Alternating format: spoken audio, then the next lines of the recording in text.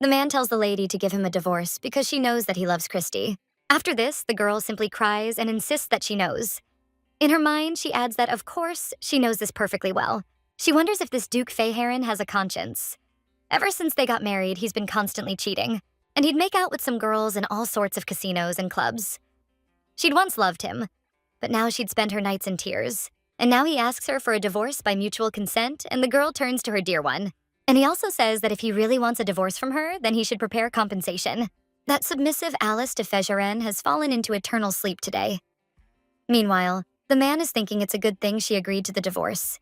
At least she won't have a headache. Well, then he thinks that, okay, it's worth paying her a little, and everything will end. And therefore, this is also not bad. The Duke also asks how much she wants, and the ladies claim that she has made her contribution to this family. So shouldn't he give her at least a third of his entire estate? The man, shocked, cries out what she's talking about, and the woman understands that she won't allow herself to be mistreated again, and will also live its own life. A little while later, the girl looks out the window. She understands that this place also holds happy memories, but now she must leave. At the same moment, someone else knocks on the room, and the girl tells that person to come in. A maid comes in and addresses her mistress. This is the maid she brought with her when she got married, and Neri is the only one she can trust in this house. The maid says she needs to tell her mistress something. The girl understands that 4 years were like hell, and in this place there was no one who would stand on her side. So what would she do without Neri? The maid claims that she heard the lady was going to get a divorce and replies that it is true because she has already received a signature. Her interlocutor asks if she will leave from there, to which the girl replies that she will have to, and her maid says that she will go with her. Alice says that it is up to her to decide because she does not want to force the girl to follow her. But at that very moment, the maid cries out that she will follow her mistress, because for her, there is no more important person than her. The main character thanks the maid and offers to live together when they leave there. Alice also suggests that the girl no longer call her mistress, and the maid asks how then, to which the lady replies that she should call her Miss. The protagonist realizes that her name is no longer Alice de Fayheron, but Alice de Harpen again. A little while later, one of the men claims that he came on the Duke's orders. To help with the division of property, when the lady takes the papers in her hands, she asks if there is definitely a third there. The man replies that everything is correct and asks if there are any problems, after which the lady asks him to explain how he calculated this. Her interlocutor claims that 30% of the family's cash deposit is there, and the girl wonders if by deposit he means cash that is in the bank. The girl also says that a third of the deposit won't work and thinks that it looks like the Duke decided to cheat, but what can she do? She's not one of those who can easily fall for such tricks. The girl claims that she clearly said that she wanted to be given a third of all the property, and the Duke agreed with this. Isn't this estate? The jewels, the gold bars, and the grain reserves in the storeroom's property? The lawyer replies yes, but says it's to assess the full value. At that moment, the lady interrupts him and insists he needn't worry about that. After all, every year she received reports on the valuation of all the property, and they reported on all these things. The main character claims that they should transfer 30% of the total value of all property to her account, but the man is horrified and claims that this is a huge amount, and to be honest, she can easily live on the money they are offering her now. The lady then turns to the lawyer and claims that it is not his plan, but how she will manage the money. Or maybe he wants her to also calculate the cost of the mines and everything that is located on the territory of the state. She thinks that this is too much, so she suggests limiting ourselves to this and closing the issue. The man immediately cries out that he needs to talk to the Duke, and the main character replies that of course, and that it is absolutely necessary to do so. That same evening, Alice sits with a glass in her hands and realizes that they are probably racking their brains over how the modest Alice de Fayheron found out about all this. It's all about memories that they have no idea about, because one day she woke up in this place and saw memories of her past life. A little while later, the lady opened her eyes and realized that the day had finally come, when she's supposed to get the money. When a lady walks into a bank, who hands her the amount she asked for? The main character looks at this money with a smile on her face and claims that he probably cried crocodile tears. The lady also understands that this is retribution for his sins, and a little while later, she is already leaving the bank. The maid asks the lady where she will go now, and the lady replies that she will spend money. A little while later, one of the women greets her, and the girl states that she would like to buy a house. The employee asks how much money she is counting on, and then TDI suggests that she show everything she has first. The woman tells the madam that there is a rather expensive house, to which the girl replies that it is not important, and suggests that they look first and then talk. Alice understands that there is probably no house there that she could not buy. At this time, the worker asks if she can recommend her a house like this. She points to one of them and asks if the lady wants her to connect her with the owner. The girl understands that the color and external decoration are beautiful, but the street is far from the carriage station. If the economy starts to grow, then transport will also develop. This is already good for it and is connected to it. The woman asks if she usually uses public transport, and the girl replies that no, and that she simply isn't happy with the location. Alice looks out into the street and realizes that at the moment, the public koryaks in the empire are mainly used by traders and healers. But in the near future, ordinary peasants will also be riding them. The girl also sees that there's a $10 billion deposit and wonders if there's a debt involved. And it turns out this mansion should be worth $10 billion less. This woman deliberately wanted to scam her. The lady then scrolls further and selects one of the houses. The woman asks if she really wants to choose that old house, but the price isn't all that low. Alice understands that the station is closer, and the better the transportation situation, the faster the house's price will rise. The girl says that yes. They suggest that they inform the owner and notify her of the results. The lady also understands that you shouldn't buy what seems beautiful now, but what has the potential to appreciate in the future. If the house is undervalued, then it will be real luck. A little while later, the maid says that downstairs she's making deals so boldly, and she didn't even suspect she had such a trait. The main character says there's nothing special about it. Alice understands that in her past life, she worked as an accountant in a large company, and she understands such calculations. The lady looks at the other noblewomen and realizes that she too could once do the same. Despite being the Duke's wife, the property did not belong to her, so she lived quite modestly, but now everything could change. The girl turns to Neri, after which she even suggests going shopping. Her interlocutor asks if Miss really wants to go shopping, and the main character replies that they should get used to this, so let her follow her. The maid at the same moment asks if a lady can really make such unexpected decisions, and that this is so unlike her. Alice only suggests that the maid forget her old image because it no longer exists. A little while later, someone greets the Duchess, and the girl asks if the lady knows her. The woman replies that of course she is a rather unknown person, and the girl is the wife of Duke Feiharan. She understands that this is precisely why she always had to be careful in public. But now it doesn't matter. The main character claims that she came to look at the dress, and her interlocutor will be interested in what design she is looking for. Alice asks the woman to show her all the dresses this year, to which she agrees. After which the girl looks at these dresses, and when she puts one of them on herself, she asks Neri how she likes it. After this, the maid thinks for a moment and then even states that she thinks everything there is very beautiful. Alice asks if this is true, and then they'll buy everything. The stall owner says, "What a wise decision that is, madam." After which she offers to take measurements and exclaims that the lady is so thin, and also that she has just a perfect figure. A little while later, the main character comes out in a new outfit, and the maid looks at Miss and admires her. Alice tells the woman to choose 10 different outfits for this girl, and the boutique owner exclaims that this is a great idea. The main character also claims that it seems the lady will no longer be able to call her Duchess. After all, the divorce papers have already been signed, after which the girl shows her hand without a ring, and she claims to now be Alice de Arpen.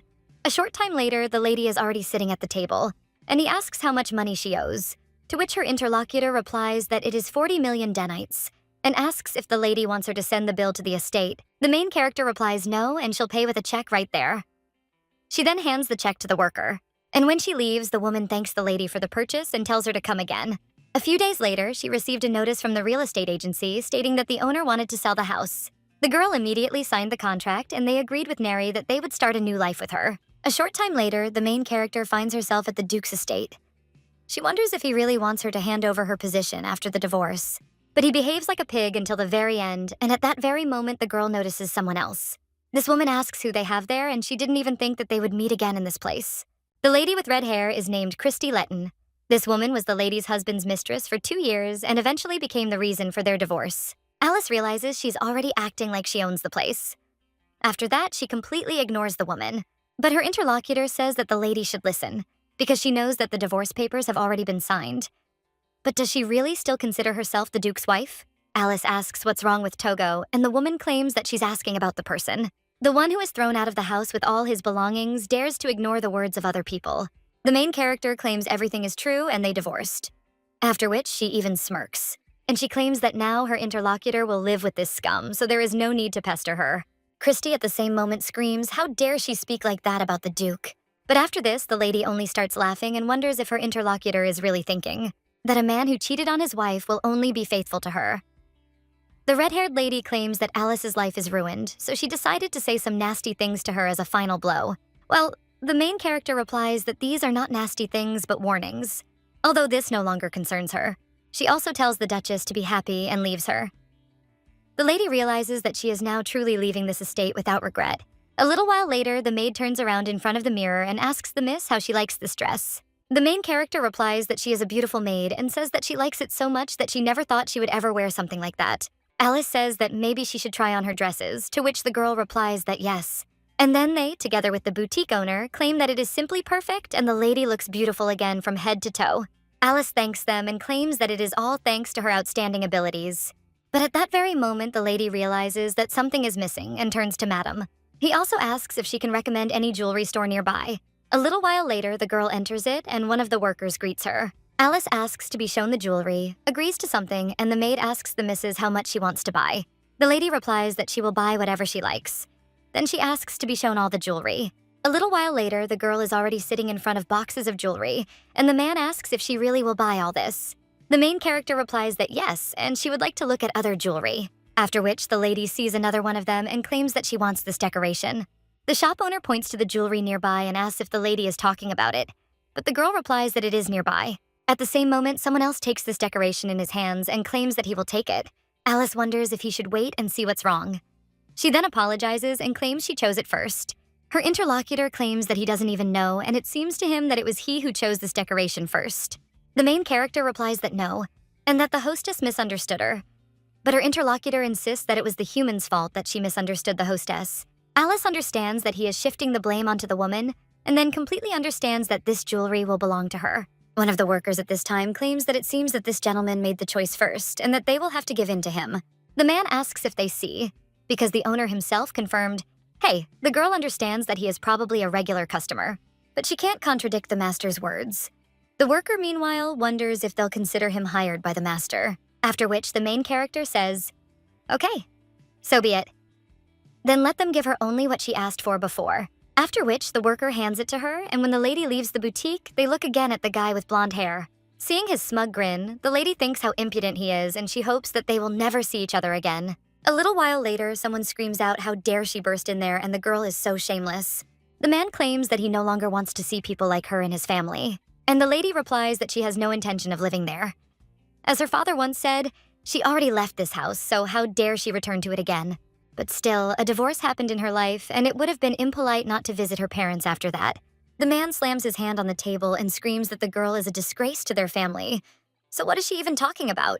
The lady tells her father not to worry about her because she can take care of herself and let him promise only one thing. Someone else looks at all this with displeasure, and the main character shakes her head and also understands that Rufina does not have to take her side. They were never friends, and it would be better for him to pretend that he doesn't know anything. The girl asks him to promise that he will not seek meetings with her no matter what happens in her life. But at that very moment, the man slaps her and screams at her to leave there and not to dare to appear in front of him again. The main character looks at him in shock and realizes that she had only one reason why she came to her parents' house. If they find out that she received monetary compensation, they will probably treat her differently. And the lady knew this. After which, the girl gets up and thanks her father. And in her thoughts, she thanks him for breaking off their relationship himself. When she goes outside, the maid immediately runs up to the miss with joy. But when she sees the abrasion on her face, he asks what's wrong with her cheek and if everything's okay. The main character replies that everything is fine and that she no longer has a family. Neri turns to Miss with tears in her eyes and then hugs her. Alice says that at least she has Neri, and the maid claims that she will serve Miss well. The main character replies that it's fine and suggests that they quickly go to their new house to arrange it. Alice understands that this is all nonsense, because if she breaks down now, she will not be able to endure all the trials that await her in the future. A little while later, the girl is already in the new house and the maid asks for the mistress. How does she like this dress? He tells the main character that she's beautiful and that Neri knows how to choose clothes. If there's anything else, let her say so, and they'll go buy it right away. Her interlocutor claims that when a lady talks like that, she feels like it's not really happening, but she likes it all so much, it's as if she's asleep. The main character lies down on the bed and claims she likes it too, and even wonders why she lived like this before. The girl also asks if she needs to buy anything else, and then she remembers about that piece of jewelry. Alice claims that the necklace was so beautiful, and the maid asks, is she really talking about that very necklace? She wonders if there is another one. The main character immediately gets out of bed and screams that she can order it from some master. A little while later, the lady is in town and realizes that after she paid the jewelry store owner 30 million denites, he told her about the jeweler who made that necklace. When the lady approaches this place, she wonders if this is really the alley with the workshops. A little while later, they knock on one of the doors, and when they open it, They wonder if the master really lives in such a place. The girl then apologizes and asks if Mr. Harley Penson is there by any chance. The man replies that there are no such people, and a little while later they are already going from house to house asking about this man. The lady realizes that she has reached the last workshop and asks that it be him. At this time, the man asks who she is, and the lady asks if Harley Penson is there by any chance. Her interlocutor then asks her why she needs him. A little while later, they're already sitting at the table. Alice understands that he looks wary because some strangers who know his name have come to see him. The girl says that she would like to make an order because she saw the necklace he made. That's why she came there. The man asks if this is a personal order, to which the lady replies that it can be said that way. Her interlocutor says that he has not had any personal orders so far and asks what kind of product she wants. The girl replies that she wants that necklace and chain. Let him make it thin out of silver and put a large diamond in the middle. She will find the stone herself, after which the man asks what about the deadlines, to which the lady replies that there are no deadlines. After all, what matters to her more is not the speed, but how artificially the necklace is made. The man then replies yes and will do everything as the lady asks. Alice asks what his usual fee is, to which the man replies that the average price is 200,000 denites and he can make about 10 items per month. The girl is surprised by this and wonders if it's really only 200,000.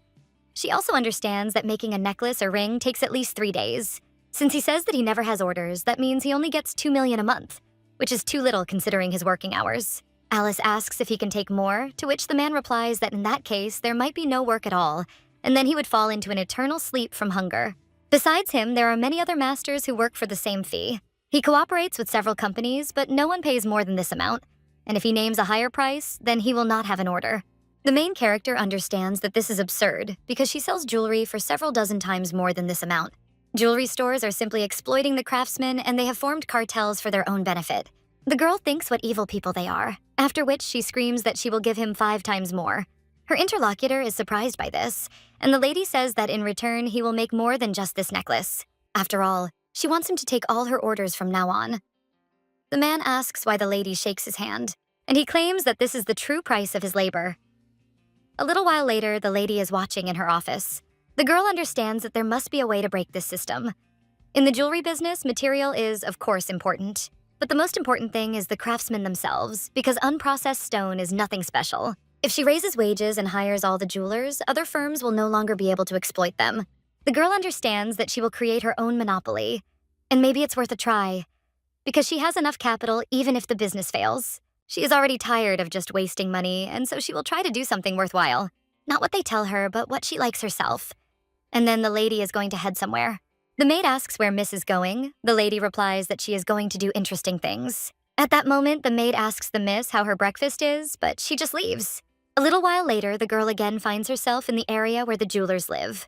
When the man opens the door, he asks who is there and the main character greets him. Her interlocutor asks if she has already found the stone, and the lady replies that that is not the issue. After all, she needs his help and she would like to meet with the capital's jewelers. 1 week later, the lady gathers them in one room and thanks them for coming. The girl says that they probably already heard from Mr. Penson that she gathered them all because she wanted to meet in person. The jewelers look at her a little puzzled, and the girl says that if they work together with her, she will pay them 3 million denites for 3 orders a month. In addition, for additional orders, she will pay 5 times the standard price. One of them asks if they can trust her, to which the other replies that he doesn't know and suggests listening to what she has to say. The woman says that naturally, depending on their personal achievements, they can negotiate a pay increase. One of them at this time asks if the lady can handle this, to which she replies that of course. And on top of that, she will pay for repairs to the workshops if necessary and buy new tools. The jewelers immediately thank her, and one of them claims that this is the first time they have been treated so well. So they'll try their best and let him try to confide in them. The girl claims she's treating them like they deserve it, that's all. After which she asks to sign a 3-year contract.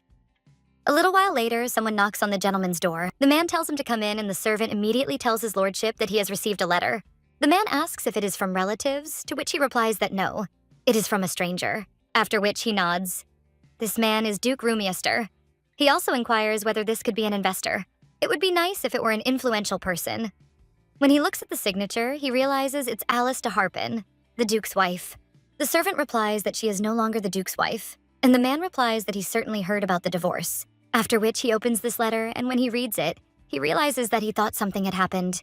But it turned out to be a business proposal, and the servant asks if this is really the case, to which his interlocutor replies that it is. After all, she wants to receive supplies of stones, and besides, the price for 3 years of supplies is not that low. It's not clothes or even perfume. So he's interested in how she plans to get into jewelry making, and maybe it's worth meeting her once.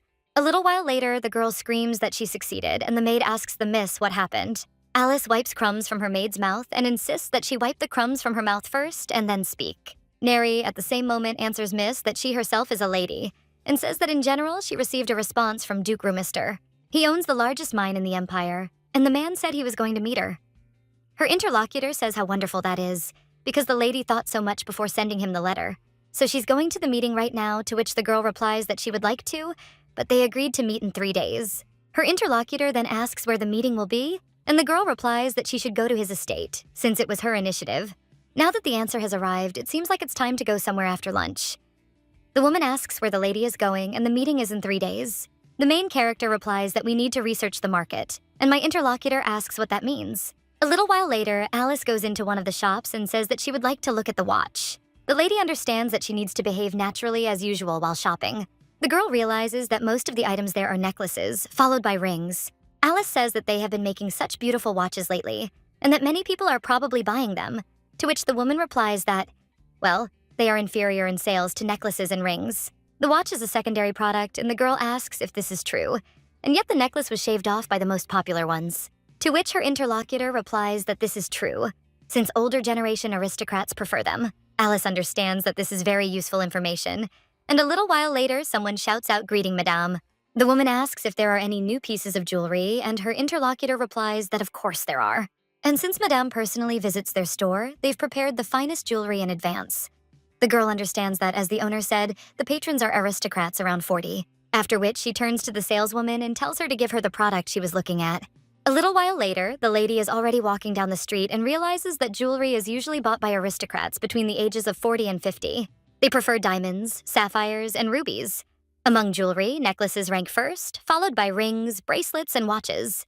The girl also understands that it would be a good idea to open a private shop, and at the moment, jewelry stores use the services of distributors for the processing of precious metals, which is why the prices are so high. It is necessary to reduce distributor costs and increase personal benefits. A little while later, the maid comes into her mistress's office and asks the miss what she is writing so intently. The girl replies that she conducted market research and is now drawing up a document based on her observations, and it is something like a business plan. The maid screams that the more she looks at her mistress, the more she admires her.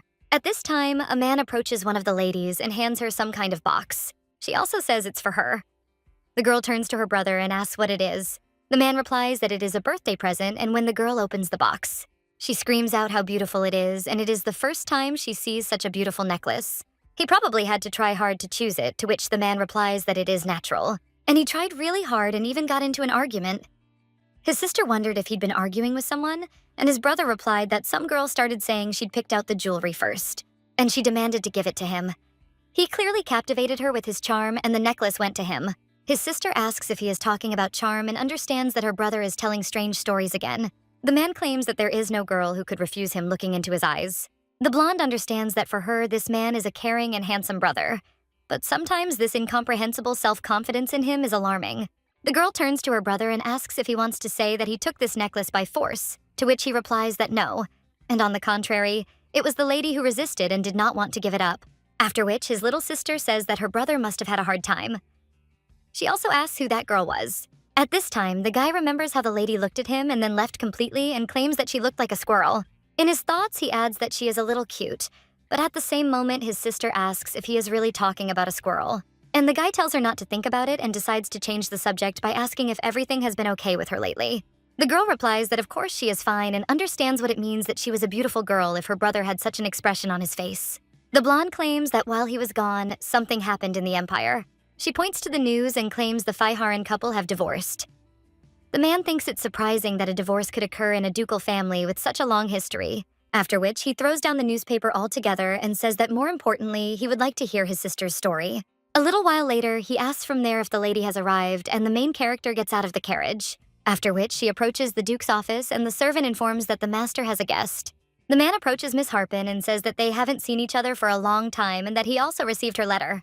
The girl claims that it is her duty to see him again and understands that he called her Miss Harpin because he may have decided to show politeness. The man claims that he replied to her in a letter that he would like to see her, and the girl says that on the contrary, she is grateful to him for the invitation. The lady claims that she wanted to show him the business plan she had drawn up, and the man says that she had even prepared one. The girl says that she thought it would be better to show it once than to explain every detail. The man looking at this plan claims that the content is written very clearly. The main character realizes that her experience as an accountant in her past life, where she had to constantly prepare reports, helped her.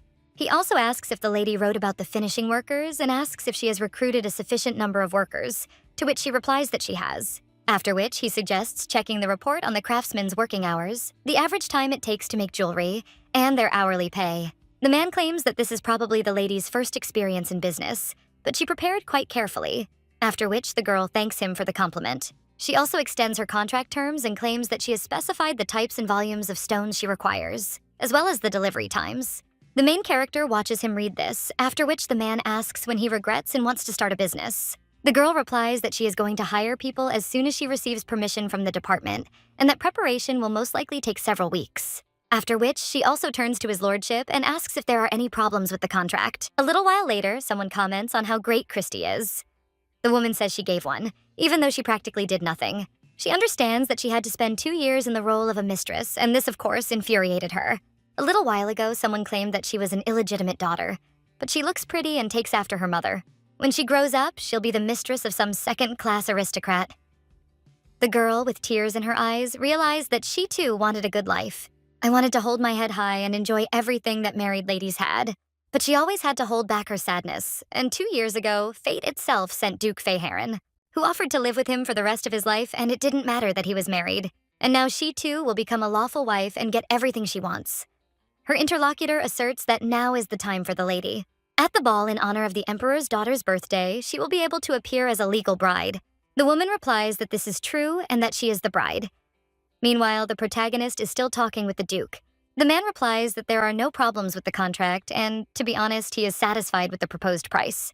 And looking at all this, his interest was awakened. But the problem was the volume of supplies. The lady is just starting this business, but the requested volume of stones is too large, and perhaps her production volumes are less than the amount of stones he is requesting.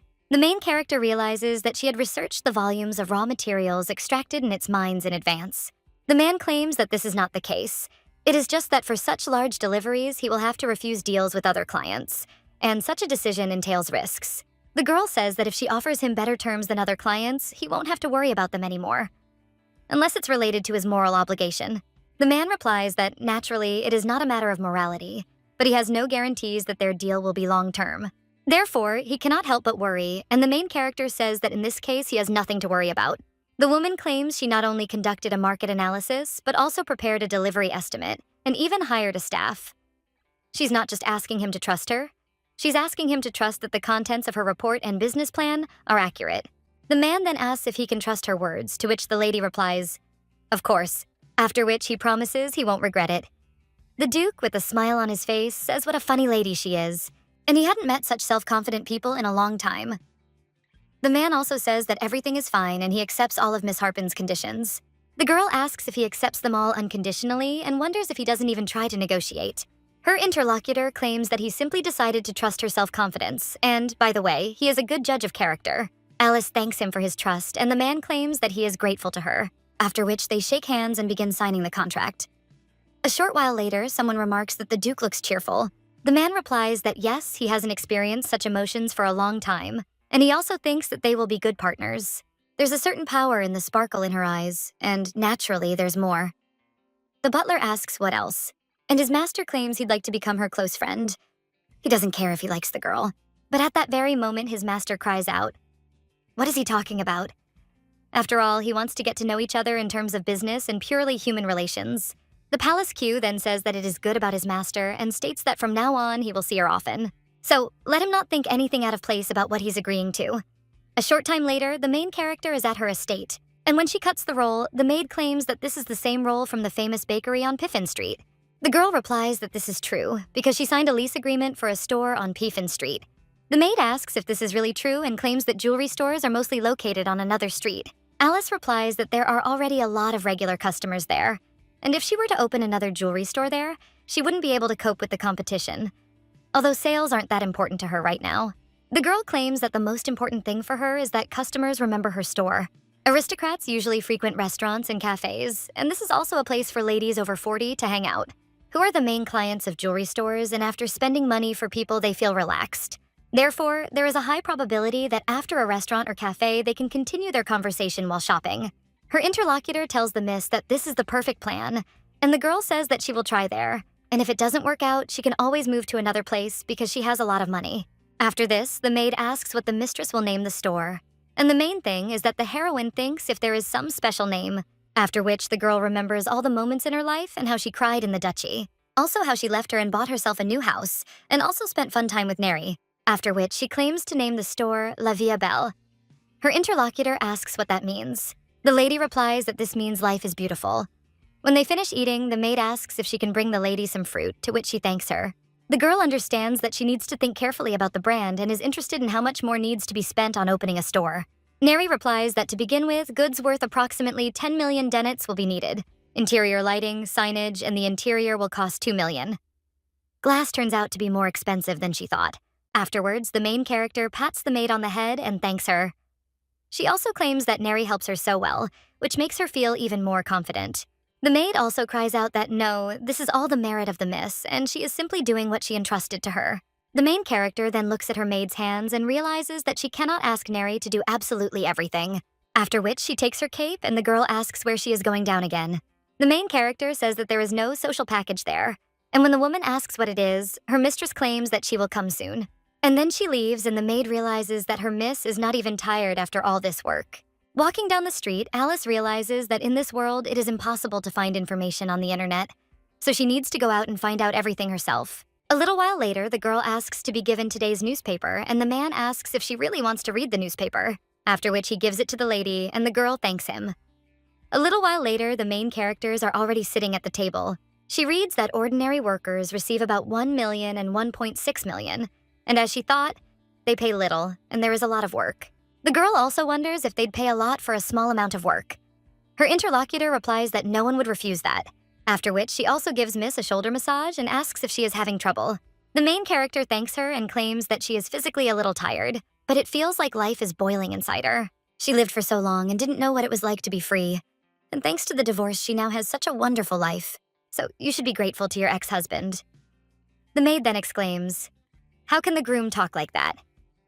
To which she replies that it's a joke, but her interlocutor insists that such jokes aren't funny at all. The lady understands that she received a huge compensation after the divorce and began to live freely. But he has been lowering her self-esteem for so many years that she can't get all the evil he did to her out of her head. The girl realizes it's time for revenge. Sometime later, the main character suggests the maid sort it all out. She also says that Neri will write down the names of those who passed the interview in order, and it would not be a bad idea to write down a short opinion. The girl immediately agrees and tells the miss that she will carefully observe everything and write it down. At the same moment, the first candidate enters the room and the girl greets him and asks if he has come for the interview. A little while later, they are already finishing up the interview and the lady claims that they will contact him after the check. After which, several more candidates arrive, and when the lady says goodbye to the next one, he thanks her for coming and claims that they will report the results within a week. They also do this with a few more, and then one of them comes out and the maid tells the miss that there were already 10 people, so it seems their store is popular. She didn't even think that so many people would come, after which the main character thanks Neri and says that if it weren't for her, she would have had a hard time. At the same moment, someone else comes into the office and greets them and asks if the interview is taking place at the La Vie Belle store. The main character replies yes and tells him to come on over and sit there. The guy does just that. He understands that his clothes are a little worn out, but the guy looks like a young nobleman.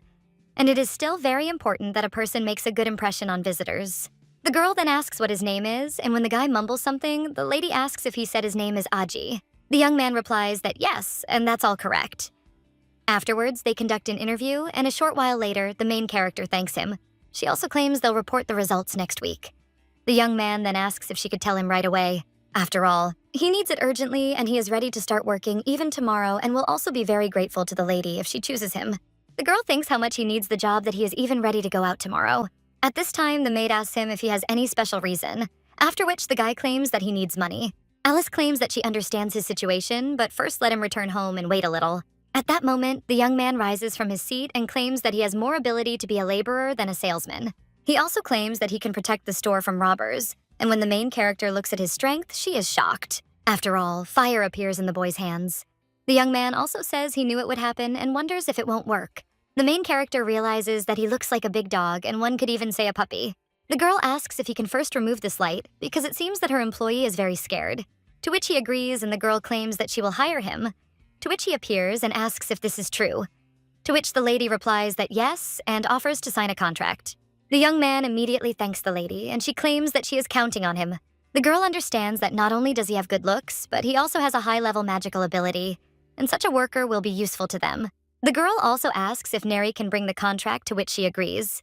Alice thinks that if he is a magician, he could work among the aristocrats, so she wonders what happened to him. A little while later, the girl tells him to carefully read the terms of the contract and sign it. She also asks if he worked anywhere else, and it doesn't necessarily have to be in trade. The young man replies that he has never worked anywhere, and the girl understands that perhaps he does look like a nobleman. But you can tell from him that he lives poorly, and the guy says that he has never worked. His hands are clean, you can tell. The lady hands him a contract and says she'll gradually explain his responsibilities to him. A little while later, he comes out and cries out with gratitude. The girl says they'll see each other at the store opening in 10 days. Afterwards, he closes the door, and the maid asks Miss if this man is really normal. The girl replies that she'll hire him first, and if he can't handle it, then she'll sort it out. After which she says that that's enough for today and suggests going home. To which the maid agrees. A little while later, Neri informs the missus that a letter has arrived. When they open it, the maid asks what it says. The girl replies that it's a letter from Mr. Penson. A little while later, the girl is already looking at the items. She immediately takes Mr. Penson by the hand and claims that he is the best, because it seems to her that there is no one like him in the world. The man replies that this is not true, and when the ladies see the work of other masters, they will feel that they are also attractive in their own way, and he is not the best master. But the lady still wonders how he managed to make the jewelry so quickly, to which he replies, "The States, thanks to the good quality of the stones she sent. And thanks to the change in the environment, the atmosphere has become much more pleasant, making work more fun." He immediately bows to the mistress and thanks her. The girl insists that she did what she was supposed to and suggests that he stop bowing. Elisa says she thinks there will be a great demand for such jewelry, and she will continue to support it and provide everything necessary. The man says it will be wonderful and thanks her again. He also claims that he is happy now because the lady gave them all new hope. The girl, touched by this, turns to Mr. Penson, and he claims that this is so different from what it was before, when he tried to feed himself alone. And now he can happily think about how to make even more beautiful jewelry. The main character says that no way and remembers how someone asked why she was so stupid. Someone else said he'd also have his eye on other girls, and it was a shame to give her the Duchess's position. In the Duke's house, she was always an outsider. Like an uninvited guest, no one welcomed. So she forgot that anyone could be happy because of her, and the lady now understands what that feels like. After that, she decides it's time to get started. A little while later, the girl is already in front of her store, and the maid, looking inside, asks the miss if this is a dream. Alice claims that the girl can go inside and take a look, but at the same moment, someone else addresses the mistress, and he greets her. One of them is a store employee named Celine, and the other is also an employee named Aji. The main character turns to the two and states that she is glad to see them, after which she suggests that they quickly go inside. The girl also claims that since she is already assembled, she will tell them about the work. The lady claims that they will need to stand there, and if visitors ask, let them show them the goods. After which, they stand in their stances, and the main character tells Celine that she is doing a great job of it. The girl also turns to Mr. Aji and asks if he will try too, to which he agrees. Well, when he moves forward, the maid claims that he walks like a wooden doll. The two immediately start laughing, and the main character tells Mr. Aji not to worry so much. A little while later, they are already putting away all the goods and cleaning up. Aji is trying to learn how to tie a tie. And a little while later, someone comes into the store and apologizes and asks if she can look at the jewelry. At that moment, everyone greets her with a smile on their face at the La Via Belle store. A little while later, several more visitors arrive and they all reconcile the decorations. The woman asks if it is really real since so many fakes have been sold lately, to which she replies that it is. After all, this necklace is made of 100% pure gold, and she can trust their store. To highlight her elegance, she recommends this classic design for summer. The main character, observing the worker, understands that experience is paying off and her ability to deal with customers and even her tone of voice are very calm. She quickly memorized the product information, and at that moment, another lady addressed Miss. She also said that most of the clients Celine works with buy jewelry. And how does it seem to her that success awaits them? To which the girl replies that they won't find out when the influx of buyers subsides. Usually, at the very beginning, there are a lot of customers in the stores, and the girl thinks that in any case, there is an opening effect in business. She also says that one can say that these visitors come there out of curiosity, and it will be great if this leads to constant sales. Celine claims that their owner is right, but clients praise their jewelry and this can be taken as a positive assessment. The girl claims that she put the most beautiful jewelry on display, which were made by their masters for this, and the reaction of buyers is generally good. The woman claims that this is all thanks to the lady's unique insight, and the girl replies that she is not unique, but that their master jewelers have unique abilities. And she also turns to Neri and claims that they have no need for explosive sales, because when they are able to maintain a certain level, then she will launch her brand. The maid asks what it is, and the main character replies that she will soon find out everything herself. Celine also turns to the lady and asks if Mr. Aji will come in the evening when her shift ends. The main character replies that yes, and he will come, since the guy trained so hard. A little while later, the young man greets the visitors very excitedly. The man claims that he likes the watch and asks how much it costs, to which the man simply asks if he can wait a little. The main character, watching the guy, realizes that he seems too worried and she doesn't understand where the lights in his hands have gone. But it is not necessary that everything works out well right away. And besides, it has its own merits. The ladies almost faint when they see him smiling. One of them says it blinds her, while the other claims she would like to draw him and hang his portrait on the wall. The girl understands that some people come into the store just to look at Aji. She also wants to look at the sales for the morning, but at the same moment she hears someone asking why not. The woman insists she's asking for nothing more or less, and that he should just send her 500,000 denites. She also asks if it's really that hard. Aji doesn't even know what to answer. But at that very moment, someone apologizes to the lady. The girl claims that this man is a store employee and therefore has no right to offer discounts arbitrarily. She is the store owner, so let the lady talk to her. The woman says that if she is the owner, she can give her a discount, after which the main character realizes that this is like a fight. But to convince a client, you can't take a position of utter nonsense and must be as friendly and accommodating as possible. The lady says, before discussing price, first, let the lady see how much this necklace emphasizes her beauty, and whether this is not the most important thing. Alice understands that she needs to be distracted so that she no longer gets hung up on the price. She has a striking enough appearance and is worthy of wearing jewelry for this price. The woman then talks about a necklace that suits her appearance, and the girl understands that she needs to lower her guard with compliments. Her interlocutor claims there's some truth to these words, and the protagonist realizes she knew it all along. She also mentally thanks the marketing lectures she attended at university in her past life. However, the woman still says the price is a bit high. Alisa asks Jana what she thinks a similar necklace might cost in other stores. Her interlocutor replies that she doesn't even know, but she thinks it will be cheaper, and the girl asks if this is true. She understands that she knows that this is a lie, but if she starts translating, it will be worse. Alice claims she researched the market situation beforehand when he set his prices, so she should check again. She also says Mr. Aji will have to go to a nearby store, but the customer says that's not certain. After which, the main character claims that, of course, as she said, similar jewelry can cost less in other places. However, there's a significant difference in detail between seemingly similar items, as theirs are embellished with precious stones. Let her first look at this chain, and the girl asks if she notices its distinct color.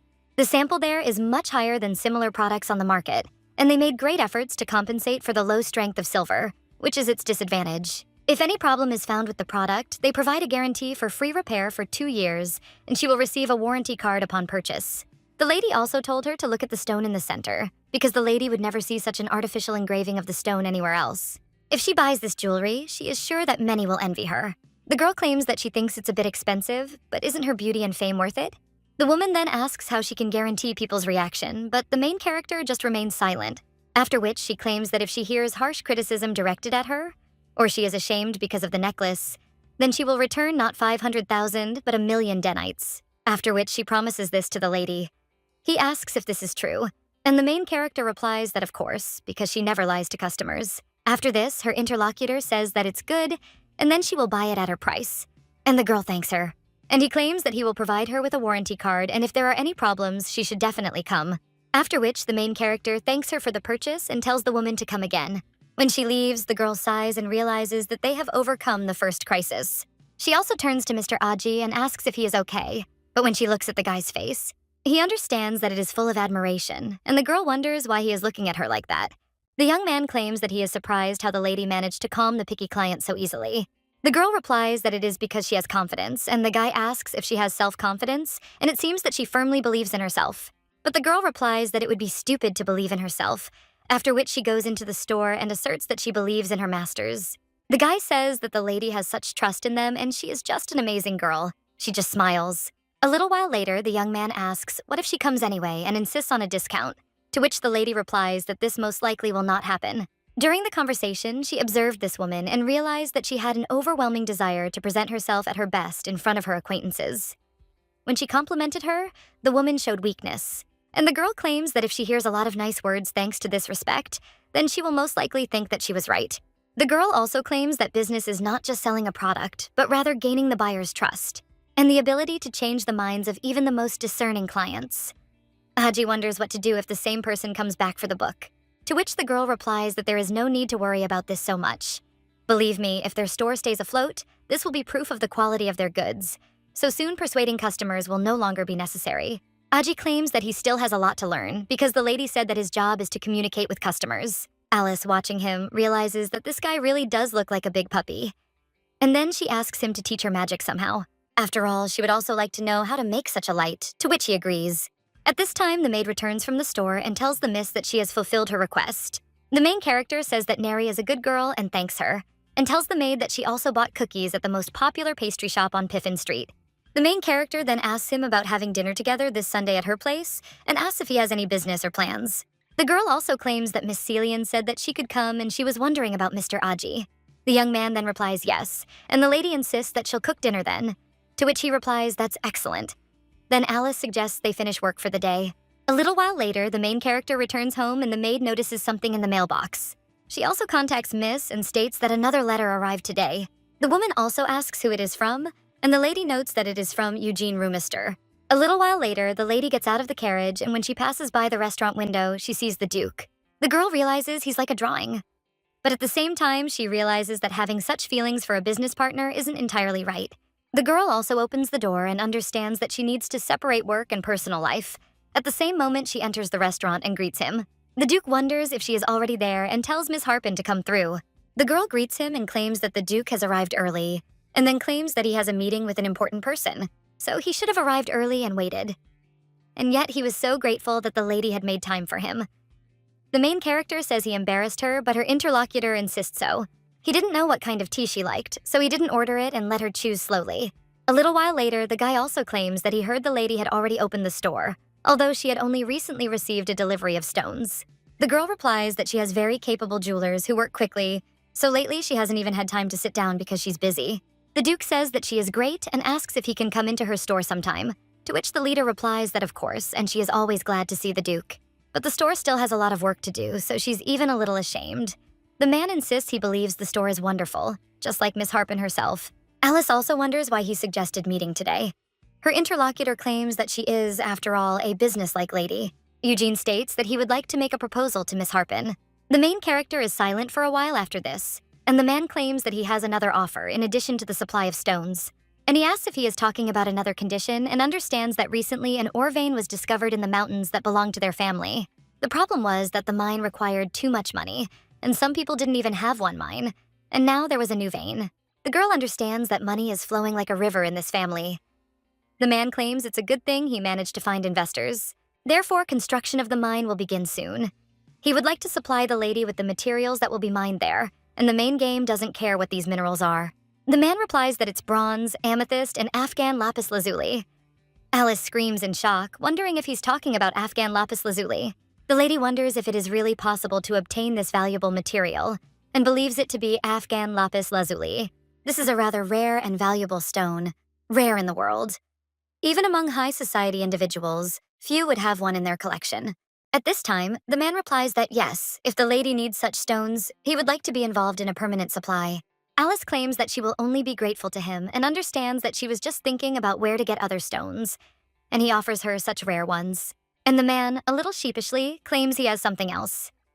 A little while later, the lady has brought the dessert she ordered. The girl claims that he said here that he had some other business with her. Her interlocutor asks if she understands that his request might not seem entirely simple, and the girl asks what kind of request it is. Her interlocutor replies that a ball is planned soon in the royal castle, and the princess's birthday is approaching. The lady asks if this is true, after which her interlocutors are even interested in whether she could go with him as his partner. The girl is shocked and wonders if she misheard, but when she looks at his face, she realizes that he is completely serious. Eugene claims that he was invited to the ball, but there is no one to keep him company. Well, if the lady is busy, then nothing can be done, although it would be great if she found time for just one evening. The main character replies that the problem is not in time, And if he goes with her, he is unlikely to hear flattering reviews because he knows about her divorce from Duke Feiharen. The girl understands that she is well aware of her reputation in high society after the divorce, and if she goes with him, this guy's honor will be tarnished and unpleasant rumors may start spreading about him. This cannot be allowed. Wherever she appears, she will hear whispering behind her back, but she cannot hide all the time. Eugene claims that he doesn't care what others say and that he has no right to discuss her divorce. He just wants the lady to go to the ball with him, and in his greatest passion, he thinks that this is true because from the very beginning, the Duke had no warnings about her. He does not refer to her as the Duke's ex-wife or as a divorced woman. And as for Alice Harpin, he always did it sincerely. The man claims that, especially for the gemstone business, the approval of high society is very important, and spreading word of her products. So he thinks it's a great opportunity, and the lady claims he's right. Everyone will ask the lady where she got all this jewelry and how beautiful it is. The girl understands that since she's in the jewelry business, she needs to attract the attention of markets interested in selling jewelry or the wives of influential dukes. And before them, she should not be the ex-wife of Duke Feiharen, but Alice Harpin, the owner of a jewelry store who will win their hearts. After which, the main character says that she will go with the Duke and understands that with him, she will be able to change her image of a pathetic and inconspicuous divorced woman. Eugene thanks the lady, and the girl with a smile on her face claims that it was he who treated her so kindly, so she knows that he believes in her. The man says he'll pick her up next week. A little while later, a servant asks the Duke if he'll go with the lady to pick up the money. Eugene replies that yes, and that's how it happened. His interlocutor asks if the gentleman really says that he will go to the floor, which he didn't even intend to go to. The servant also thinks that it was no one but the Duke himself who first offered the lady to accompany him to the ball. And yet, the butler asks the gentleman if he likes this lady. The man merely tries to hit his butler and claims he simply wants to get to know her a little better. That's all. His interlocutor cleverly evades this and claims that if she is an ordinary business partner, then why would he need this? His master claims that it is simple curiosity.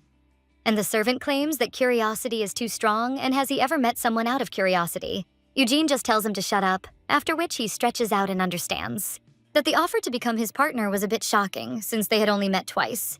He also thinks that this lady has such a sparkle in her eyes, and when she talks, she looks so sweet.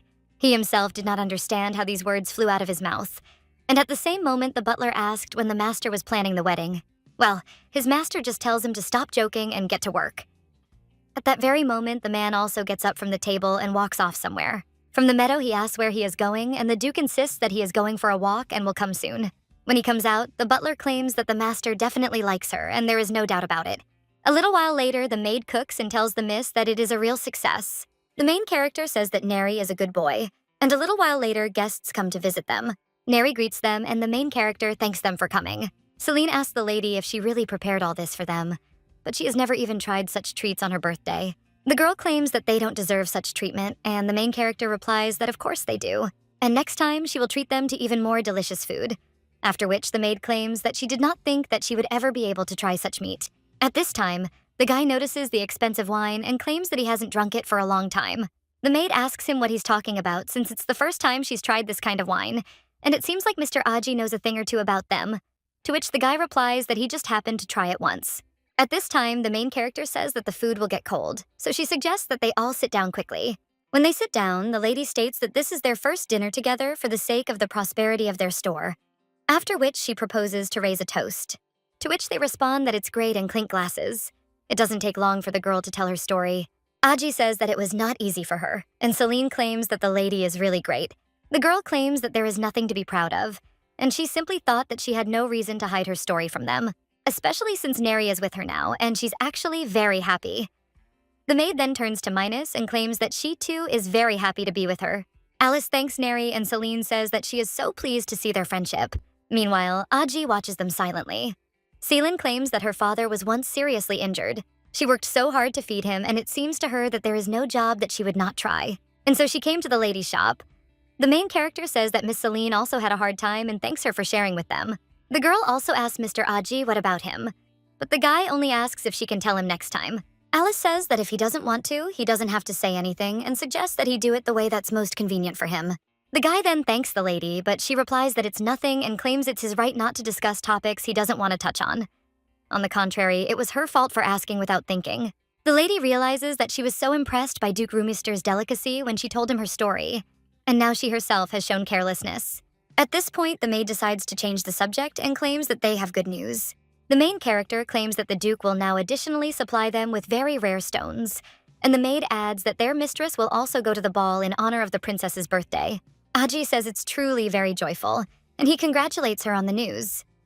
Celine wonders if the lady will go to the royal palace, and the person who connected also congratulates her. The main character claims that Duke Rumiester asked her to accompany him, and she thought it was a good chance to tell other people about their store, so she won't be able to go to work that day, and they'll have to meet and serve customers together. The guy immediately replies that he'll do everything in his power, and Celine tells her not to worry about anything. The main character thanks the two and claims that she is now at peace. A short time later, the day of the ball finally arrived. A woman walks into one of the salons and a worker greets her immediately. Another worker also greets the woman but doesn't know how to address her. The main character says that they haven't seen each other for a long time and tells the girl to now call her Alice de Harpen. When she sits down at the chair, the worker asks what kind of hairstyle the lady wants. The girl asks what's fashionable now and understands that in order to run a jewelry business without connections, she needs to present herself as someone who understands fashion. Her interlocutor claims that she'll give her hair large waves, which are very popular now. They'll accentuate her elegance and suit her perfectly. The main character replies that it's fine, after which she tells the lady to make her another nourishing mask because she will pay any amount. The lady understands that it would be better to show not only style but also a well-groomed appearance. Her interlocutor agrees and tells the mistress not to worry and to wait a bit. When she gives the Summer Society magazine, the main characters understand that it is a fashion magazine. She needs to see if their jewelry will match their fashionable dress and shoes. At this time, the worker suggests to begin and begins to style the lady's hair. And a little while later, she states that everything is ready. The main character looks at her reflection and her interlocutor says that the lady looks beautiful. Alice claims that today she does everything that is fashionable, and her interlocutor claims that this is true because she has not yet seen anyone who would not like this. The girl says it's all thanks to the lady's abilities, and if it weren't for her, who else would have been able to create such a hairstyle? The girl claims she's so embarrassed by the lady's words. Well, the main character wonders if this isn't true, since in her opinion, she is the best hairdresser in the world. Alice understands that usually rich ladies are very stingy with praise, and if she is the first to praise this girl, she will be more attentive to her, at least as a sign of gratitude. At this time, the girl is wondering what kind of necklace our lady has. It's so icy beautiful, and she's wondering where she bought it. The main character then smiles and claims that she is in the La Via Belle store. Her interlocutor claims that she is hearing about this store for the first time, and the main character claims that this is her store. The hairdresser asks if the lady has her own shop, to which the girl replies that yes. And to be honest, she recently started selling jewelry. And if she's interested, then let the girl come to her store to look at the goods. Her interlocutor claims that it is good and it is really very beautiful, so she will come. Alice understands that she seems to like her jewelry, and this is natural because she spent so long choosing it. After which, the girl also hands the lady something, but when she asks what it is, the main character claims that it contains the address and opening hours of the store. Alice understands that there is nothing like this in this world yet. Business cards are the basis of advertising. The woman says what a beautiful drawing it is and asks if it is a swan, to which the girl replies that it is correct, because it is the logo of their brand and it symbolizes beauty and elegance. The hairdresser asks what the logo is, and her interlocutor claims that it is some kind of drawing that expresses the essence of the store. The girl claims that thanks to Lady Harpen, she learned so much today, and therefore will definitely visit her store. The main character thanks her and claims that if the lady decides to buy something, she will give a discount especially for her. The hairdresser asks if this is true, and says the lady is being so kind, but wonders if it will affect business. Alice replies that of course she won't. It's gratitude for the girl always styling her hair beautifully, but she should just keep the discount to herself. But something agrees and claims that the lady promised a discount only to her, after which she thanks the lady. The main character understands that there are reasons for serving VIP clients. Many socialites come to Miss Jackie's hair salon. While she's working on her client's hair, casual conversation ensues. They mostly talk about fashion and hairstyles, and the girl thinks that if she speaks positively about their store during these short conversations, this is the beginning of word-of-mouth marketing. The hairdresser claims that she will advertise the lady's shop to honorable ladies, and the main character thanks her, although she says that this is not at all necessary. The girl understands that in such moments, it is important to show a restrained reaction so as not to look like a saleswoman. And when she hands over the payment for the styling, the girl claims that she gave too much, and the main character claims that it is a tip, so she should not refuse and accept it. Alice understands that if she pays a generous extra fee, it will be an excellent way to win the favor of the service staff. When she leaves, the girl thanks her, and the main character thinks that it's not worth regretting a small investment in her image. A little while later, the girl sees a carriage driving up to her house, after which the Duke gets out of it. When a man sees Miss Harpin, he says with a smile on his face that she is already there. The girl thanks the Duke for coming, and he claims that the lady looks wonderful today. Alice claims that since he thinks so, it is reassuring. And to be honest, she was very worried. The man says that in his opinion, the lady today is the most beautiful lady of all, and that is true. Alice wonders how he figured this out, and her interlocutor says that if she's interested, she can check it out personally. After which, he offers to go with her, to which the lady agrees. A short time later, the man is already exiting the carriage. When the main character is also about to leave, the Duke tells Miss Harpin to hold his hand. The girl realizes that for the first time she went to a ball holding the hand of a man who was not her husband. She didn't even realize that her husband was trash that couldn't be recycled anymore. She was simply happy to be able to hold the hand of the man she loved. A little while ago, when she was getting out of the carriage, the man simply asked what she was doing there. And this guy tells the lady not to rush, and the girl understands that now everything is different. When she leaves, she understands that now she has to get used to this kind of treatment. At this time, the Duke invites her to go, and the ladies answer that yes. And they can also go inside. A little while later, someone whispers whether this woman is the wife of Duke Feiharan, and another claims that he divorced her. And when the Duke turns to the lady, she replies that everything is fine and understands that she was prepared for this. When she arrived there, everything turned out not to be so bad. And when they went inside, the aristocrats asked what all this was going on. And what does the Duke do with such a woman? Eugene turns to the lady and says that if she feels uncomfortable, she should tell him. The girl realizes she needs to pull herself together, as her goal today is to show off her jewelry. She needs to make sure her necklace, earrings, and brooch are clearly visible, after which the lady tells the Duke that she is fine because everyone has already started dancing. The man realizes that this lady is amazing, and then he takes the lady by the hands. He claims he practiced at home for this day. The girl asks if he was actually practicing the dance, and her interlocutor replies that of course, after all, he came there with such a beautiful lady, so he had to prepare fully. He also asks if the lady would like to dance with him. The main character's ex-husband then turns to his row and offers to dance. Christy agrees to this, but at the same moment someone says to look at these two, how they suit each other, and Christy says that it looks like there is some kind of funny spectacle there, so she goes to see it. Well, when she comes closer, she thinks what this woman is doing there and why she is with Duke Roomister. The woman thinks how she managed to hook him and when, but she thought that she was walking around and didn't even dare raise her face. At the same moment, her future husband asks what Christy is staring at, and the woman tries to block his view and says that it is impossible. Afterwards, the man sees his ex-wife dancing with another man. Christy suggests he go somewhere else. Well, the man just pushes this girl away and, looking at the main character, thinks, was this woman really that beautiful? And what was she doing with Duke Roomister? Christy immediately cries out to the Duke and asks who he's looking at so intently. The man claims it's strange as he's never seen Duke Roomister with ladies, and it's just so unusual, so he doubts it. Christy claims that this woman is acting out of her mind and she dared to seduce an unmarried Duke.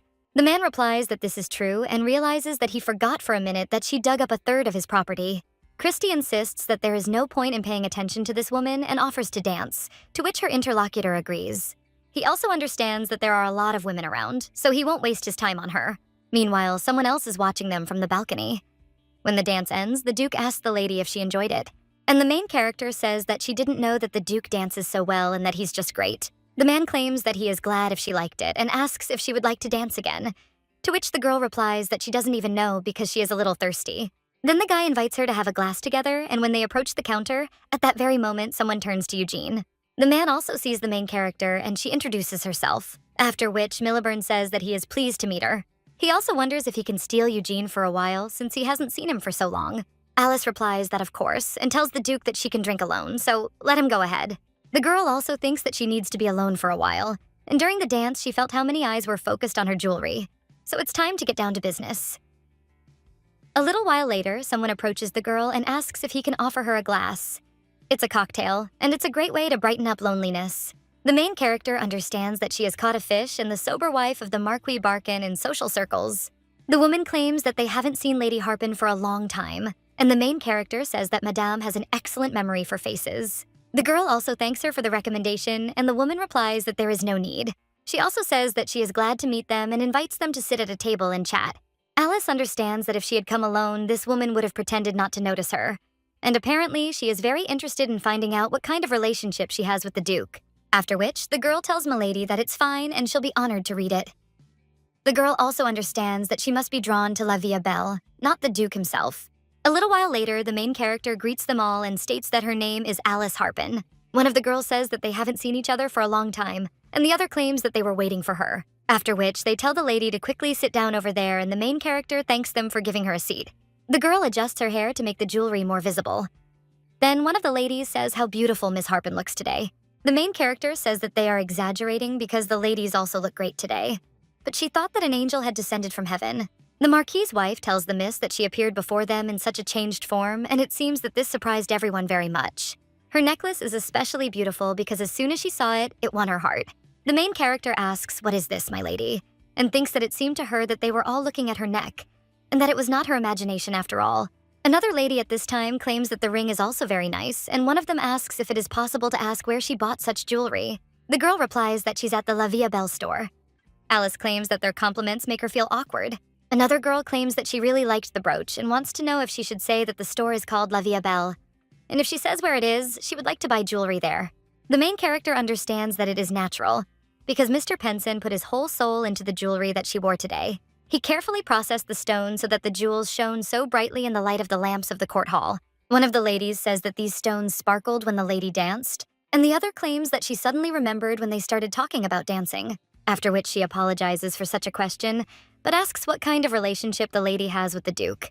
The main character understands that this is it, and the girl finally asked this question. A little while ago, the blonde man was sitting with other aristocrats, and when he saw the Duke and the woman next to him, he approached the balcony. His sister asked who her brother was looking at so intently, and the man insisted he thought he saw a familiar face. The lady claimed that she was the ex-wife of Duke Feiharan, and that she was dancing with Duke Rumister. The man asked if she had really said that this was the wife of Duke Feiharan, and the girl asked why her brother was so surprised, since she had spoken about her last time. The man then claims that no, and he simply didn't think that it was her. Someone else claims that she had only recently gotten divorced, so he didn't think that the girl would appear in such a place. And the most surprising thing is that she came accompanied by Duke Rumister. The blonde understands that this man has never been interested in women or social events. So why is he dancing with her? Another aristocrat at this time asks if they are lovers, after which the guy squeezes the glass, and he wonders if everyone who dances must necessarily be lovers. His interlocutor asks what he is talking about, after which he asserts that he means that this is possible if they are even dancing together. The man then claims that the aristocrat also danced with Selena on her birthday 5 years ago. And does he really mean to say that he's his sister's lover? His interlocutor immediately asserts that this is not true. And then an awkward silence hangs between them, and the girl realizes that he's clinging to her again. The man tells His Highness that he misspoke and then apologizes. But at that very moment, the guy's sister turns to him and claims that she also wants to dance, and therefore offers to go down together. The man replies that it's fine and suggests going, after which he tells his interlocutor to calm down, since it was just a joke. At this time, the main character claims that she and the Duke have a very special relationship. The other ladies are surprised by this and ask if she is talking about a special relationship. The main character considers whether to make them fantasize, after which she asserts that they are very devoted to each other. After all, they are business partners, and to be honest, she recently started her own business. These jewels are from her jewelry store. One of the people wonders if she actually owns the store, and the main character replies that it's a small shop, so she's even embarrassed to say it. But it's called La Via Belle and is located on Real Street. Another lady claims she thought she saw it and thought she'd stop in once. It turns out it's Lady Harpin's shop. The main character says she almost became her client. Someone else asks if this is where Mary Arden's cafe is by any chance.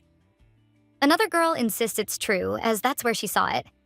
The main character realizes she's initially attracted their attention and stage 1 has been successful, but she needs to generate even more interest. One of the ladies asks if it means that she came to the balls with the Duke only as a business partner, to which the lady replies that for starters, it's just like that. The girl understands that it was only worth slightly throwing out the fishing rod, and they became even more interested, and the girl says that the Duke really has a wonderful character. They get along well in business, and she even thought it would be nice to have a friend like him. Others claim she heard the Duke has no female friends, to which the main character replies that it is all thanks to the jewelry, and when she showed him the design of the jewelry made by her jewelers, he was very pleased and said that he would like to communicate with her closer. The girl understands that she needs to make them think that the Duke liked the jewelry in her store, which is why he communicates with her so closely. Alice says that the Duke likes her jewelry so much that he even wanted to collaborate with her long-term. In her thoughts, the girl thanks the Duke and realizes that she used him as an advertising model completely free of charge. In her past life, she often used this method when she wanted to present a product in the best light to potential customers. The girl also says that ladies should come to her store sometime, and she will personally recommend them jewelry according to their taste or precious stones. They agree, and the lady thanks them, saying she's so embarrassed they paid so much attention to her and her story. The other lady insists she's such a good person for running her own business, and they'll definitely come see her. Alice smiles after this and understands that the first goal of this point was to generate interest among potential clients, and this goal was crowned with success. If aristocrats wear her jewelry, it will become effective advertising, and those men who want to give their women a gift. They'll form a new group of customers for their store and then be able to purchase their products themselves, such as a pocket watch or a tie clip. This is her plan, after which the girl states that it is time for her to go, and her interlocutor asks if the lady is already leaving. The main character claims she wants to freshen up a bit outside because she's feeling a little dizzy and probably hasn't had champagne in a while. Alice understands that all good things come in moderation, and that talking too much can actually have the opposite effect. When she steps out onto the terrace, she realizes she's done well. But at that very moment, someone else turns to the lady and tells her to listen. It turns out to be a guy with blonde hair, after which he greets the lady and the main character asks who he is. But at that very moment, she realizes that this is the same impudent guy who bought the necklace. The guy asks the lady if she remembers him, and the girl replies yes. She silently adds, "How can she forget that day and his fish-like head?" After which the girl looks at his outfit and wonders if he is from the royal family. The lady understands that judging by his appearance, he is about 25 and if he is from the royal family, but she has never seen him. Then most likely it is the prince, and the girl immediately bows and greets his highness. The man replies that he's not there for these formalities and feels so awkward. The main character realizes that this impudent fellow turned out to be a prince, after which she asks how he knows her, and the lady thinks that he is still unhappy with that situation and maybe even wants to punish her. But he is also to blame for this. He was dressed like a commoner, and in the end, he also bought something that really offended her. The man apologizes for that time, and the woman is surprised, realizing it's a bit unexpected. The blonde insists he wanted to give a special gift to his only sister, and it seems he showed excessive insolence that day. The main character imagines herself saying that's it and agreeing with him, but she understands that if she says that, he'll likely execute her. The girl says that it's okay. It's also her fault that she didn't say everything clearly right away, so he shouldn't be upset about it.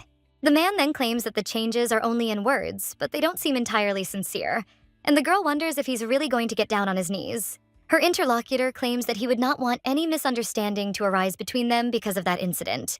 Alice says that she is really fine and wonders if he really said that between them. But she and Mr. Prince are not in the kind of relationship to meet and communicate. The blonde man at this time states that therefore he would like to treat Miss Harpin to dinner and asks what she thinks about it.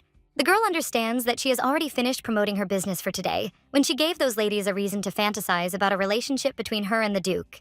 If we also involve a prince, then the impression might be formed that she is a stickler for everyone, and especially since we are talking about a royal person. And then interest in her will arise, but of a completely different nature. She doesn't want to be thought of in the wrong way, after which the blonde says he hopes it's not too much of a hassle to kick her. He just wants to treat her, that's all. But at that very moment, someone else cries out that this is where Miss Harpin was. It turns out to be the Duke, who bows to his highness and asks how he chewed. The man claims that the guy hasn't been to a ball for a long time, and he replies that yes, he came there as Miss Harpin's partner. He also tells the lady that he's been looking for her for a long time, and then offers to walk her home. The prince asks if he'll really walk her home, and the Duke replies that yes, it was he who suggested coming with him to the balls, and he must bear responsibility until the end. After which his highness menacingly asks if they are really that close, and the Duke at that very moment approaches the lady. He also says he sees them as having a close relationship. The man claims they only danced once together, and if they were that close, they should have tried several more. His interlocutor claims that Miss Harpin felt dizzy and wanted to rest, so his highness has nothing to worry about. The man says that his interlocutor today is a rather impudent Duke who asks if this is possible. After all, he's simply stating what is. The main character then steps between these two and tells the Duke that she'll leave now. The girl also informs his highness that she will probably go since it is time for her to return home, and she hopes that he understands her. When the prince wants to say something, the Duke immediately tells the lady that it is good and then they will do so. The man claims that Lady Harpin looks tired, so they need to go. He also apologizes to his highness. The main character, observing all this, understands that even though the Duke is from the most influential family in the empire, how can one treat a prince like that? The blonde then claims that since Miss Harpin says she is tired, then let them go. Then the two leave, and the lady understands that okay, and if she is uncomfortable, then she can refuse the offer to have dinner, even with the prince himself. When she leaves, the blonde says it's funny. Meanwhile, she leaves with the Duke, wondering if they're really supposed to walk hand in hand. The man then tells the lady to wait, and the girl thinks that maybe he heard her thoughts. After which, the Duke takes off his jacket and wraps the lady in it, and also says that he thinks she is cold. The lady replies that no, and she is fine. But her interlocutor says that she is dressed too lightly, so he is worried that the lady might catch a cold, and she doesn't mind. Alice then thanks the Duke, and he asks if it's better this way. She realizes he's making that dangerous expression again, so she needs to pull herself together. The main character thinks that she only needs to think about business.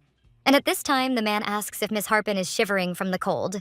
The lady replies that no, and offers to return the jackets to Artsrin, who replies that it's okay and she can give it to him later. By the way, if you think about it, he is a little ashamed and the main character is wondering why. To which her interlocutor claims that he thinks he took her away from the ball too quickly and showed himself to be a rude person. The main character smiles after this and says that, on the contrary, she is grateful to him. The girl understands that thanks to him, she managed to avoid the prince's proposal without looking like a girl with bad manners. The Duke turns to Miss Harpin and asks what else the prince said. The protagonist asks what he means. The man then claims that he is asking about what else the prince said besides inviting him to dinner. The lady replies that she doesn't even remember and simply apologized for the incident that happened before.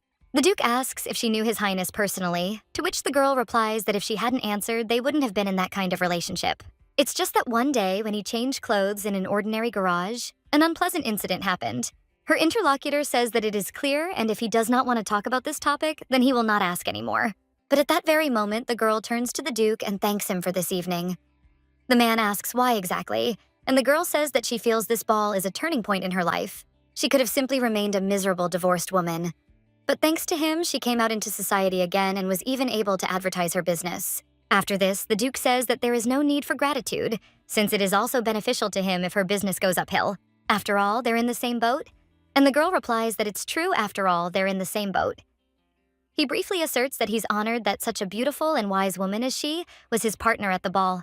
A little while later, he tells the lady that he sees a carriage, and the girl wonders if so much time has really passed. Her interlocutor then offers to go, and he will help her get into the carriage, after which the lady extends her hand to him and they head into the carriage. When it's time to say goodbye, the guy says that they will see each other in the near future, and the lady asks if he wants to discuss matters concerning the mine. Her interlocutor says that this is also the case, after which the lady says that this is good and let him contact her. When the girl heads home, she thinks that maybe he found another deposit. The Duke at this time thinks that the matter is that he just wants to talk to her. A little while later, the girl realizes that the effect of her advertisement at the ball was better than she thought. The very next day, the lady she had seen in the palace began to come to her shop. Of course, Madame Jackie also helped, and the number of clients almost doubled. A little while later, the maid claims that their sales have jumped. It was truly a stroke of luck that Miss went to that ball. A short time later, the workday ends, and the girl declares that the workday is over for the day. When she returns home, the maid pours her tea, and the girl understands that if this continues, it will be difficult for Mr. Aji and Celine to cope together. At this time, the maid asks if it is difficult for the miss, since she is so busy in the store, but she also continues to work at home. At this time, the girl offers the maid to look at it and claims that this is a sales chart for their store. After she went to the ball, sales increased by 50%. The maid claims that this way they can reach her level. The main character claims that, of course, after that they fell a little. But the graph clearly shows an upward trend. Her interlocutor at this time turns to the miss and asserts that this is a real success. The girl thinks how amazing this is, but she understands that she cannot lose her winning spirit. The protagonist realizes that her situation is now quite stable after being so heartlessly treated and kicked out of Feharen's house. The girl began to engage in the jewelry business and again appear in high society. And in the relationship with Duke Rumister, although there are glimpses of some tender feeling, this is nothing more than a temporary interest. However, this is only the beginning, after which the girl tells Neri that it would be necessary to order a logo. The girl asks if this is true, and the main character claims that she will make a large logo that will symbolize their store and hang it on the wall. The maid asks if she means the drawing with the swan, to which the main character replies that it is correct. It is important that every person immediately associates the name La Vie Belle with that white swan. After all, her store will symbolize the best and most irreplaceable brand in the entire empire. At this time, one man is sitting in his office, after which he hears someone knocking and telling that person to come in. The servant turns to the Marquise and states that the loss seems too great, and the man cries out what suddenly happened to these idiotic jewelers. The servant asks if he understands that this is all because of that woman, and the man asks what other woman. His interlocutor claims it's the same Feiharen's ex-wife. The maid turns to her mistress and asks if there's any point in everyone remembering the drawing. The girl replies that of course there is, and that this is not just the meaning but the essence of their brand's advertising. If a logo is created successfully, The brand will become recognizable without unnecessary explanation. The woman then claims that each company has its own design, so it's much easier to remember it than to learn the name, to which the girl replies that everything is correct. After this, the maid asks how the mistress came up with this idea, because it really is a brilliant idea. She also asks how many more people the lady is going to hire, and the girl asks what the maid thinks about this. Her interlocutor claims that, given the client's passion, she thinks that 3 employees will be enough. She believes she needs to hire 1 person each to assist Mr. Ag and Miss Celine with customer service. She also needs another assistant to monitor the store and report any unforeseen situations to the mistress. After which, the girl asks if she is really wrong, and the main character just hugs the maid and claims that she is saying everything correctly and that she has turned out to be such a reliable partner. The maid tells the miss that she is just slowly learning from her, and the main character claims that she is doing great. Neri also asks if anything else is needed, and most importantly, the game does not claim that one more thing needs to be prepared and that it will soon open 2 branches. The woman asks if it really happened out of the blue, and the girl claims that she had been thinking about it from the very beginning.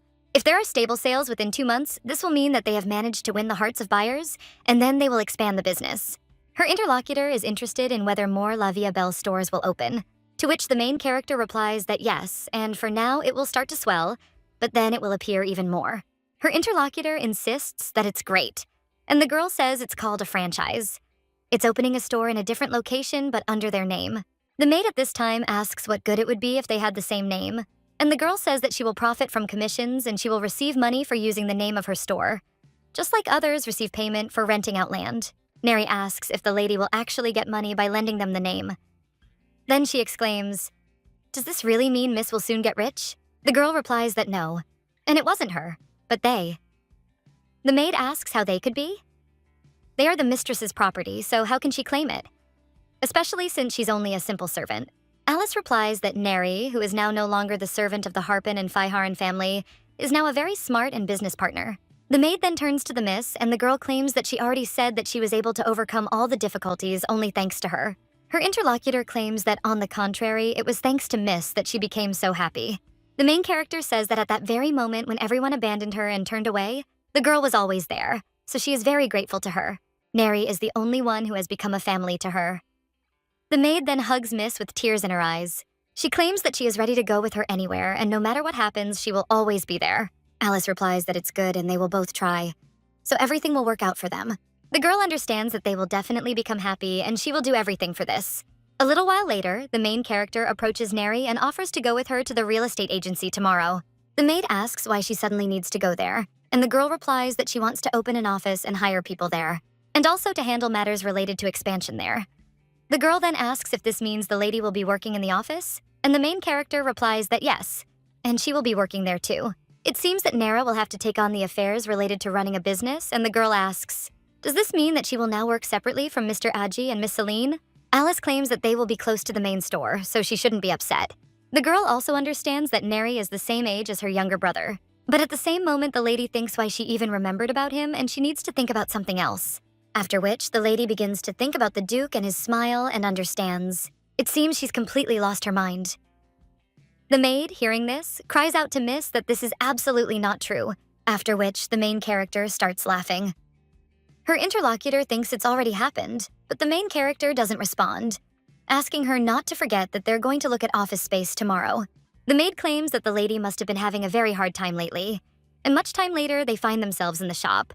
When Mr. Aji comes in, the maid says he's arrived. The lady claims he's just in time, even though she thought she'd never see him again. The guy says it looks like she has some good news. Their main character tells Mr. Aji to hurry up and get there because she needs to tell him something, after which he approaches the table and the girl states that she plans to hire 4 more workers. 2 of them will help him with Miss Celine, and he and Neri will now work in the office. Aji says that there is very little time left when they will be able to work together, son and mistress, and it is so sad. Alice claims that Neri is also worried about this, but they will see each other often, after which the guy says that it's good, and the lady understands that she knew it, and he is simply the treasure of this store. Mr. Aji is responsible for attracting female customers to their store. When he starts explaining, smiling broadly, the girls lose their heads and immediately buy jewelry. One day when the guy was working, one of the ladies handed him a note. Aji asked what it was, and his interlocutor suggested that he read it when he was alone, after which she ran away, leaving the guy perplexed. The main character, with a smile on her face, said that without her, the store would be fine, as so many people came to see him. The young man claims that this is all thanks to the efforts of the lady, because he still has a lot to learn. Alice says that he has an incredible ability to attract people to himself, so let him be a little more truthful in himself. At that moment, the guy bows his head and the girl asks what's wrong with him, after which her interlocutor asks if the lady really said that he has an ability. Alice replies yes and asks what's wrong. The guy insists he doesn't even know because there's nothing wrong with him. Then the girl tells him to know that everyone should know their own strengths. The lady understands that when popular stars said things like that in their past lives, people called it nonsense, but it's so fitting for this situation. After which the girl asks the charming Mr. Aji to take care of the store. A little while later, someone else comes in there and the maid says that they have a visitor. Well, when she wants to say that they are still closed, she sees in front of her a man with a menacing expression on his face. The main character at that moment gets up and screams, "Is this really Marquis Black?" The man just moves on and pushes the maid away and also claims that Madame has become quite famous. She's divorced, so she's no longer a lady. The main character clenches her fists and with a smile on her face says that judging by the fact that he showed up in person, it seems his wife also asked for jewelry. But the man at that very moment cries out, "Doesn't she understand why he came there?" Marquez claims he came on behalf of Janes and Marcel as well as Spimon. Marquis Black is the owner of the most famous jewelry company, Janes. The companies Marcel and Spimon also supplied the jewelry crafted by the jewelers. They were the ones who created the cartel to profit from this business. Now the man says, "For centuries, there's some kind of solution that doesn't make any sense. She grabbed the Duke's money and decided to start a business." Aji then became furious and went after the man. But at that very moment, the maid jumps up in front of him and screams at how rudely he treats their mistress, so he should apologize right now. The main character replies that it's nothing and she'll figure it out. The girl also asks the Marquis why he came there. The man replies that he couldn't stand the way the girl looked down on them and made stupid remarks, which is why he came. The woman asks if he's talking about stupidity, since they're trying their best. But at that very moment, her interlocutor slams the table and angrily asks if she knows at least what damages she caused them. The girl asks what kind of damage she caused them, after which the man tells her not to pretend to be an angel, because she gathered all the jewelers for herself, and they cannot receive deliveries of jewelry. The girl claims that she simply offered them a little more than they had received before. Her interlocutor claims that it is her problem that the lady is playing with money. Alice wonders if this means he wants her to break the contract for hiring jewelers. Then the man claims that now it seems the lady understands him, because there is no point in getting involved in the real business that they are engaged in. The main character says that she has one condition. If he pays the entire amount that she promised her jewelers for 3 years at once, then she will terminate the monopoly contract. The man asks if she is talking about the amount for 3 years, and the girl claims that if you calculate it together with bonuses, it comes to approximately 120 to 240 million denites. And her interlocutor at that very moment screams out, "What kind of ridiculous condition is this, and has she really gone completely crazy?" The maid understands that she knew that their mistress would not simply remain silent, and the man screams, "Is she really suggesting that they go to the bottom? If a girl wants to go into business, she should at least follow traditions." The lady wonders who these traditions are for, since all he's ever done is exploit the craftsman. He couldn't get his money back, so now he's taking it out on her. Her interlocutor asks how the girl dares to lecture him, since she herself could not cope with her family, that even her husband divorced her and he will teach her a proper lesson. At the same moment, the man tells these people to come in and men with weapons burst into the store. Their leader shouts at them to smash all the glass display cases and goods there. But at that very moment, someone grabs the man by the arm and tells him to stop. When he wonders who this guy is and where he's going, and also whether he even knows who he is. After which, the man screams for these people to deal with this scum first. But the young man wonders if they really don't know who he is. His interlocutor cries out how he can know some poor fellow who has nothing to his name. After which, the young man claims that if he doesn't know, then there's no point in wagging his tongue like that, because there's no common sense in it. His interlocutor immediately grabs the guy and asks what he said. And the maid turns to the lady and says that it seems that Mr. Aji has gone crazy and the Marquis must be stopped. The main character claims that it is not the Marquis who needs to be stopped, but Mr. Aji, after which the room bursts into flames. The guy says that if they want to be baked alive, then let them try to come closer. The Marquis says how annoying he is, and the maid tells Miss that it seems Mr. Aji's lights worked. The main character realizes that it was true, and the guy claimed that he was more capable of working as a handyman than as a salesman, and that he could protect the store from robbers. The lady understands that if it were not for him, one of these people, her precious La Vie Belle, would have been destroyed. The man immediately screams out what a worthless piece of work this puppy is and asks how he dared. The guy immediately dodges the blow with a hammer, grabs the man by the arm, and then twists him, placing him on the floor. He also says that this worthless thing can handle him with his bare hands. At that moment, the rest of the people run away and call him a monster. The main character tells the Marquis and Mr. Aji to stop. At that moment, someone else enters the store and wonders what happened. Aji asks who else he is, and the maid claims that it is Duke Roomister. The Marquis immediately rises and asks if it is the Duke, and he turns to the Marquis of Black, and she wonders what he did there. When the man is about to answer, he can't utter a word. The main character understands that he grovels before the strong and shows strength before the weak. The girl also turns to the Duke and claims that they have a small problem related to running a business. The man says that she doesn't need to explain further because he already understands. The Duke also says that Miss Harpin is her main business partner and a close acquaintance of his. So, did he really think of threatening her? The girl understands that he didn't use force or even swear, but she senses power in him. The man claims that he will no longer do any business with the Marquis, which shocks him. He tells the Duke that's not the point, that he simply wanted to talk. His interlocutors ask if he really brought mercenaries with him just for a simple conversation. He considered their relationship to be quite friendly, but he would no longer be able to communicate with the Marquis. The man cries out to the Duke that he cannot allow this, and the lady realizes she didn't think he would be so categorical. The Marquis cries out that the relationship between their families began with their fathers, but his interlocutor says that it doesn't matter to him how long the relationship between their families goes back. After all, he intends to work with someone who intimidates others for his own benefit. But his interlocutor jumps up and says that because of this woman, he is in danger of collapse, because she is the first one who violated trade morality. Aji, hearing all this, is going to hit this man, but at the same moment, the main characters do not stop him. When the lady goes further, the guy asks what she is going to do, and the girl understands that Mr. Aji should not interfere in this. With the appearance of the Duke, the situation became even more confused, after which the main character bows her head and states that she is very ashamed of her thoughts. Everyone is surprised, but the Marquis claims that she has finally come to her senses. Aji wonders why the lady is saying this, but the video claims that she was almost scared for a moment. She is very ashamed of such a cruel and impudent person as he is in front of herself. The Duke smiles and realizes that he knew it all, and the Marquis becomes furious and screams that some divorcee is acting like a tough guy. The girl claims that if she thinks he didn't pay a fair wage for the work and exploited the workers, she absolutely cannot agree with that. He can bring in mercenaries as he does now, or negotiate with other companies and let him do whatever he wants. The maid then says that their mistress is the bravest in the world, and the Marquis says that if they do as this girl says, the stone miners will soon demand a raise.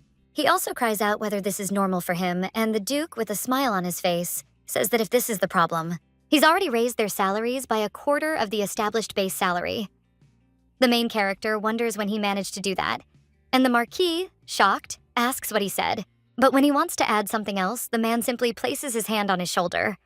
And he insists that no matter what he says, he won't change his mind even if he disturbs Miss Harpin. Then let him be prepared for the consequences, after which the man tells him to enter. When he leaves, the main character falls to the floor and the Duke immediately asks if she is okay. The other workers also run up to the lady and the girl insists that everything is fine. The maid, with tears in her eyes, says that Mrs. hands are shaking, and the girl understands that it seems she tried too hard to hold on. Aji also addresses the lady, and the girl says that they had to go through this, after which the Duke helps the lady to get up, but at the same time asks if she is injured and states that the lady needs to be carefully examined. The girl replies that everything is indeed fine with her, and that she, on the contrary, put the Duke in a difficult position. Aji, watching these two, lowers his hand and the girl also turns to the workers. And she says she feels awkward in front of them too. The maid immediately asks why the missus is apologizing, since it was the Marquis who turned out to be bad. Aji says that the lady did nothing wrong. The girl then thanks him. She also turns to the Duke and claims that she did not think that he would do this, so she thanks him. Eugene replies that there's no need to believe it. The lady's affairs also concern him. He also addresses Mr. Aji, and he claims that he did not introduce himself, after which he claims that his name is Eugene Roomister and that he is a business partner of Miss Harpin. The guy immediately bows before the Duke and claims that his name is Aji. After this, he claims that the guy stopped Marquis Black and his mercenaries, so it seems he has serious abilities. Aji replies that no, he's just an ordinary salesman. But the Duke tells him not to take him seriously. Miss Harpin's family and friends are also his friends. The guy then says there's no need to address him so politely, since he's a commoner. The Duke replies that he still cannot immediately switch to informal familiarity with the person he sees for the first time. The main character, watching these two, realizes that it seems they didn't really like each other. The girl also turns to the Duke and asks why he looked into the books. The man replies that the lady invited him to her store, so he remembered her words. He never imagined something like this would happen, and he tells the heroine that everything was resolved thanks to him, so she's very grateful. Her interlocutor insists he should have come earlier. and if more like that appear, he'll sever ties with everyone. The Duke addresses them again and asserts that, frankly, one thing is bothering him. He points to the maid and states that this is what caught his attention. Neri asks him what he's talking about, and when she turns around, she realizes there's a display case behind her. Alice claims these are the most important items in their store, or the Duke claims it's so amazing. He also asks who designed these pieces of jewelry, to which the girl replies that most of it was made by their master jewelers. Mr. Harley Penson collects drawings of jewelry made by other artisans and sends them to her, and she chooses among them those that she liked, and then they come ready-made to her. The Duke says what a systematic approach this is, and the harmony of color and design immediately catches the eye. He also notes the ruby leaves and emerald moon. The protagonist claims she suggested the idea of reversing the color and shape. Although it would have been beautiful, and as is usually accepted, she wanted to bring in a little novelty. The Duke claims that he guessed that the lady had an unusually developed taste, but it is very beautiful. Alice says he's exaggerating, as she simply expressed an idea. Lady also understands that this was fashionable in a past life, and adds that beauty was created by masters. The man claims that this is the result of the skill of the jewelers and the impeccable taste of Miss Harpin. The maid claims that there are also decorations made with special stones according to birth months. The man asks if these are birthstones, and the main character replies that yes, and that it's a special display case. There, you can choose a stone that corresponds to your birth month. January is garnet, February is amethyst, and December is turquoise. The maid says that when a client chooses the appropriate stones, they make a necklace or bracelet for them in the design they desire.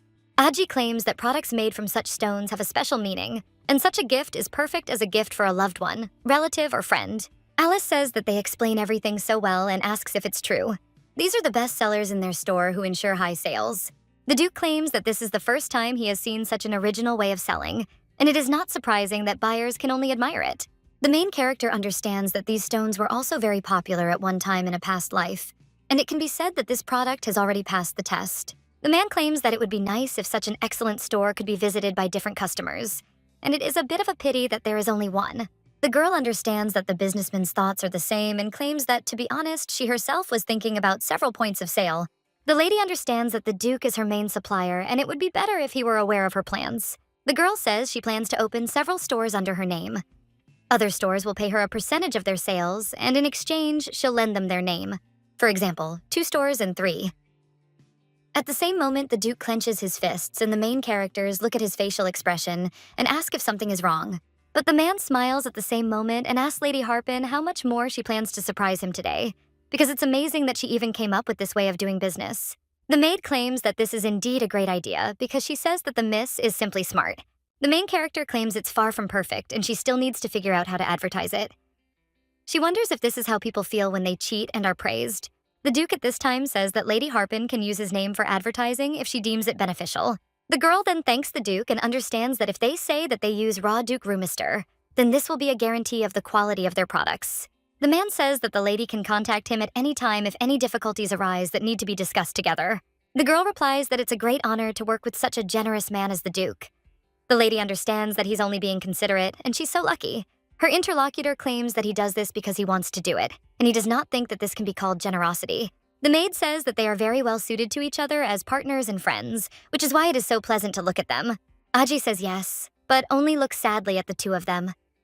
A little while later, the Duke says he has to go, and the girl thanks him. After which, the man leaves the store, and the main character realizes that Mr. Aji had to be really nervous today. The girl also approaches him and then asks if he would like to have dinner together today.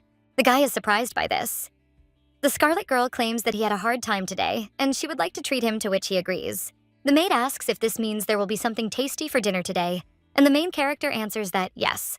After all, they'll have dinner and a heart-to-heart chat. A little while later, the main character thanks him for accepting her invitation. The girl also tells Neri that she will go to the kitchen and let Mr. Aji feel at home, to which they agree.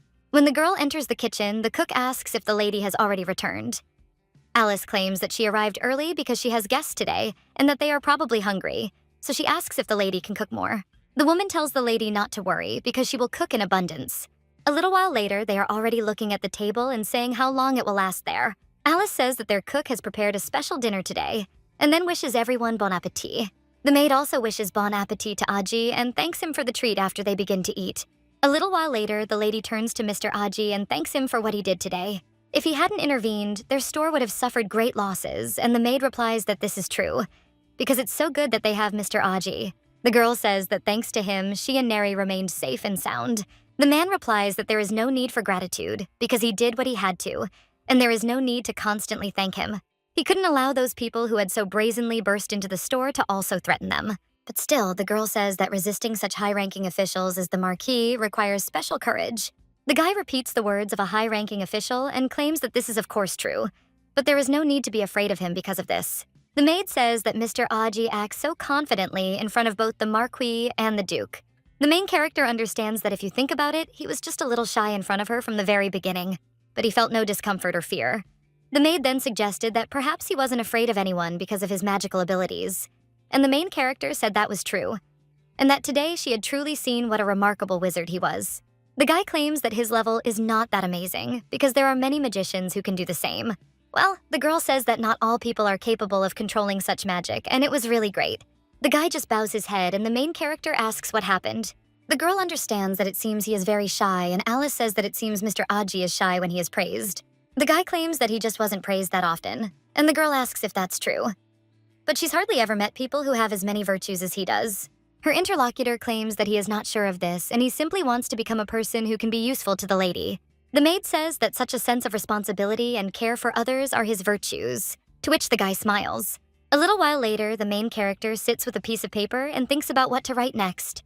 Finding shop owners is even more difficult than recruiting workers. And after attracting a large number of craftsmen, she managed to rise to the level of a near monopoly in the supply of precious stones. But this is temporary, as long as other companies hire new jewelers or start attracting labor from other regions. Then her position will change, and until that happens, she needs to convince as many merchants as possible to cooperate with her store. At this time, the maid approaches the lady and claims that the Duke turned out to be such a good person that he even made sure that they could advertise their store. Alice will answer that this is true, and it is very important to use an influential name, and he was the one who first suggested doing this. The maid wonders if this is an advertisement for a chain of stores, and the main character asks if she wants to read it. After all, it seems to her that she has no ability at all to write texts. After which the woman looks at this, and then he asks Miss if he can suggest an idea to her. Alice asks what that idea is, and her interlocutor claims that there is a phrase there about La Vie Belle offering them very attractive products, and it might be worth cutting it. And if you list a few key products below, it seems to her it will look more effective. The main character says that this is a great idea, after which the maid asserts that it is necessary to insert a logo and a short description there, because the lady herself said that the brand design is very important. Alice wonders how she managed to see something she hadn't noticed. The maid could have lived her whole life doing housework and never even known she had such abilities. At this point, Neri turns her attention to the mistress and asks if she's gone too far. The protagonist replies that she hasn't at all, and that she's even better at it. The girl immediately asks what the missus is saying, after which the main character puts her hand on her shoulder and confirms it's true. The main character says that sometimes the maid notices things she doesn't, and it's so wonderful. The maid then turns to her with emotion, and the girl insists that the marketing strategy needs to be changed a little. Well, her interlocutor claims that the lady did say that it is now and quite effective. The main character replies that this is true, but the method they are using now will not last long. The girl understands that due to the lack of a blog or social networks, they rely on word of mouth, but this method also has its limits. In order to stay afloat, their brand must be well remembered by customers, as Neri said. After which, the main character says that nothing comes to her mind, and the maid tells the miss that she will also think about it. At that moment, the cook comes into the room and tells her dear ladies that work is good, but they need to take a break for tea, after which they thank her. The main character asks why she brought the cake at this time, and the maid claims that she asked for it and offers the lady to try the cake, because she will probably immediately come up with a good idea. But the girl claims that if she eats cake now, she might gain weight, and the maid asks what's wrong with that. Because she's so thin, a little cake isn't scary, so let the lady try it quickly. And it's really delicious. The main character does just that after this, but wonders why she is still so fixated on her weight. Before this, all this was to please that freak, because when the lady ate, he claimed that she ate like a pig, and that's why she was getting fat. Now the maid turns to the miss, after which the girl confidently takes a piece of cake and understands that now there is no need to bend her back to please others. Well, he also starts eating the cake and claims it's so delicious. Alice replies that it really is delicious. The maid says that the lady did the right thing by trying it, because the cakes that their cook bakes always turn out well. Alice understands that she should have a snack first and then think, and now she doesn't need to look back at the opinions of others. A little while later, the girl sees that there is something in the mailbox, and when she takes out the newspaper, a letter also falls out of there. The lady wonders who it is from, And when she looks at the signature, there are no toponyms that indicate it is a prince. The girl does not know what business the prince might have with her, after which she returns to the mansion. Sitting in her office, the lady realizes that things didn't end well at that ball, after which she opens the sheet and reads that the prince would like to talk to her about the jewelry business. The girl hopes he's not up to anything. She can't refuse the prince's invitation, and first she needs to meet him and sort things out. After which the lady writes her answer, and 1 week later she is already in the royal palace. The main character greets His Highness. The man tells her to sit down, after which the lady does so, and her interlocutor claims that his invitation was probably unexpected, after which he thanks the lady for coming. He also says that she had to travel a long way and does not thank him for inviting her to the main game. The man says how aromatic this tea is and asks if people want to try it. The main character realizes that the prince is pouring the tea himself, which shocks her, and she cries out to His Majesty. Is it possible for a man like him to lie down and pour tea? After which she offers to top it up herself. The main character understands that in this society, hierarchy is strictly observed, and this should be done by a servant who is lower in status.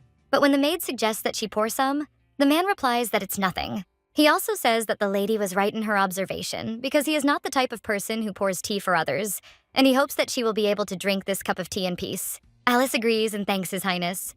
The man tells her to try the tea, and when the lady drinks it, she claims it's truly fragrant and thanks him. Alice realizes she doesn't know what's on his mind, but he's truly delicious. The lady turns to His Highness again and asserts that he did say that he would like to talk to her about business. The man smirked after that. Alice. So there's no point in dragging things out with him, even if we're not close, so we need to get straight to the point. The man claims that it seems the lady wants to talk about the main thing right away. And then it's good. But before that, he would like to say something.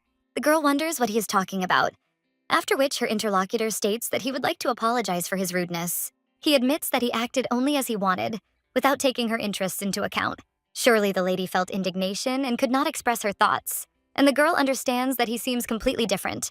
She didn't think that this man could apologize so sincerely, and the man claims that the lady seems surprised. The girl replies that absolutely not, and her interlocutor claims that, to be honest, his sister scolded him when she heard about that incident. She claimed that he had no respect for ladies, so no one would love him, to which he replied that it was okay, and he understood.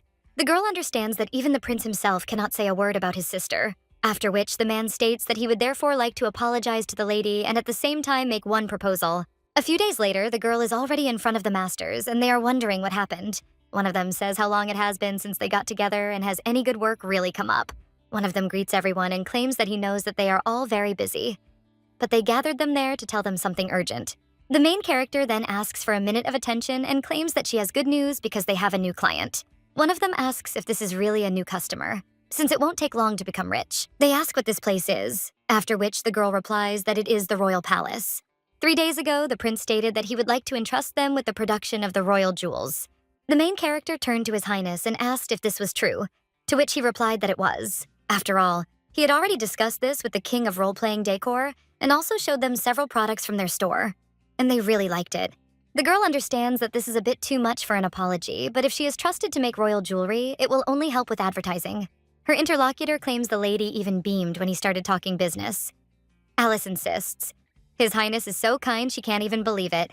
Well, the man claims that this is not an apology, it is just a simple courtesy. Her products are truly so amazing that they are even recognized in the royal palace. And if she can satisfy their tastes, then he will completely entrust this matter to her. The main character, shocked, asks if he'll really trust her with this completely. The man also claimed that he'll order jewelry for the royal palace exclusively from her store for 3 months. He thinks that this is a great chance for her business, or the girl understands that this is not just a great chance, but real luck. After which she sighs and thanks him and also asserts that she will take full responsibility for such an important matter. The man claims that, on the contrary, he's grateful, as he thought the lady would refuse him because she's been busy lately.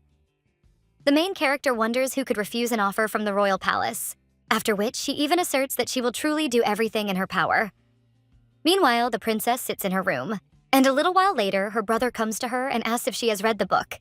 The girl closes the book and claims that her brother looks happy, after which he smiles, and he claims that this lady accepted his invitation. His sister says that this is great because now they will receive excellent goods, and she also really liked their jewelry. The man said yes, and he was a little worried, but the lady happily agreed. He didn't want to set deadlines and would have suggested that she deal with constant supply. But he's not the only one who decides this. The guy claims that he has agreed on the first order first and then is going to ask his parents' opinion. The girl understands that he didn't even show much interest in his wardrobe, and look how happy he is about the delivery of jewelry. And her brother claims that they will need to meet several times and discuss details regarding the jewelry. After which the girl says that it is clear that he is wondering why he is so happy, and she has the feeling that he was given permission to go on a date. The prince then says that his sister understands jewelry better than him, and it would be a good idea for her to meet the lady. The princess then comments that this is good. The main character then tells the craftsman that they will be supplying jewelry to the royal palace within 3 months. If they like it, then it is quite possible that they will be trusted with this matter, and she knows that they always do their best. But when making jewelry for the royal palace, a little more soul needs to be put into the department, and she hopes that they will pay special attention to this. However, the girl also says that in return, she will generously thank them with a cash prize. At the same moment, they scream for the mistress to trust them, and another man asserts that he will also try his best. The lady smiles after this, but at the same moment, someone else tells them to listen, and the girl asks what happened. One of the workers says that this is a big deal for him because he will be able to make jewelry with his own hands that will be worn by members of the royal family. The main character understands that, unlike making jewelry for members of high society, most likely for them, supplying jewelry to royalty is a completely different experience. After which, the girl takes this worker by the hands and states that she is also very glad that they can do such a thing together. The worker, with tears in his eyes, claims that after he started working with the lady, he became more confident in himself and in jewelry making. He also thanks the lady for creating such good working conditions for them and also giving them the opportunity to create jewelry for the royal family, which is why he is so happy. The girl says that if the royal family wishes, they will become their suppliers of jewelry. The man immediately claims that the lady changed their lives, after which he thanks her. One of the maids claims that thanks to the lady, they now don't have to worry about what to scold them for, and the lady did everything so that they could settle into their work, so they will never forget it. Someone else claims that thanks to the lady, he fell in love with his job, and before that, only offensive things happened. Alice asks why they did this, because it's all thanks to their unrivaled talents, and she is also very grateful, and they helped them make her dream come true. The girl also claims that she hopes they will work together for a long time, after which they smile and exclaim that yes, and the main character understands that she will make every effort to ensure that they can make jewelry for as long as possible, and so that they could all develop and grow together. A short time later, the lady realizes the newspaper ad had an immediate effect. Cooperation with the Duchy of Roomeister and a 3-month contract with the Royal Palace. These 2 facts alone had an explosive effect, and less than a week after the announcement was published, letters with offers of cooperation began to arrive. And among them, there were even inquiries about whether it would be possible to open branches of their brand outside the capital. The girl understands that this is a powerful family and a royal palace, and in one word, their brand is recognized. A little while later, the maid claims that there will be more work now, and the girl replies that this is definitely true. She also says that it is necessary to draw up contracts for opening branches and hire a lawyer. So it seems that the work process needs to be accelerated. So she's going to hire more people, and the maid says it's like a dream, and how great it is that everything turned out this way. At this time, the maid picks up another letter, but when she looks at who the sender is, her face becomes gloomy. She asks what happened. The maid replies that this is not a request for a branch, and when her interlocutor asks what happened then, the girl claims the letter is from the Marquis of Black. Alice realizes that after the Duke spoke so harshly to him, she thought she'd never see the Marquis again, but now she doesn't understand what he's up to. The lady also asks what is written there, and the maid claims that he is offering to meet the lady officially. He apologizes for that incident and writes that he will not allow himself to be rude again and asks for consent. The main character wonders if he's sincere and insists she still has his image in her head. The maid insists he's writing that if the lady doesn't trust him, he can come with security. The girl understands that she doesn't like getting involved with Marquis Black, but turning away from the entire clan could have a negative impact on her relationships with other companies, so it might be worth meeting with him. The maid then tells the lady that they do have Mr. Aji, and it seems to her that he is much more reliable than any security. Alice claims that he has been busy lately without Togo, so she can't bother him even more outside of work. Her interlocutor replies that that is true, because there is another person who can pacify the Marquis of Black, and this is Duke Roomeister. But the main character says that he already helped them a lot last time. She also turns to Neri and suggests that perhaps they should invite the Marquis to their office. The maid asks if she's talking about the office, and a little while later she looks at this room with admiration and says that the office is already ready. Alice says that this is her first time there since they signed the contract, to which the maid replies that yes, even then it was completely empty, but now it really does look like an office. The girl understands that since the Marquis wrote such words in the letter, she does not think that he will cause trouble on her territory. Alice says that thanks to Neri being busy with the shopping, she was able to calmly finish all the preparations in the office, and now they will work there together, and the girl can also look around. The main character says that she will work there, after which she points to Neri's place, and the girl says with admiration that now she has her own desk. She also tells the lady that she will do everything in her power. And then the main characters offer to make a plan for today, to which she agrees. A little while later, the lady realizes that there is only 1 hour left before the Marquis's arrival, and the girl wonders what is on his mind. A little while later, she hears someone knocking on the door and telling that person to come in. The man then enters the room. Alice tells him she hopes he'll be comfortable there, and the man insists it's very nice, to which she replies that it's a relief. The Marquis also pays attention to Neri and asks if this is really a maid, to which the main character replies that no, this is the secretary with whom they work together, and now she also manages the affairs. The man says he understands, then apologizes. Alice realizes he looks completely different from last time. The girl also says that it is better to drink tea hot and asks if he wants to try it, to which the Marquis thanks her. When he is about to drink tea, the lady asks if she can ask the reason why he suggested meeting. The man then puts down his mug and says that first of all, he is grateful to the lady for answering him, and that today he simply wanted to talk to her.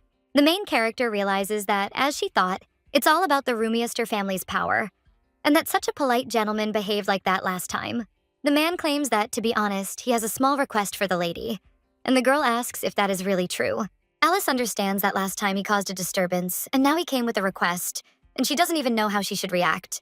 The maid approaches the lady and asks if she is going to fulfill his request. The girl only smiles in response to this, and her interlocutor claims that first, before asking, he wants to apologize. The man claims that he sincerely repents of his rude and cruel behavior. In his defense, he might say that his business could completely collapse if wages were to increase, and he thinks that is why he acted this way. The lady understands that he lived his whole life without taking into account the opinions of others, and now he says such things. And then the girl thinks that, okay, for starters, they've moved on.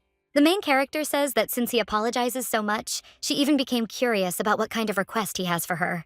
The man replies that he would be grateful if the lady at least slightly revised the salary level, and he is not against an increase, but the amount is too large.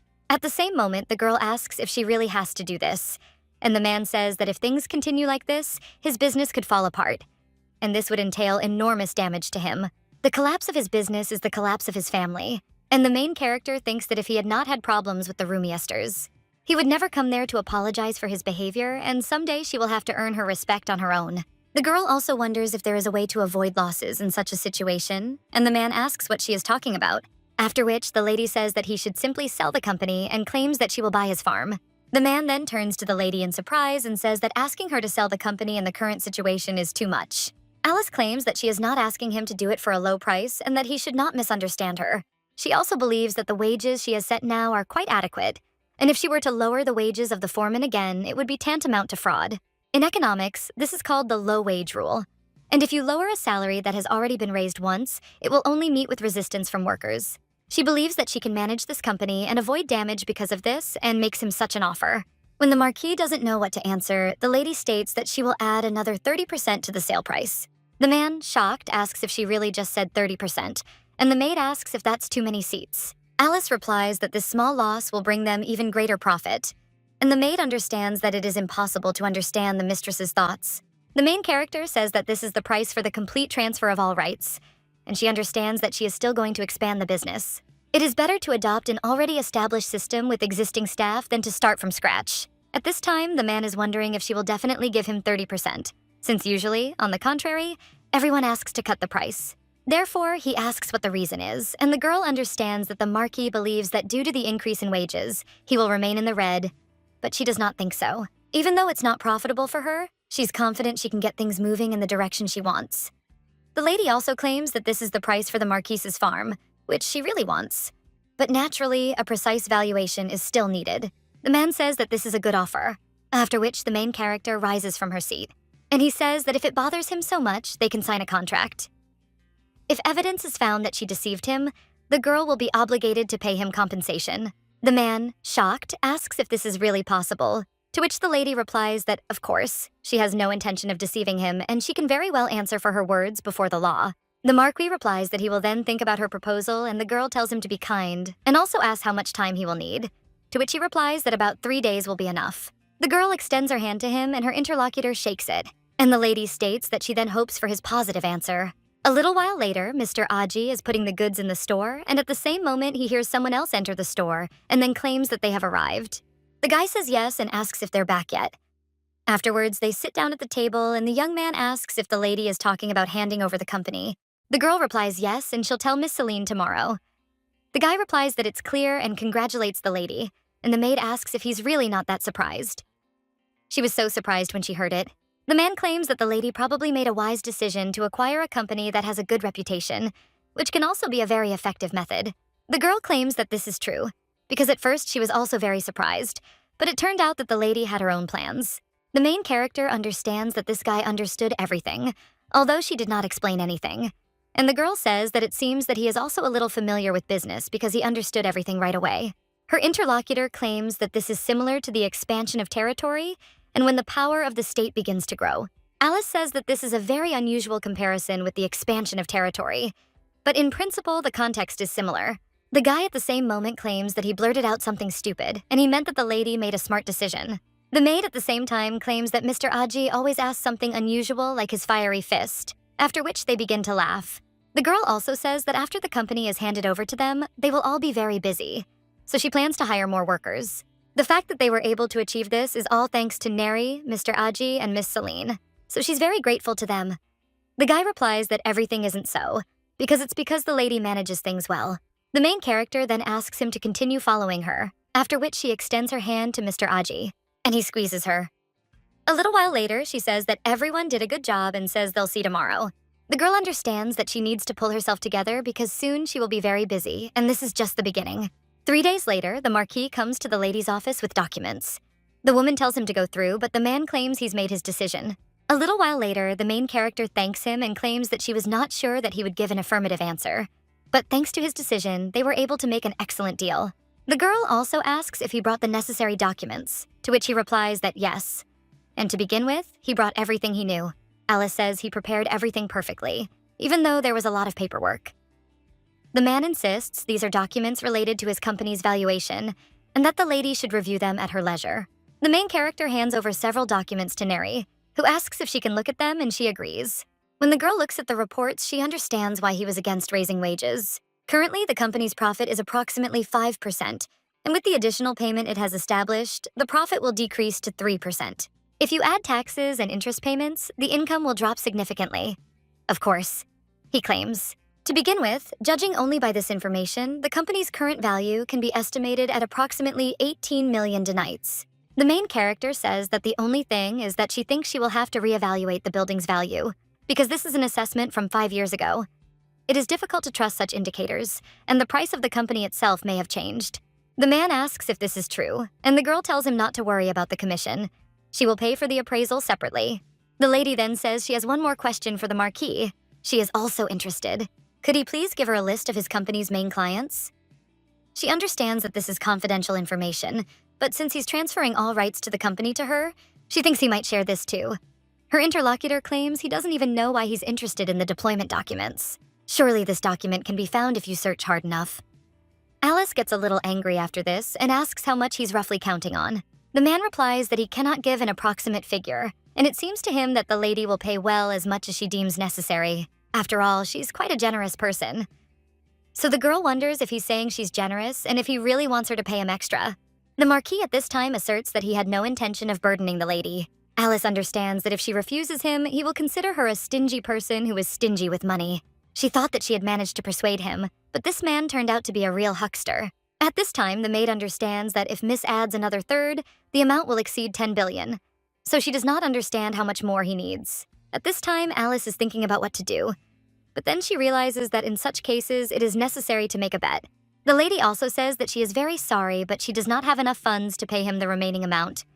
The amount she offered is all she can pay him. At that moment, the man turns to the lady in shock, and she insists that it is her problem and she will not force him to sell the company for such an insignificant sum.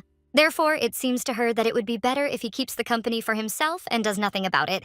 The man at the same moment tells the miss that this is not so and he understands her situation, and it will not be difficult for him to accept her conditions. The girl thinks that this is great, after which she asks if he is really satisfied with the amount she offered.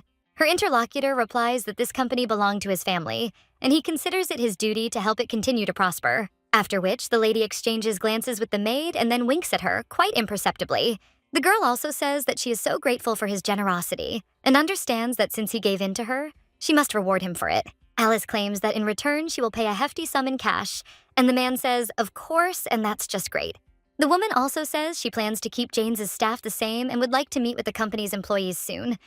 The man claims he has already told the management about the merger, and the main character says that they will send the rest of the documents through a lawyer. After which, she comes up to shake his hand, and the Marquis immediately rises from his seat and also says that he is happy with the deal. The main character remembers their first meeting, and seeing how he changed Cyan, she understands that she will definitely succeed, so that no one would dare treat her like a nobody again. She would be able to stand firmly on her own 2 feet, even without the name of Duke Rumister or His Highness. After meeting with the Marquis, the lady had even more work to do. The Jane's building was reevaluated, and a new corporate value was established for the company. They then hired a personal lawyer and reviewed all the merger documents, and then met with Marquis Black's lawyer and completed all the matters related to the transfer of the business. And so the merger between Jane's and Livia Bell was complete. A week later, the girl was already sitting in front of the employees, claiming to be pleased to have met them. They immediately bow, and the lady offers to tell them how responsibilities are distributed in the Jane's firm. Her interlocutor replies that, to be honest, there is no clear distribution, and if some work appears, it is entrusted to someone who is not busy. She understands that the work is being distributed in their own order, and one cannot expect any structure or professionalism. Then the lady understands that everything needs to be corrected step by step, and says that it is necessary to introduce a distribution of responsibilities. Alice also says that their store is going to conduct business using a new method, and the man asks how this is possible. Alice states that she understands that they might find this wrong, so she has prepared the documents and asks if they want to look at them. The girl also says that, in short, they are going to organize departments, and at first they will separate the office sales department and the management department. The sales department will deal with products, prices, retail outlets, and distribution of goods. The management department will handle HR and finance. One of the men asks how the lady plans to assign employees, after which the girl replies that she will create a round-robin system and, to begin with, assign 2 people to each department, and then they will be able to choose where they like to work best. One of them claims that the round-robin system sounds good, but until now they've been working in a haphazard manner and haven't been able to find something that works for everyone. The lady also asks who handled the company's accounting, and one of the girls replies that it was her. And then the girl asks her to continue to deal with finances, and they will talk to her separately later. Her interlocutor asks if there is any problem, and the main character replies that she will be honest with her, and that the income and expense books were kept differently, so it was difficult for her to understand what was what. She thinks that the reporting system should be changed, after which the girl apologizes. The main character says that she shouldn't apologize for this because there are things that need to be improved, but she understands. After all, there was no specific structure there, and she is going to introduce a new system of work, so she will need their help, and the lady asks them about it. At that moment, the workers declared themselves happy to work for her. A short time later, the girl said goodbye to everyone and sat down on the sofa. The lady sighs heavily, realizing how quickly the days have been flying by lately. She stretches her arms, and a short time later, she meets with the workers again. The girl thanks them all for the offer and suggests finishing for today. Well, at that very moment, one of them turns to the lady and claims that he held the position of manager. But to be honest, he was treated as the property of the company. And today, she was able to share her opinions so freely that he felt joy from the work and sincerely wants to work together. Someone else says that's true, because a lot needs to be changed, but it feels like things will get better. Another employee says they'll try to fill in the gaps. The protagonist thanks them for their enthusiastic attitude and asks if they're aware that she's begun expanding her network. She encourages them to carefully review the documents, and she encourages them to share their opinions from now on. To which they agree, and a little while later, the girl realizes that she thinks she has met good people. A little while later, the main character says that she has arrived, and the maid immediately happily addresses the miss. She asks if the lady met with the Jane staff today, and she's such a good girl. The lady replies that fortunately, they turned out to be good people. Her companion said it was great, and she was curious about who these people were. The main character then also inquired about how things were going at the store. The maid replies that there are many more customers now and that Celine and Aji are doing a great job with consultations, so everything is going smoothly. The main character thanks the girl and claims that, thanks to her, she was able to focus on the process of merging the companies. Her interlocutor claims that she can now protect the lady and asks her to trust her. After this, Alice just smiles and says how important Neri is, and the two start laughing. At this time, the girl notices something else and says that Neri has gotten the hang of it, because she has already come out with such beautiful flowers. The maid then thanks her mistress and claims that it seems to be working better, and next time she wants to embroider a flower field. Alice says that when it's ready, she offers to decorate their house with it. At the same moment, the girl also feels weakness in her shoulders and asks the maid if the miss has a shoulder ache. She immediately approaches her and says that she will massage her, but the main character says that she is no longer her servant. Neri replies that even though she is not a maid, she can give a massage, and even if she refuses them, she wants to help Miss at least a little. The main character then thanks her, and the maid claims that the most important thing is that she wants to show her best side in front of her boss. Alice claims that she risks constantly showing off her best side and giving her massages. Neri says she'll have to pay her overtime then. The girl says she's starting to understand what overtime is, but she just tells the lady she's joking. The main character says that she wishes that in the future there would be many days like today.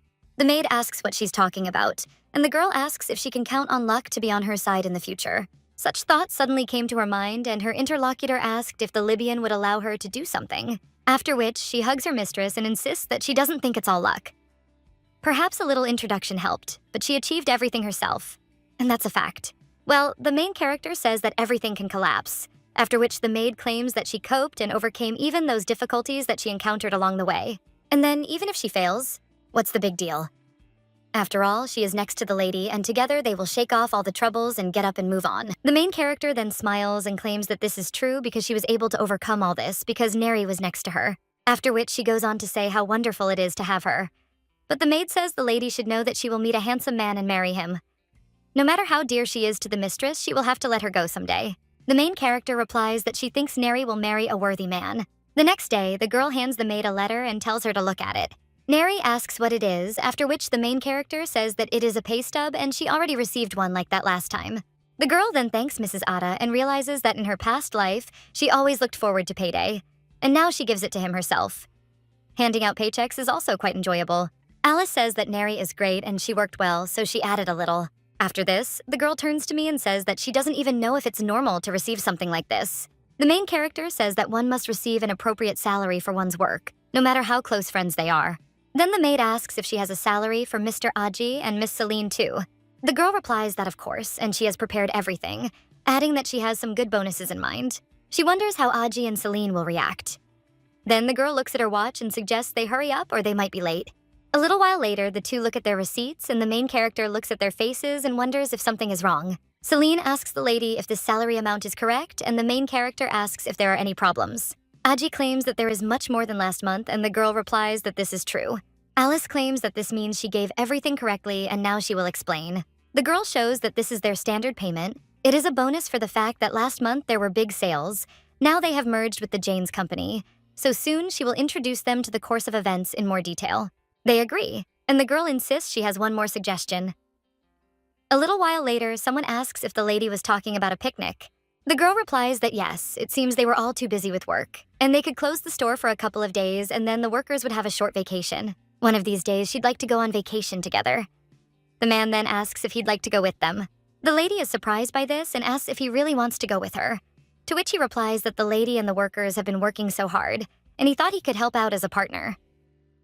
The girl says that Joanna can handle the picnic preparations as he's busy, so she doesn't want to burden him with this. Her interlocutor insists that it doesn't bother him at all, and if she needs help, she can ask him anytime. The main character thanks him for the offer, and the man claims he has a country house. It's perfect for a summer vacation, and it would be great if people would spend their next vacation with him. The girl asks him what he's talking about, after which her interlocutor claims that the weather there is wonderful, and it would be good to go there with the lady. The main character thinks, is he really talking? That only the two of them will be in the mansion, and the whole personal invitation is still burdensome for her. The Duke immediately claims that there is no intention there, and it simply seemed to him that nature could inspire her to create new jewelry designs, and the trip could just contribute to this. Alice says that then we can invite Mr. Penson as well, and she thinks that it will be useful for him. The girl also says that he will probably like this idea, and the Duke understands that as he thought, it is too early to make dates with Miss Harpin. The man then says that of course the lady can invite him, and the main character thanks him and also states that she thinks the mister will like this idea. The Duke also asks if he can hear a story about a successful merger, to which the lady replies that yes, and next week she is going to introduce a new direction in the company's work. The girl also says that the Duke cooperates with their store, so she prepared some information to share with him. And the man says that the lady even prepared this, and she is always so meticulous in her work, so he will read it. The main character says that she did what she had to, and if there are any questions, then let him contact at any time, after which these two smile at each other. A little while later, they are already walking down the street, and the girl claims that she needs to go to the store that way.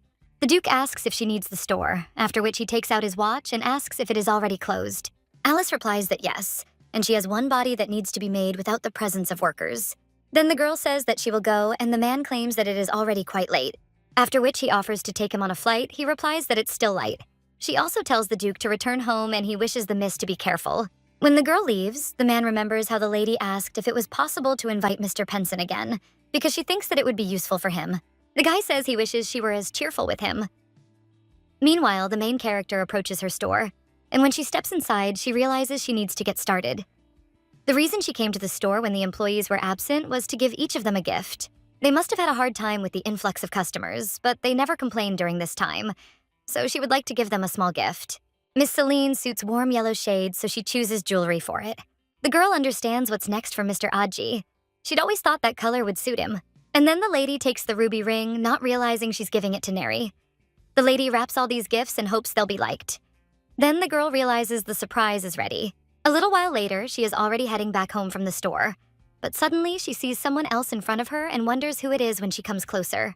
He asks if it's really Mr. Aji. The girl asks what he's doing there. The guy replies that he just wanted to give her something. After which, he hands the lady a bouquet of flowers. The girl looks at the embarrassed guy and asks if this is really hers. Her interlocutor claims that the lady has done so much for him. So he wanted to thank her and chose flowers that matched her hair color. The main character immediately takes the flowers and thanks him. She also says they're very beautiful and smell delicious. Alice claims she has a gift for him too. The guy asks if that's true, after which she hands him the box. Aji thanks the lady, and the main character asks if he's forgotten about the picnic, to which he replies, no. And then the girl says they'll see each other tomorrow and leaves. The next morning, Neri asks if the mistress is ready. When she looks at Alice, she declares that she is so beautiful, and the main character thanks her. She says that Neri looks good today too. The maid asks if this is true, and at the same moment someone else comes into the room and claims that the baskets of food are ready. The cook claims that this is their first picnic, so she tried her best and prepared more so that there would be enough for 4 people. She also put some fruit on dessert, and the main character says how great she is because everything is top-notch as always. The maid also says that it is simply wonderful, and the girl thanks her and also claims that they will eat everything with pleasure. After this, the cook wishes them a good rest, and the girls announce that they are leaving. A short time later, they're already heading out in a carriage. The maid claims she hasn't been on a picnic in so long. Alice suggests they forget about it and have a good time that day, to which her interlocutor agrees, and a little while later they arrive at the place. Aji and Celine are already there and greet the two. The protagonist thanks them for coming, after which she turns to the mistress. He claims she wore her gift today, so he thanks her very much. Aji claims he did too, and the main character says she's glad they liked it, after which she suggests they go look for the place. As they continue on, they notice there are so many flowers and it's very beautiful. At this time, Aji notices baskets in the lady's hands, after which he turns to Mrs. and Miss Neri. He also tells them to give him baskets. The main character says it's not hard for them, and the maid also insists everything is fine. But their interlocutor claims that they still look too big and heavy for them, after which he once again offers his help. The main character says that since he says so, she asks him for a favor and immediately thanks the guy. At this time, Celine turns to the lady and asks how about having a snack down there. The girl replies that it's not bad and there's just shade there. When they lay out all the food, they claim that their cook tried very hard. And the maid says that everything looks so appetizing, and the girl claims that there are also fruits there. So let them eat to their heart's content. But then Celine tells the lady that she is an aristocrat, so how can she eat from the same plate with them? Alice says, of course, they can even eat from the same rice cooker. Celine asks what she's talking about, mistress. The main character realizes there's no such word there. The girl claims it means they're colleagues who are on the same path as colleagues. Nothing can stop them from sharing a meal together, so let them not worry and enjoy themselves. The girl also wishes everyone a bon appetit. Meanwhile, the ex-lady is nearby, peacefully drinking a glass of wine. At the same moment, the man notices a group of people sitting nearby, after which he actually sees Alice there and says, "What a coincidence." But at that very moment, someone else addresses the Duke, and when he turns around, he asks if that's really Christy. The girl tells him to just look at these flowers and asks if they're really beautiful. The man replies that yes, it's looking the other way. His future wife asks where he's looking, after which she sees Alice in that direction and is shocked. The Duke says it's just nice weather there and asks if that's true. After this, the girl simply drops the flowers and the man asks if she is hungry, after which he offers her a snack. But when she agrees, When she sits down at the table, she only clenches her fists in anger. Meanwhile, the lady's company is eating. The main character is also drinking wine and realizes she hasn't eaten so much in a long time. The lady also pays attention to Aji, and he looks at the lady with a smile on his face, after which the girl also turns to the river and sees a boat and asks if they want to ride on it. Neri says it's a great idea and the other two agree. A little while later, the boatman asks how many people there are, to which his interlocutor replies that there are 4 of them, and the man says that if they need a rower, they should ask, because for an additional fee, he can go with them on the boat. But at that very moment, Aji asserts that he can row. The man asserts. She says it will be difficult without experience and wonders if he can handle it. But the guy insists it's fine and he has a lot of experience. Celine wonders if Mr. Aji has sailed a lot on a boat, to which the guy replies that yes, and it was just a hobby. The main character understands that if he's swum so many times, it means he enjoys water activities, but such a hobby is usually reserved for the upper class. Perhaps he is from a wealthy commoner or from a ruined aristocrat. At this time, the maid turns to the miss and then tells her to quickly get into the boat, to which the girl agrees. The owner of the boat says that they should return. Before the hourglass runs out, it's quite deep there, so they should be careful not to fall into the water. After which, Aji announces that they're leaving and begins rowing. Meanwhile, Christy turns to her future husband and suggests he try this, but her interlocutor only becomes angry and wonders if she was ever this beautiful. Rumor has it her business is booming. He also recalls how, not long ago, the lady begged her darling not to leave, but he simply claimed he was tired of her and pushed her away. Then he left, leaving her in tears. The man realizes that she loved him anyway, and they could get back together. Christy, seeing the Duke's reaction, becomes angry and asks what he's thinking about. The girl also asks if he's really thinking about that woman, Alice Harpin. The man replies that, frankly, he saw her by chance and was simply surprised to see her there. His companion asks why he only looks at her and whether he really misses her. The Duke then tells Christy to stop acting like an idiot. The lady, shocked, asks what he said and wonders how the Duke can treat her like that. But the man asks what difference it makes to her who he's interested in. She's in no position to tell him what to do, after which the Duke realizes she's finally shut up. And the lady, with tears in her eyes, asks how he can treat her like that.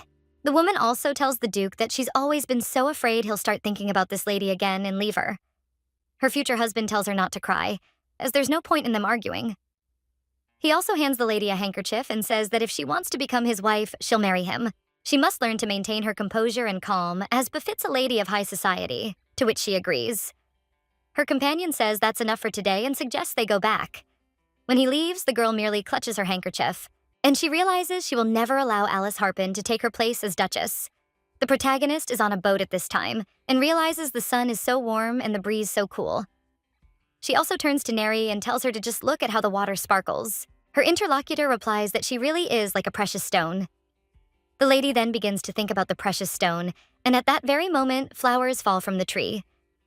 The protagonist then points to a flower and asks how they got such a flower pattern. The petals gathered together and formed a pattern, and she thought they had their own beauty and individuality. Celine replied that they did, and the main character asked if they thought it would be nice to use these motifs in the design of a necklace or bracelet. Afterwards, she sees the two smiling and wonders what's going on. Celine claims that even on vacation, the mistress thinks about work. She didn't even notice how she started thinking about it. Neri says that at home, she also constantly sees Miss working. The main character is a little embarrassed by this and insists that's not the issue at all, after which her interlocutor says that Miss should be resting today.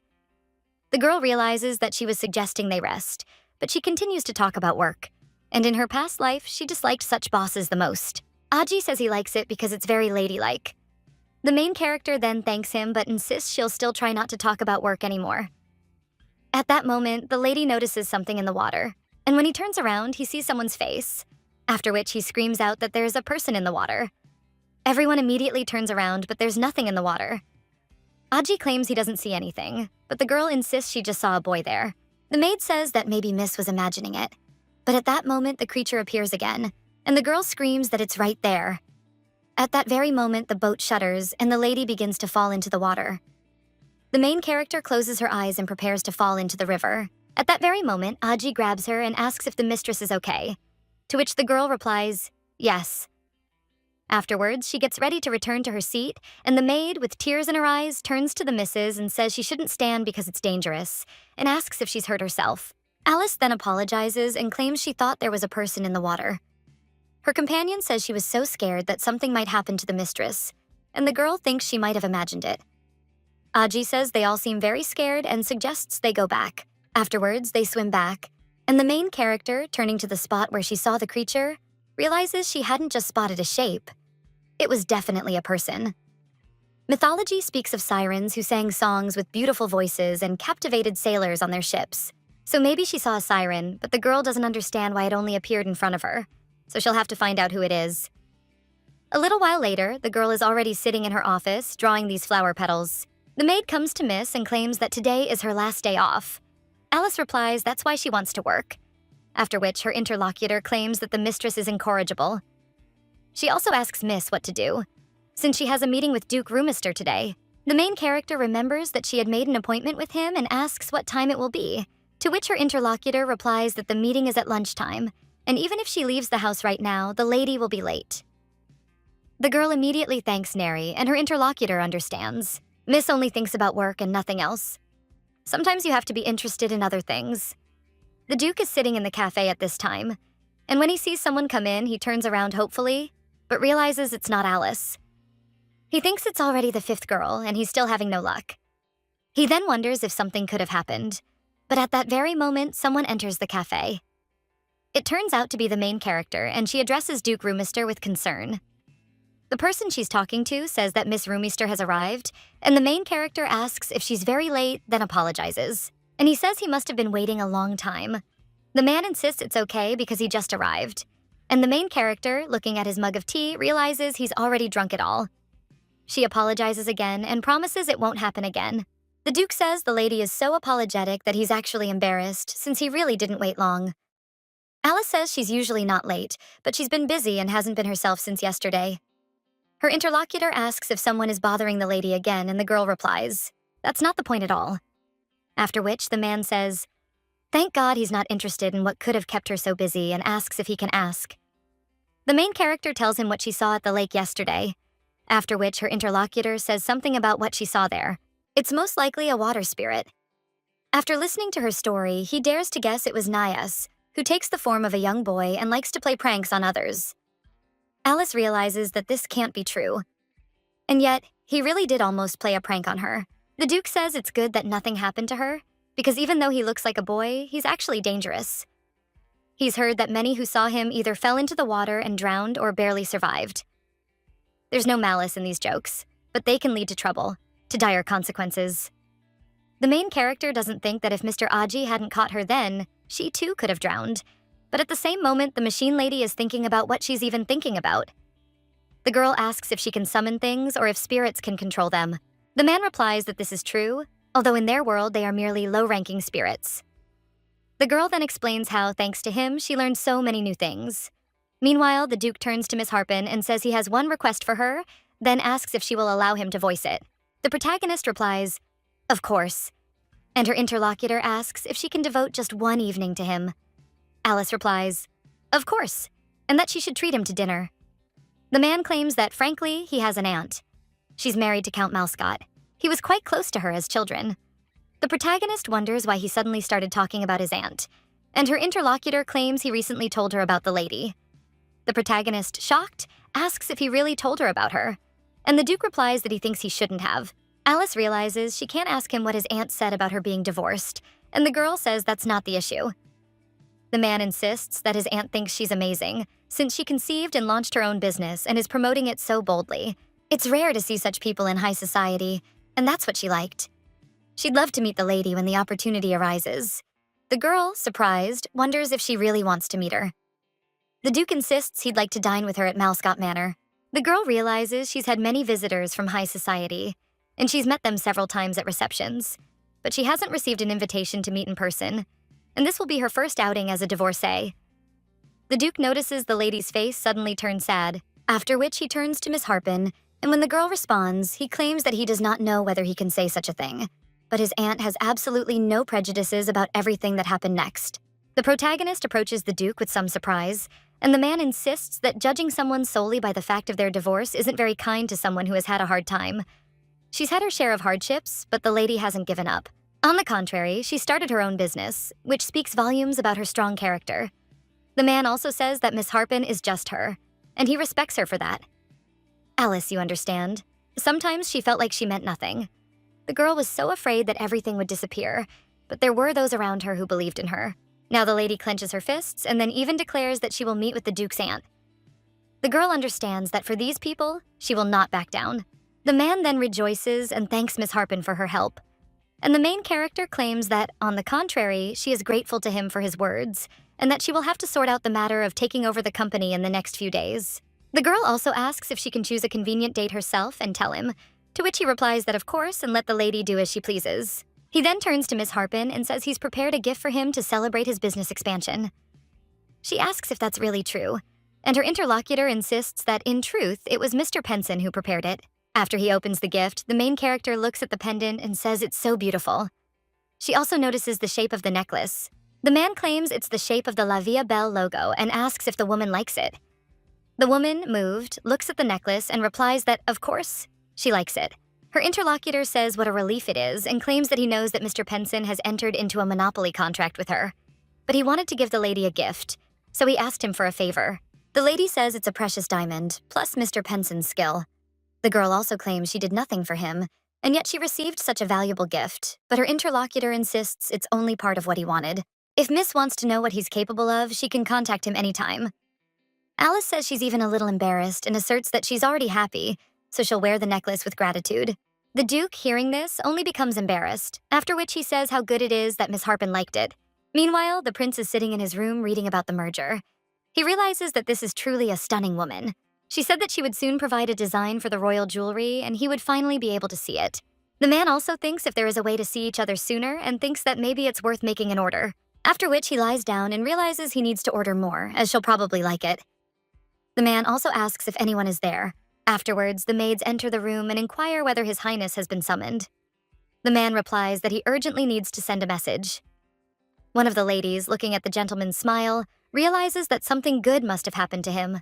The next day, someone hands the maid a letter, and the girl wonders if it is from His Highness the Prince. She also tells Miss that the prince sent her a message, and the main character wonders if this is really true. Her interlocutor claims that she was told it was urgent, and the girl thinks maybe he wants to change the time for providing the jewelry design.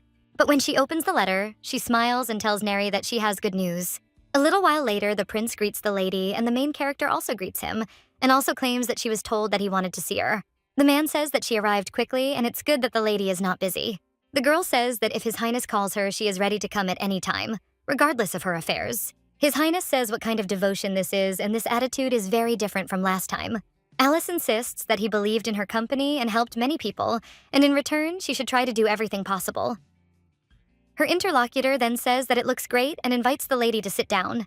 The main character does just that, after which she claims that he did say that he had some business with her.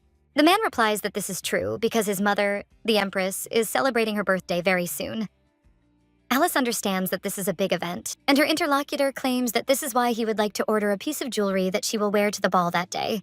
Alice understands that the matter is more important than she thought, after which she thanks His Highness for wanting to entrust her with such an important matter. The man says that it is true and this is very important, so he hopes that the girl will do everything possible, but he will repeat it again so that she tries hard. It's her 50th birthday, and he would like to prepare a perfect decoration for his mother without any flaws. After this, Alice takes out a notebook and asks if there are any decorations that she likes. The man replies that his mother has a very developed sense of beauty, and he thinks it would be better if the girl made several types of jewelry so that she could choose.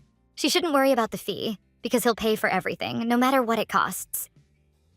Alice insists she'll try to come up with a design so the Empress looks her best at the ball, and at the same time, it should emphasize the dignity of the country's ruler's wife. Her interlocutor says this is appropriate and would like to see several different designs. This is quite an important matter, so he believes it will be necessary to consult with him constantly during the process, so the decoration doesn't look too crude and vulgar.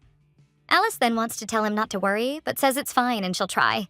The lady understands that this is truly an excellent opportunity, and if all goes well, she will be able to work for the imperial family on a permanent basis. This should be a jewel for the unrivaled figures at state-level celebrations. Simply having a beautiful and attractive design won't do there, so she needs as much information as possible about her personal preferences. The lady wondered if she could find out about the designer who would be making the outfit for Her Majesty. A short time later, she's already heading out in a carriage. The girl realizes that due to a lack of time, she decided to go there without any warning, and she's curious how the designer will react. This designer has been responsible for the outfits of the members of the imperial family for over 5 years. She possesses an outstanding talent for design, capable of satisfying the discerning tastes of not only the empress, but also other members of the imperial family. No matter how beautiful the jewelry is, if it doesn't match the dress, there's no point in it. So it's necessary to make sure that the jewelry matches the outfit perfectly. As the saying goes, strike while the iron is hot and there's not much time, so it's necessary to quickly analyze the orders to make the work of the craftsman easier. A little while later, the girl arrives at the place and wonders if the workshop of the designer of imperial outfits is really located in such a back alley. It even reminds her of the day she first came to see Mr. Penson. After which, the lady approaches the boutique. The girl realizes he doesn't look all that flashy, but he has a distinct personality. She then goes inside, where one of the employees greets the customers and asks if she has an appointment. The girl replies that she doesn't have an appointment and has come to meet Baroness Dickinson. She then apologizes but insists that meeting the Baroness is only possible by appointment. The main character thinks that this is true because she arrived without warning, after which the girl thinks what to do. At the same moment, someone else asks Haley what's the matter, and the girl claims that a visitor came without an appointment. The main character thinks how stupid she looks, after which the woman leaves her office. This is a clothing designer for members of the imperial family named Ashley Dickinson. Alice greets the Baroness and states that her name is Alice Harpin. The woman asks if the lady has come for clothes, and she replies that that's not why she came today. After all, she needs to find out some information. A little while later, they are sitting at the table with a cup of tea, and the Baroness asks if Miss Harpin needs her help. The girl replies that yes, she is an experienced designer, and she is not sure that she can please the Empress. Alice claims that she could use the design and color of the dress, as well as the hats that the Empress likes to wear at parties. The woman asks if this is all, to which the lady replies that perhaps it would be nice to know her measurements. Her interlocutor claims that this is quite unusual and the lady is going to make jewelry. So why does she need sizes?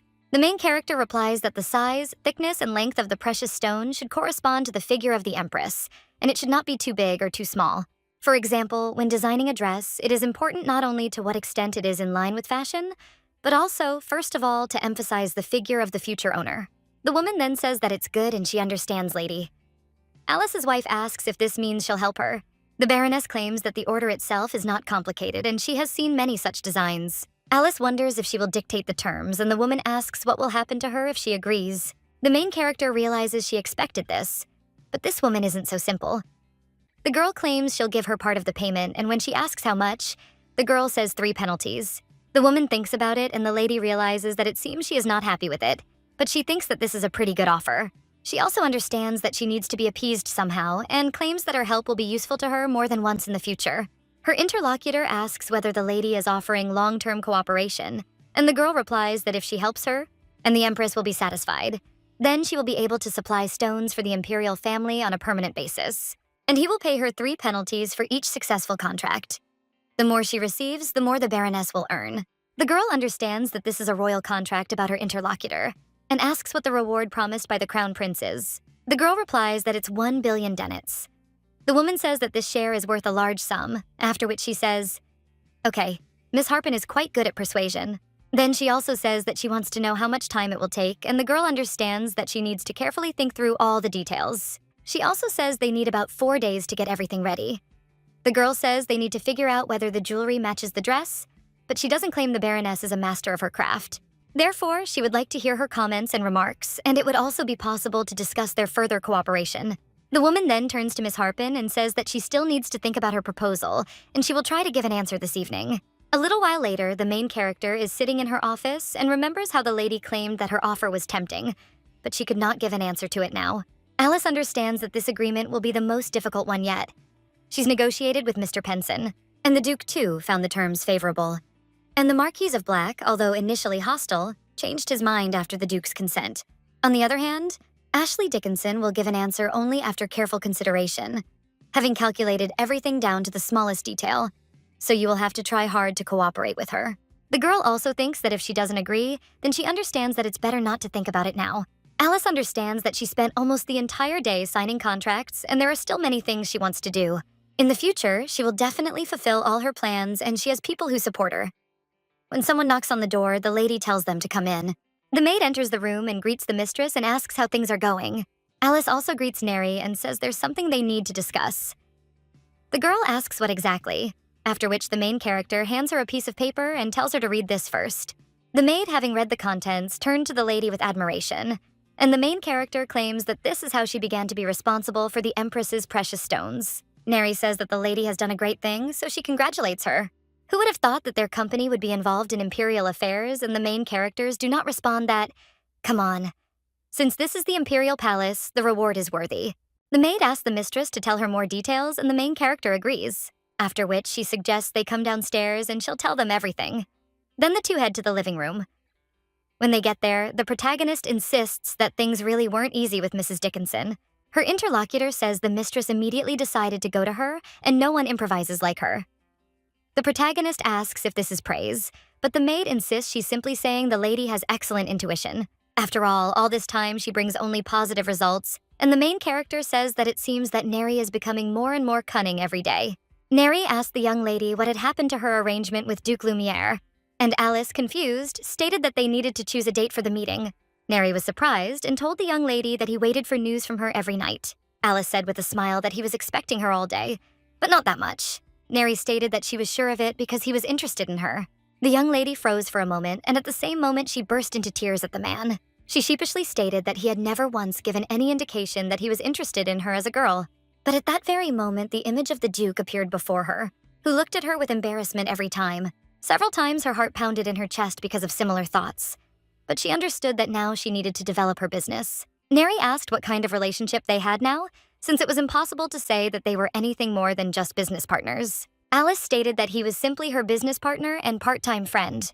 Neri was surprised by such words from her mistress, but the young lady insisted that they were truly friends. At the same time, the girl did not understand at all how a man could be friends with a woman, because such a thing simply did not happen. Alice said with a smile that something like this had happened, and she knew it as she was from the modern world. Neri sighed heavily and said, "Madam, that if she says so, then it does exist." And yet the young lady was absorbed in her thoughts and reflections. She wanted to quickly inform the Duke of the date of the meeting. The next day, the young Duke was carefully sorting through the documents. But a moment later, his assistant announced that he had received a letter from a young lady. The Duke immediately blossomed before our eyes and burst into a confused yet joyful smile. The young man looked at his master with bewilderment, as he did not expect such a reaction. For a moment, he looked at his master in stupor with bewilderment. The Duke's expression quickly changed, and he looked puzzled. He asked his assistant why he was staring at him so intently and laughing. Hyson said with a smile that he rarely sees such a face. The Duke sighed and asked his assistant to give him the letter quickly. A moment later, the young Duke began to read the letter. For some time, he studied closely every word the lady wrote. But after a few minutes, he cried out with joy and called his assistant. The young man was taken aback and, sighing, declared that he had always been there for him, and there was no need to shout like that.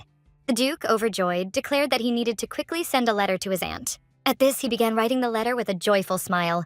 The young man watched his master because he had not seen him so happy for a long time, and now he realized that the power of love is amazing. The next day, the young Duke stood at the gate and patiently waited for his companion. After some time, the young lady greeted the Duke with a smile at their meeting. The Duke greeted the lady shyly and with a smile, and also stated that he was very glad to see her. According to all the rules of etiquette, he extended his hand to her with a smile. Alice extended her hand in response with a smile. But at the same time, the young people looked at each other intently for some time. Sometime later, they were riding in a carriage to their destination. At the same time, Alice was a little nervous because she had to meet the Duke's aunt. At that moment, the Duke broke the dead silence and declared that his aunt was very glad when she heard that the lady was coming to see her. He said with a smile that his aunt had promised to cook something delicious. Alice said with a smile that she was very glad to hear something like that. He said with a smile that the children at his aunt's house had also made a noise, since it was the first time in a long time that they had a guest. Alice smiled and said that she had prepared a small present for the children, and she hoped that they would like it very much. He said with a smile that they would like everything, since it was she who prepared the gift.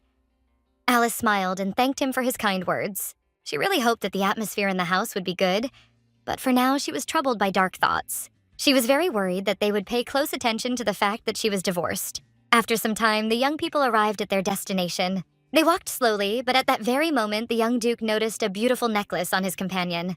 He looked at her with a smile and declared that the necklace suited her very well. She said with a smile that of course it was so, because it was he who gave her the necklace. He smiled and said that he had not thought about it when he was drilling. He looked at the beautiful pendant because it signified a beautiful life, and noticed that she personified these words. The young lady thought for a moment and wondered if she now had her own pattern. The Duke said with a smile that he thought it looked like a family ornament. She smiled and said that he was right. Many noble families wore pendants or rings with their family's designs. And since she had already divorced the Duke, she was now best characterized by this necklace, which hinted at a new, wonderful life. At that very moment, the young man put on a face and declared that he had given an insufficiently worthy ornament. Alice said with a smile that this was not the case, and that, on the contrary, she would like people to naturally perceive the jewelry when looking at her. At that very moment, the young people burst out laughing. But a moment later, the butler greeted the young people with a smile. The Duke asked the butler to tell his aunt that they had already arrived. The butler quickly bowed and declared that he would certainly do everything. After some time, the young people entered the estate, and the young lady noticed many beautiful paintings that depicted the previous marquises. The Duke said with a smile that the further they were from the last portrait, the closer they were to the modern marquesses. Alice thought for a moment, as the family history was quite long. But after a few seconds, their dialogue was interrupted, as they heard the voice of the marquise. The marquise greeted her nephew with a smile. Eugene smiled and greeted his aunt in return, at which Alice flinched and began to stutter nervously. The marquise looked at the young lady with a smile and greeted her. Alice bowed politely and thanked the marquise for the invitation, but she did not forget to introduce herself. The marquise told her young companion with a smile that she had heard that she was very busy, but she was grateful that the lady had nevertheless visited their house.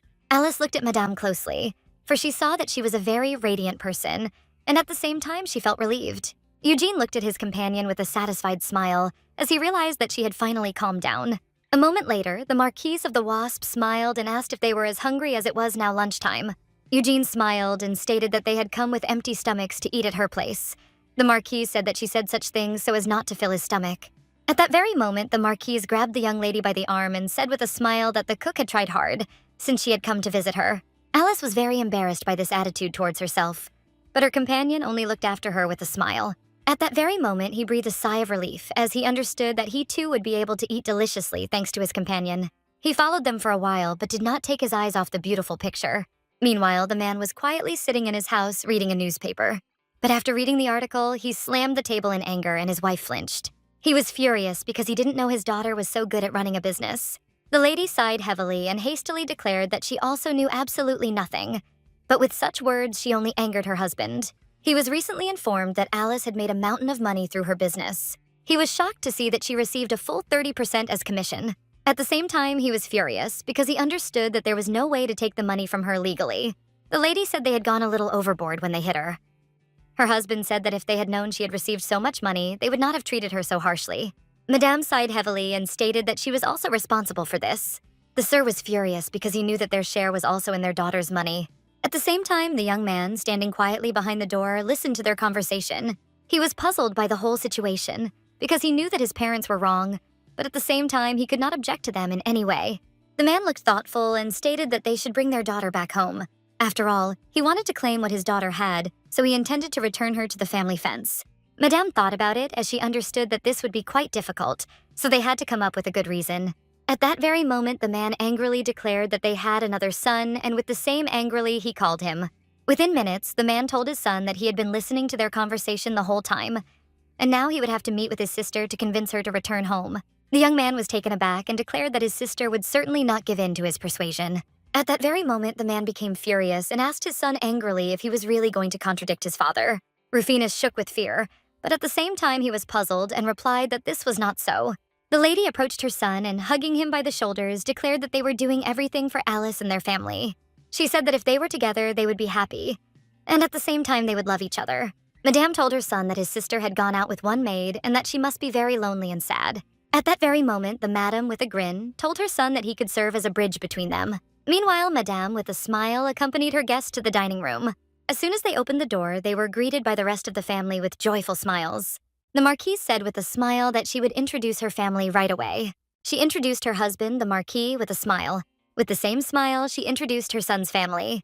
Alice happily greeted everyone present and introduced herself at the same moment. The Marquise looked at her husband with a smile and declared that before them was the very lady from the rumors. The Marquis smiled and told the girl that she had come a long way, and he also said that he had heard a lot about her from his wife. Smiling, he praised his nephew for making friends with an amazing girl.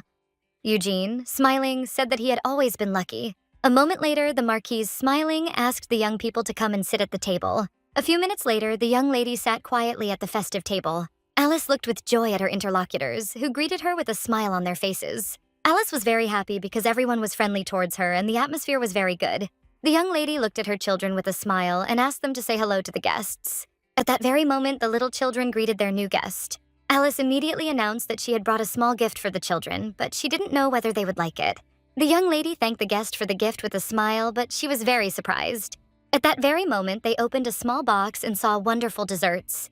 The lady, looking at her children, asked what should be done when they received gifts. At that very moment, brother and sister happily thanked the guest for the gift. Alice was pleased with the children's reaction and wished them bon appetit with a smile. The Duke, in turn, looked tenderly at all those present, as he was glad that the atmosphere was favorable. But at that very moment, the Marquise noticed the Duke's gaze, which was fixed on his companion, and she realized that he did not know how to hide his emotions at all.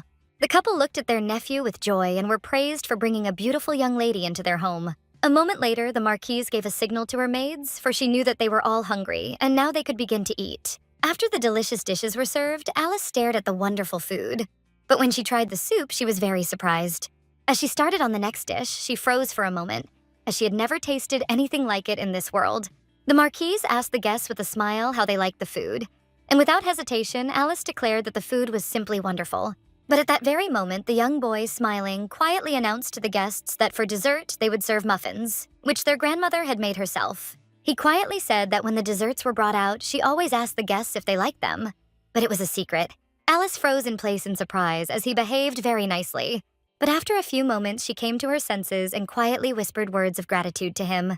Alice was surprised, because it was unusual for the Marquise to personally prepare muffins. But she saw that the Marquise tried very hard for the sake of her family. Alice looked closely at everyone present at the table, as she realized that this was the happy and friendly family she had always dreamed of. But at that very moment, she became gloomy, because she knew that her mother had never cooked anything like that for her, and she had not even cared whether her daughter ate it or not. A moment later, all her thoughts vanished as the Marquise called her. The Marquise, smiling, asked her guest if she could tell them all how she had come up with the interesting idea about entrepreneurship. Alice looked at the Marquise as she understood that she needed to throw all other negative thoughts away, because she was next to his warm people. The young lady was taken aback for a moment, not knowing where to begin her story. But a moment later, she announced with a smile that she was going to buy stones that would match her outfit. While choosing gemstones for the Mark and Call family, she accidentally learned about the existence of Harley Penson, and then she saw the terrible conditions in which the craftsmen worked. In the end, she decided that she could offer them more comfortable working conditions. This was a rather short story about how she came to this conclusion in order to create her own business. For this reason, she happily offered to sign a contract for several years. Of course, communication with the Crown Prince turned into a small quarrel, but then they met again at the ball and were able to resolve their differences. Everyone present was shocked that she had dealings with the Crown Prince. In turn, the young lady was momentarily taken aback by the overly violent reaction to her words. Madame was taken aback because she now understood what had really happened to them with the Crown Prince. Alice smiled and said that if she knew who he was, she would not argue with him. The Duke said that if they continued to listen to her, they would be surprised more than once. Alice said with a smile that all this gave her the motivation to start something of her own. The Marquis was surprised and praised the girl with a smile, as he saw that she was a person with big plans. At the same time, the Marquise looked at the young lady with a satisfied smile. She wanted to hear some interesting story connected with her nephew, so don't waste a minute. She asked the young people if they had any interesting stories to tell. The young people looked at each other at that very moment, but their intense gazes burned into each other, and at the same moment they were filled with embarrassment. Alice was taken aback and said that the Duke had once helped her out of his difficult situation. She stated that she had previously had some problems with the Marquis of Black, and that the Duke had helped her resolve the situation. The Marquise asked in surprise if their nephew had done something similar. Alice said with a smile that this was true, but she also had one more assistant.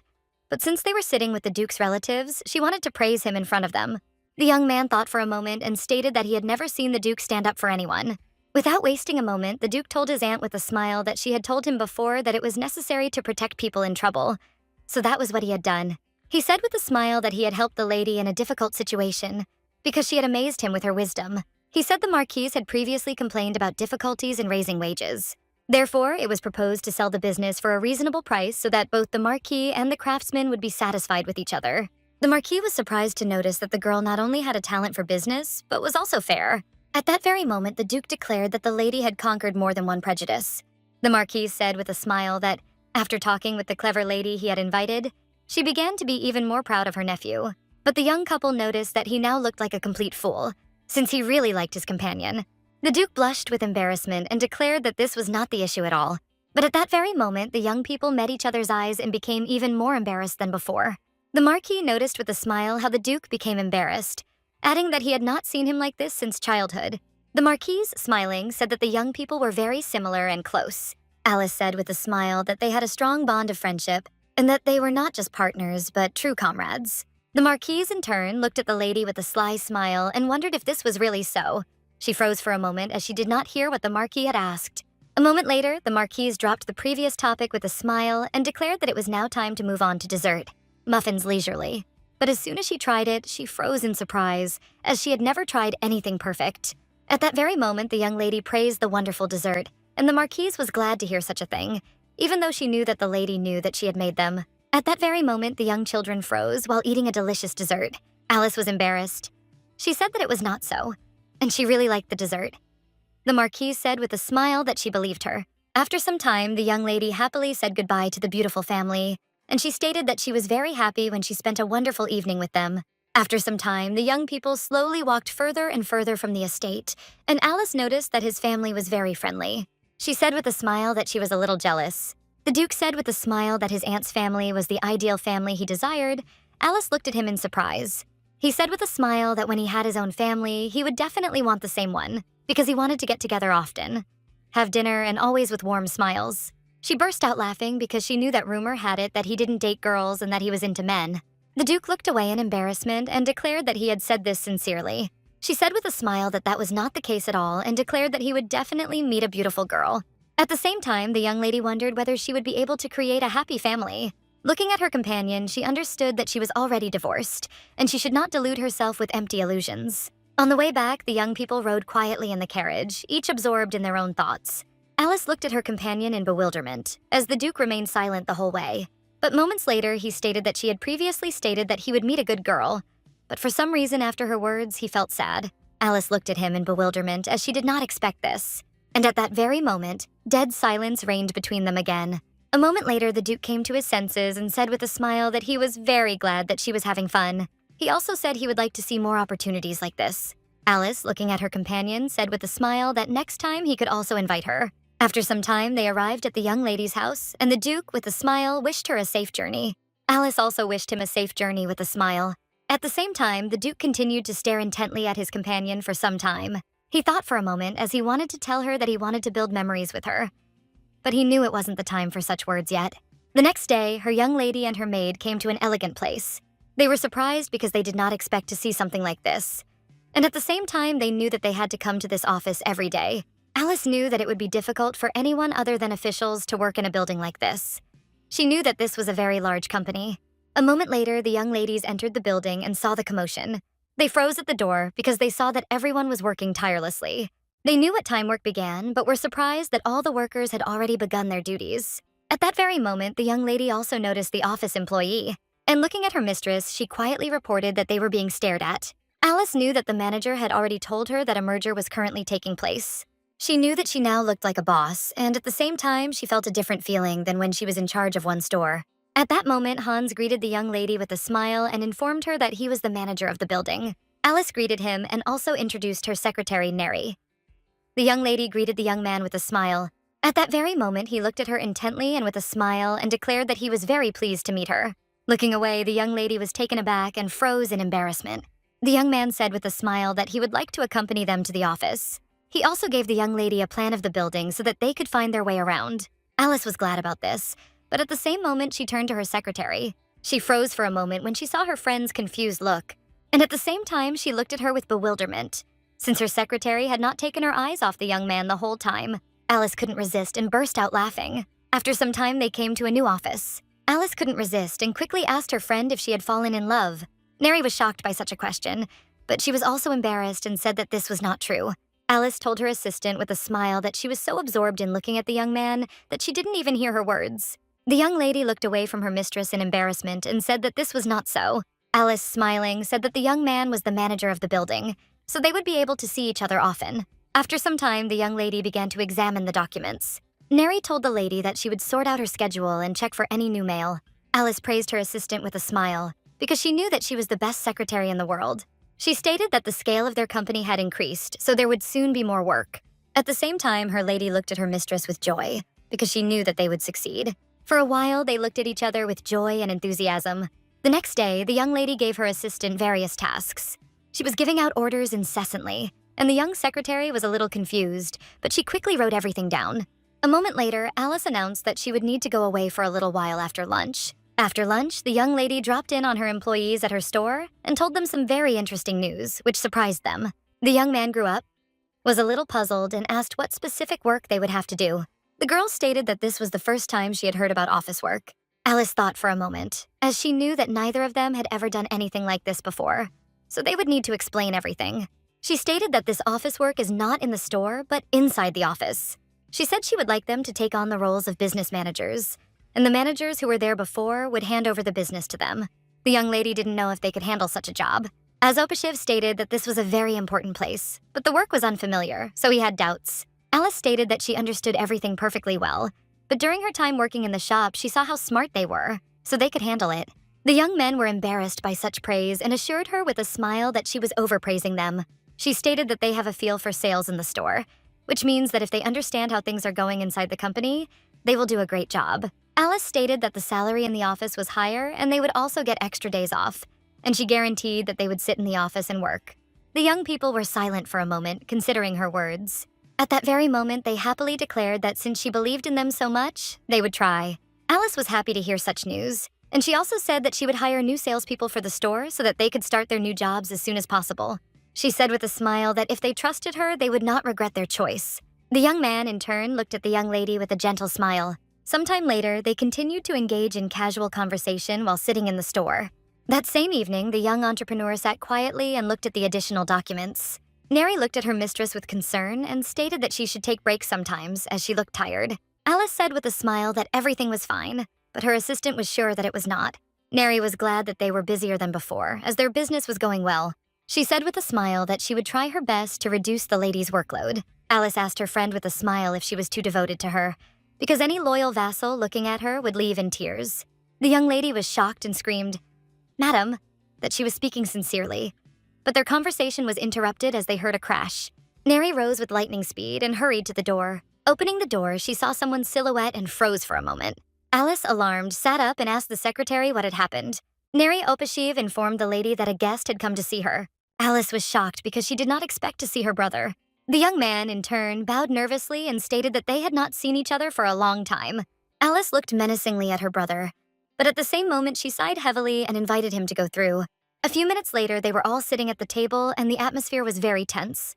The young people looked at each other intently, but no one said a word. Alice broke the silence and asked her brother how he had chewed. Looking away from his sister, he said that he had read books and drawn better than before.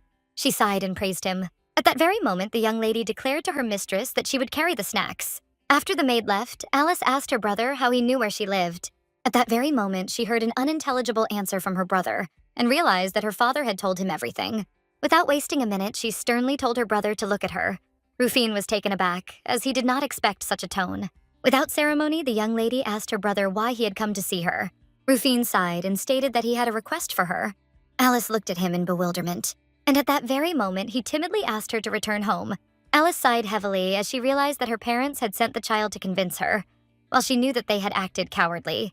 She was furious, and since the adults were plotting their schemes, they were hiding behind a fragile child. At the same time, she wondered if she could call them family. Alice looked menacingly at her brother and asked why she would do that.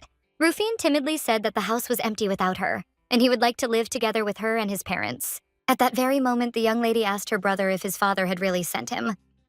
Rufinus immediately shuddered. Alice looked intently at her brother and said that he should listen to her carefully and convey her words to his father. Alice stated that the moment her father said she was not his daughter and kicked her out of the house, their relationship was completely over. Rufinus was taken aback and, trembling, told his sister that his father said he was very sorry. Looking at his sister with frightened eyes, he stated that his mother also said that she had gotten carried away, and now she regretted her actions. The young lady, in turn, buried her icy calm and wondered if they had simply gotten carried away and now regretted it. She was furious because she knew they only wanted money and now they wanted her back as if nothing had happened. Rufin, looking away from his sister, said that it was difficult for her to forgive them and that she had a huge wound in her soul. But at that very moment, she declared that this was not so, and she could forgive them because it was just nonsense. She declared at that very moment that if she forgave them, she would not share her money. He looked at her with bewilderment, as he did not understand what money they were talking about. Alice asked if she said she wouldn't give them the money, would they worry that she had forgiven them. She was furious because they had thrown her out of the house, and now that her business was improving, they decided to just apologize and invite her back.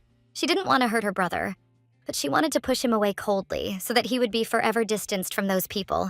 Alice stated that everyone thought that she got easy money, but she went through the humiliation, and neither her parents nor no one intervened. Rufinus lowered his eyes to the ground as he did not know what to answer his sister. When she left, she told her brother that she was not going to return to the family and did not intend to share her money either. The young man hastened to stop his sister, but unfortunately, it was all in vain as she did not want to continue the conversation. Rufinus nevertheless hurried to her and continued calling. At that very moment, the young lady handed him a small bag of money and said that it was enough for him to find a room where he could spend the night. She slowly left him and walked away, while the young man, trembling, thanked her. The young lady looked sideways at her brother and asked him to leave. For a while, he stood quietly and silently looked at the money. Unfortunately, the young lady was overcome with emotion and hurried to her room. But at that very moment, the maid called her and she froze on the steps. She looked at her faithful servant with tears in her eyes and reported that her relatives were still persecuting her. The young maid, in turn, looked at her mistress with tears in her eyes as she sympathized with her. Alice could not stand it and at that very moment rushed into her maid's arms.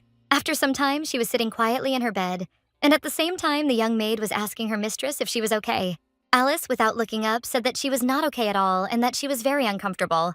She was furious because she had lived without sparing herself for the sake of the people she considered her family. At the same time, she tried to tolerate her husband's debauchery and coldness, and even tried to get along with him. She did all this for her family, and yet she never felt alive. But now she knew that it was all over. And now the young lady was on her way to her real life. But she was very angry because her family was interfering again and ruining everything. Neri looked at her mistress with tears in her eyes and declared that she was coping well with all the adversity. She told her mistress that she was by her side and they would overcome everything. Alice was touched by such words. But at that very moment, she said with a smile that everything was right.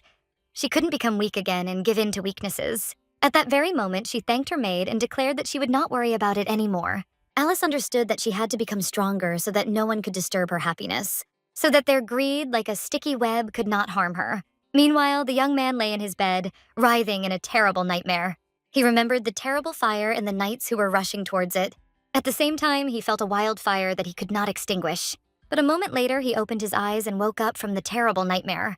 He was scared and confused because he did not understand why he had the same nightmare again that had been haunting him for a long period of time. But moments later, he smelled a wild, burning smell and at the same time heard a frantic scream. The young man was taken aback and quickly threw off his blanket. Without wasting a minute, he rushed to the exit and saw people screaming and running away from the fire. He was shocked and confused, as he did not understand what was happening at all. Looking away, he froze in place as he saw that everyone was running away in a hurry. But at that same moment, he realized that he could extinguish this fire with his power. Without wasting a minute, the young man used his power. He thought that everything would soon be extinguished, but at that very moment, he heard the voices of people who were looking at him in surprise. Without a moment's delay, he shouted to everyone present that it was dangerous to be in the room and they needed to leave the building as soon as possible. After all, if the fire turns out to be strong, the building could collapse. The young people, without interfering, listened to him and hurried to the exit. Moments later, he extinguished all the fire that was on the floor. But at that very moment, he heard a scream from above and saw a collapse. I hurried up to the other people. But when he ran to the top floor, he was taken aback because he saw the state of the building and saw people who were engulfed in flames. At that very moment, he used his magic again. And without hesitation, he sent it into the stream of water straight into the raging fire. Everyone present was shocked because they did not expect to see water. I hastily shouted to everyone that the fire on the lower floors had already gone out, so they should go down the stairs. All those present immediately hurried to leave the dangerous part of the building. I looked closely at the top floor as I assumed there were still people there. In a hurry, he climbed up to the top floor but noticed that everything had already gone out. He quickly hurried to the exit but realized that he had used too much magic. But when he went out into the street, he was stunned because everyone began to chant his name, and at the same time they shouted that he was a hero. The young man froze in place, looking at everyone present in bewilderment. They shouted joyfully that he was a hero and that he had saved their lives. I quickly came to my senses and stated that, unlike the corridor, the rooms were in a normal state, and since the fire was extinguished, they could return back. A moment later, Madame approached him and, asking for forgiveness, turned to him. The innkeeper happily thanked him for such actions, but he said that he simply helped because he could not pass by such a situation. But at that very moment, the madam grabbed the hero by the hand and shouted that he was the hero who was letting the water out of his hands. She asked with a smile whether he was from a noble family. I stated that I am not a hero at all, and I asked everyone not to mention the situation anywhere. Therefore, he really hoped that they would return to their homes as soon as possible. I looked at everyone present with a gentle smile and noticed that they were probably very scared, but now they could rest. Moments later, the young man hurried to his room as he knew he should sleep. Meanwhile, the young people sat quietly in the forest. Philip hurried to his master and asked if he was feeling unwell. The young man looked menacingly at his subordinate and said that he asked not to call him sir. Philip asked for forgiveness, since something like that somehow slipped out of his mouth. He sighed heavily and said that his uncle had eyes and ears everywhere, so they needed to be careful. He said that until they found him, they were obliged to stay alive. He didn't have time to finish speaking when suddenly a terrible burning pain pierced him. Memories of that fateful day when they had tried with all their might to save their lives came flooding back to him. The young man hurriedly shouted to his subordinate that they needed to find him quickly. A moment later, he saw the man he had been looking for a long time, but at the same time, he saw another burning fire. Without wasting a minute, the young man rushed towards the fire.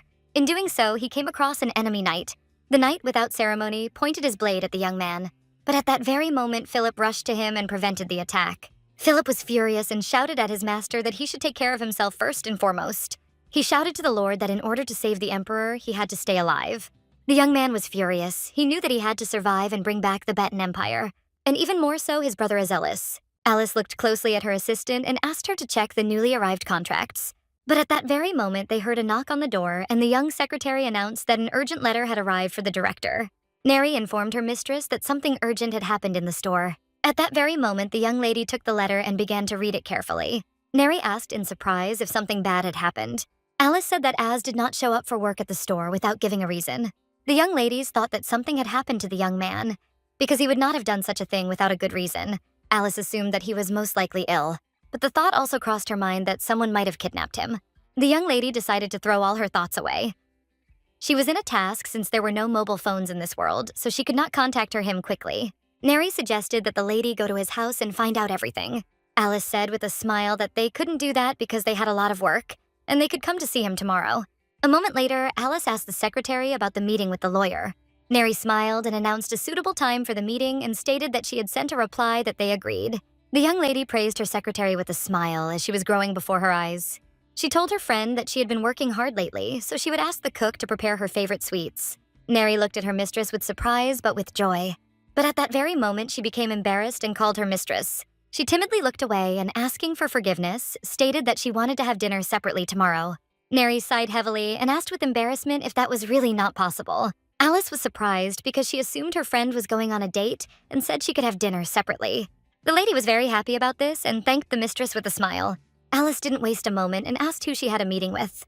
Neri asked the lady with a smile if she remembered the building manager. Alice said with a smile that he was a handsome man. The young lady was confused, but in turn she knew that her mistress was right. Alice looked at her secretary with a smile because she was right from the start, but she also wanted to know who invited whom first. Neri said that he invited her to have dinner together. Alice wished her friend good luck with a smile, but at the same time she was a little envious of her.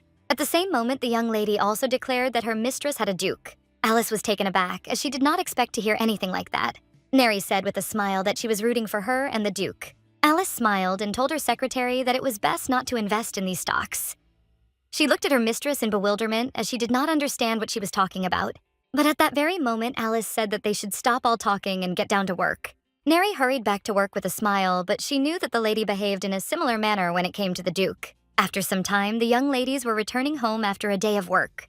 But moments later, they froze in place when they saw someone's silhouette at the gate. The young ladies were a little puzzled as they did not know who was hiding behind the hood. Alice immediately realized that her father had sent someone to her again. Without wasting a minute, she approached the man and asked who he was. I quickly turned around and quietly informed the director that it was him. At that very moment, he pulled his hood back from his face, and the young ladies saw who stood before them. They were shocked, as they did not expect to see him under cover of night. Alice was taken aback because she didn't understand what he was doing late at night in her house, especially in suspicious clothes. But still, after some time, they were sitting quietly in the house drinking tea. Alice looked closely at the young man and wondered if someone was following him. He sighed and said that it was also causing him a lot of problems, so he couldn't go to work. Alice asked if there was a reward for him. I replied that it wasn't so. Neri was shocked by what she heard. Alice looked at the young man in bewilderment as she did not understand anything. At that very moment, she declared that she would like him to tell her honestly about everything. The young man fell silent for a moment, not knowing where to begin his story. A few hours ago, the young man was sleeping quietly in his bed, but a moment later, he opened his eyes because he heard a noise. He was shocked because he realized that he had fallen into too deep a sleep. At that moment, he heard a knock on the door. A moment later, he slowly opened the door and looked in surprise at the unexpected guests, asking who they were. The knights looked closely at the young man and greeted him. He was scared and wondered if his uncle's minions had caught up with him. At that very moment, one of the knights asked if it was really Mr. Azpavor in front of him. I looked at the knight with bewilderment, as I remembered that I had randomly chosen this surname for the contract with the employer. At that very moment, he asked the knights what brought them to him. The knight said that they were from the capital's police detachment, and they had received a tip. His comrade could not resist and joyfully shouted that they had found out that the unknown wizard was located here. The young man was taken aback because what he was so worried about had happened. He sighed and asked in confusion who had told them about this. They stated that the owner of the building had told them about it. A young man with burning eyes shouted that they heard that he had managed to overcome the fire with the help of magic. I asked with bewilderment what was wrong with that. Another knight told the young man that with his abilities, he should register at the magic tower. So they came to him to make sure that he was really registered. And in a hurry, he declared that he was registered. So he asked if they could leave his dwelling. He sighed and stated that he was tired and would like to rest. But before he could close the door, a knight suddenly grabbed her and declared that he had to show them the registration number. He stated that this was a policy of controlling the Empire's magical talents. I said that he was a foreigner and not registered in the country. The knight was shocked and did not understand why the young man was only now talking about this. They hastily asked him to provide a waybill. He was puzzled as he had nothing of the sort. He sighed heavily as he did not have the courage to resort to such a method. But at that very moment, he asked for forgiveness and extended his hands to the knights. They looked at him sideways, not understanding what he was going to do. At that very moment, the young man threw thick sand at them. Without wasting a minute, he ran, but shouted that he was asking for forgiveness. And if they wet their eyes well, nothing would happen to their vision. The knights were shocked. They shouted after him, but it was all in vain. However, the residents of the house saw him running and looked at him with bewilderment, since he had just saved them yesterday, but was now running away. A moment later, he sighed heavily and, looking down, informed his mistress that this was exactly how it had happened. At that very moment, Alice asked if he was really a commoner. She said that in his country, he was probably from a noble family, and the surname he gave her was not his real one. She stated that she had assumed something like this because he had magical powers, and his behavior was different from that of an ordinary person. He sighed heavily and said that he couldn't give details, but almost everything completely coincided with her thoughts. However, with sadness in his heart, he asked her to accept the current situation. He understood that if it became clear who he was, his life would be in danger. He screamed in fear that he was now nothing more than prey for the hunter. The young lady thought for a moment as she realized that the situation was not an easy one. He said that he could not return to the house where he had been before, and that he would have to wander around the neighborhood in search of a new home. The lady asked if he had any personal belongings with him. He sighed and said that everything was left in that house. The young lady, in turn, thought for a moment and wondered if there was a way that could help him. But a moment later, she announced that he could stay with them for a while. The young man looked at the young lady in bewilderment, as he did not expect such a thing. She said that now he cannot move around as he pleases, and he has no housing, and he has no money. He was convinced by her arguments. She sighed and said that he had business to run, and if he lived with them, he could commute to work with her. Alice stated that he would avoid prying eyes for a while. The young man was taken aback and thanked her for her kindness, and also asked how he could repay her. Neri said with a smile that he had done nothing wrong, and she thought that they should help each other out in difficult situations. Alice said with a smile that her friend was right in saying that they were one family. At the same moment, they began to have a casual conversation with a smile. After some time, Alice came to the young man and knocked on the door of his new room. And at that very moment, she informed him that it was time to eat. But to her surprise, she heard no answer and thought he had simply fallen asleep. After a few minutes of waiting, she finally decided to go into the room. A moment later, the young lady was filled with embarrassment at what she saw. She was shocked because she saw him in a very piquant form. She sheepishly stated that she approached the room, but he did not answer, and she went in. But at the same time, she asked for forgiveness, since she did not know that he was washing himself. In a hurry, the young lady ran out of the room and shouted at the end that he could go downstairs to eat. And at the same time, she asked him to get dressed. The young man called a cue with her and froze in place in surprise, as he did not expect anything like this. Alice was shocked by such a surprise, but at the same time, she noticed that his body was simply divine. At that very moment, she slapped herself on the cheeks in order to come to her senses and cast aside all indecent thoughts. Neri looked at the lady in surprise and asked why she had not come down with the young master. Alice sheepishly stated that he should get dressed and come down. Neri asked what her mistress was talking about. Alice hesitated, not knowing how to answer the piquant question.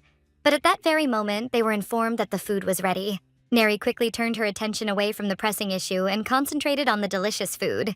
Alice breathed a sigh of relief, knowing she wouldn't have to explain the situation. A moment later, the young lady turned her gaze to the young man as he announced that he was ready to begin his meal. A few minutes later, the young people were sitting quietly at the table and having dinner. Alice looked intently at her companion, but as soon as he looked at her, she quickly looked away, embarrassed.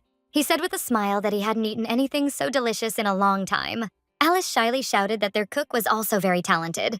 She looked at him intently and thought for a moment as he was more unperturbed than she. She hoped he didn't feel any ill will towards her. In turn, Az could barely contain his embarrassment, since he still remembered the young lady's reaction when she saw him.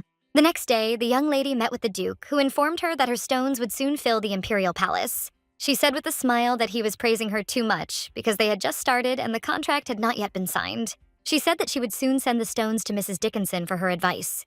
The Duke sighed heavily and told his companion that she would become very busy and they would not be able to see each other. Alice looked at her companion with a smile, because the more she looked at him, the more new things she saw.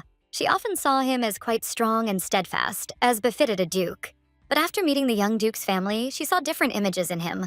Eugene said with a smile that they could buy coffee when she was free. She saw that he was warm and gentle, and this attracted her. He said with a smile that he had been in good places a lot lately and was always thinking about her. She said with a smile that they would continue to see each other in the future, so that he could show her new places each time. The Duke was a little surprised by such words, but at the same time confused.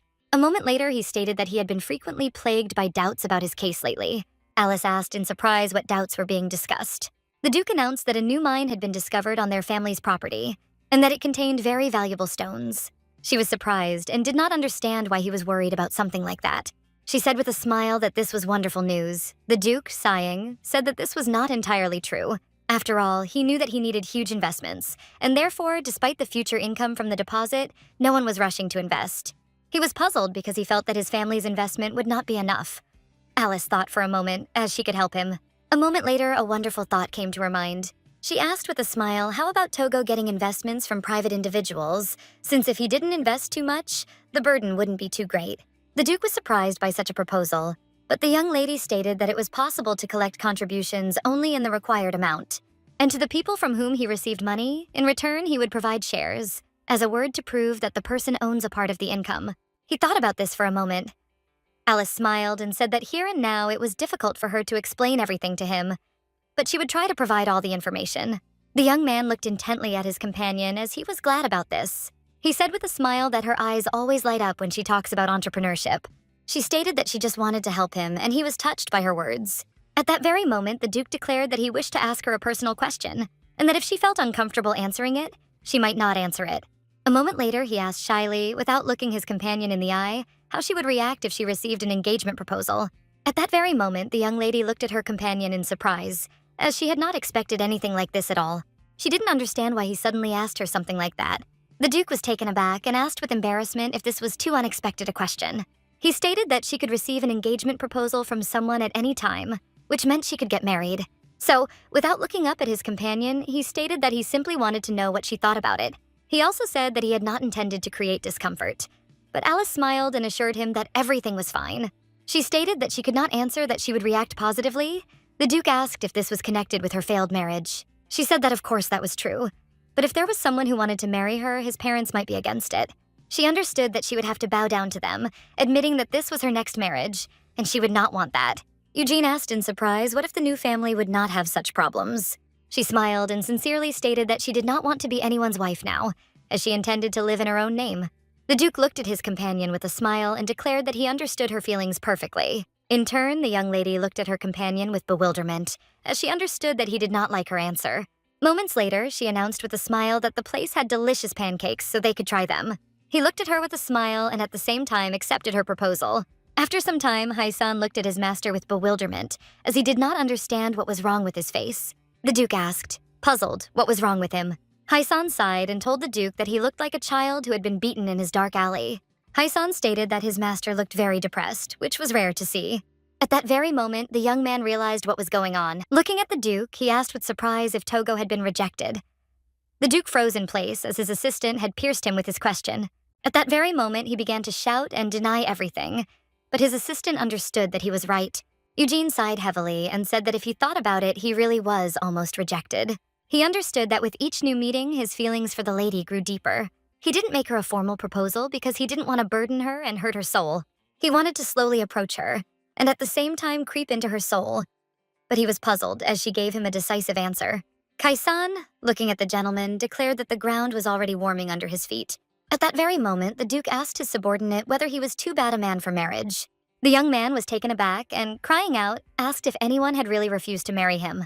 The Duke said that this was not so, but his assistant was firmly convinced that this was exactly the case, and he wanted to know who the girl was who had refused him. However, at that very moment, he declared that even he would not like this. The Duke looked at him in bewilderment, as he did not understand what he was talking about.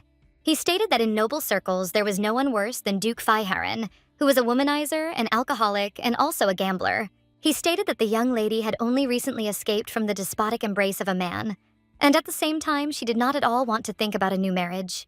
He stated that she was also involved in business, and it could be said that the Duke had chosen the worst possible time to propose. The Duke was shocked, as he knew that she had not refused to dine with his family, and the atmosphere was wonderful then. The assistant assured him that this was possible because they were friends. The Duke was shocked, as he realized that his assistant was right and he could do nothing more. Hai-san, looking at his master, asked if he really could do nothing more. At that very moment, he informed his master that he could simply seduce the young lady. The Duke froze in shock, and at the same time, he did not know at what point he should seduce her. Hai-san, looking at the gentleman, said that he had absolutely no idea how to be a gentleman, but he was ready to help him. At the same time, the young lady was dating the prince. At this, the prince looked closely at her jewelry. He smiled and said that the idea of creating a balance with the dresses was a good one. He thought they would go perfectly with the outfits his mother wore in everyday life. The young lady thanked the prince with a smile as she felt relieved by his answer. To create jewelry for the imperial family, extra care was needed, and she personally came to the workshop and checked all the jewelry. The prince smiled and said that they could only know how pleased his mother was by giving her the jewelry, but in his opinion, everything was beautiful. Alice looked at her companion with a smile as she was very glad that he liked everything. At that very moment, he brought a man, looked at his companion, and called her. He asked if she was very busy right now. Looking away from his companion with embarrassment, he stated that he simply wanted to invite her to dinner. The young lady was shocked by this, and at that very moment, she asked what he was talking about. The prince said with a smile that he would like to invite her to the palace in honor of their first collaboration. She felt awkward, but she stated that she was only doing the job for which she was getting paid. Alice said that her work was little different from that of Mrs. Dickinson, but the prince, smiling, declared that it was his wish. The young lady sheepishly agreed to his proposal. She understood perfectly well that it was impossible to refuse from the very beginning. The prince said with a smile that he would send an official invitation soon. After some time, the young lady returned to her home. But as soon as she got out of the carriage, her secretary met her with an anxious expression on her face. She looked intently at her mistress and asked her to look at the letter quickly. Alice looked at the small letter in bewilderment, but a moment later she noticed who the addressee was. She looked at the letter with bewilderment and at the same time wondered why the young man decided to send it to her. Neri immediately asked the lady if she would open the letter. Alice stared at the small bundle for a moment but decided she wouldn't do it. A moment later, she confidently walked towards her estate. She slowly walked into the kitchen and at the same moment handed her cook a letter. She asked with a smile if she could throw it straight into the oven. Madame was surprised because the letter had not even been opened. But Alice assured that she could count it as fuel and throw it away, since she saw no point in reading it. Neri looked at the lady with a smile and said that she simply could not resist her charisma. Alice declared that she simply did not have time for such nonsense. A moment later, she asked what was wrong with Mr. Az. Neri stated that the young man told her that he was tired and would not come out for dinner. The young lady thought for a moment, as she had not seen him for several days. Sighing, she declared that they still needed to have dinner, and therefore she wanted the two of them to call him. A moment later, she announced that they also needed to prepare some stones for the ball.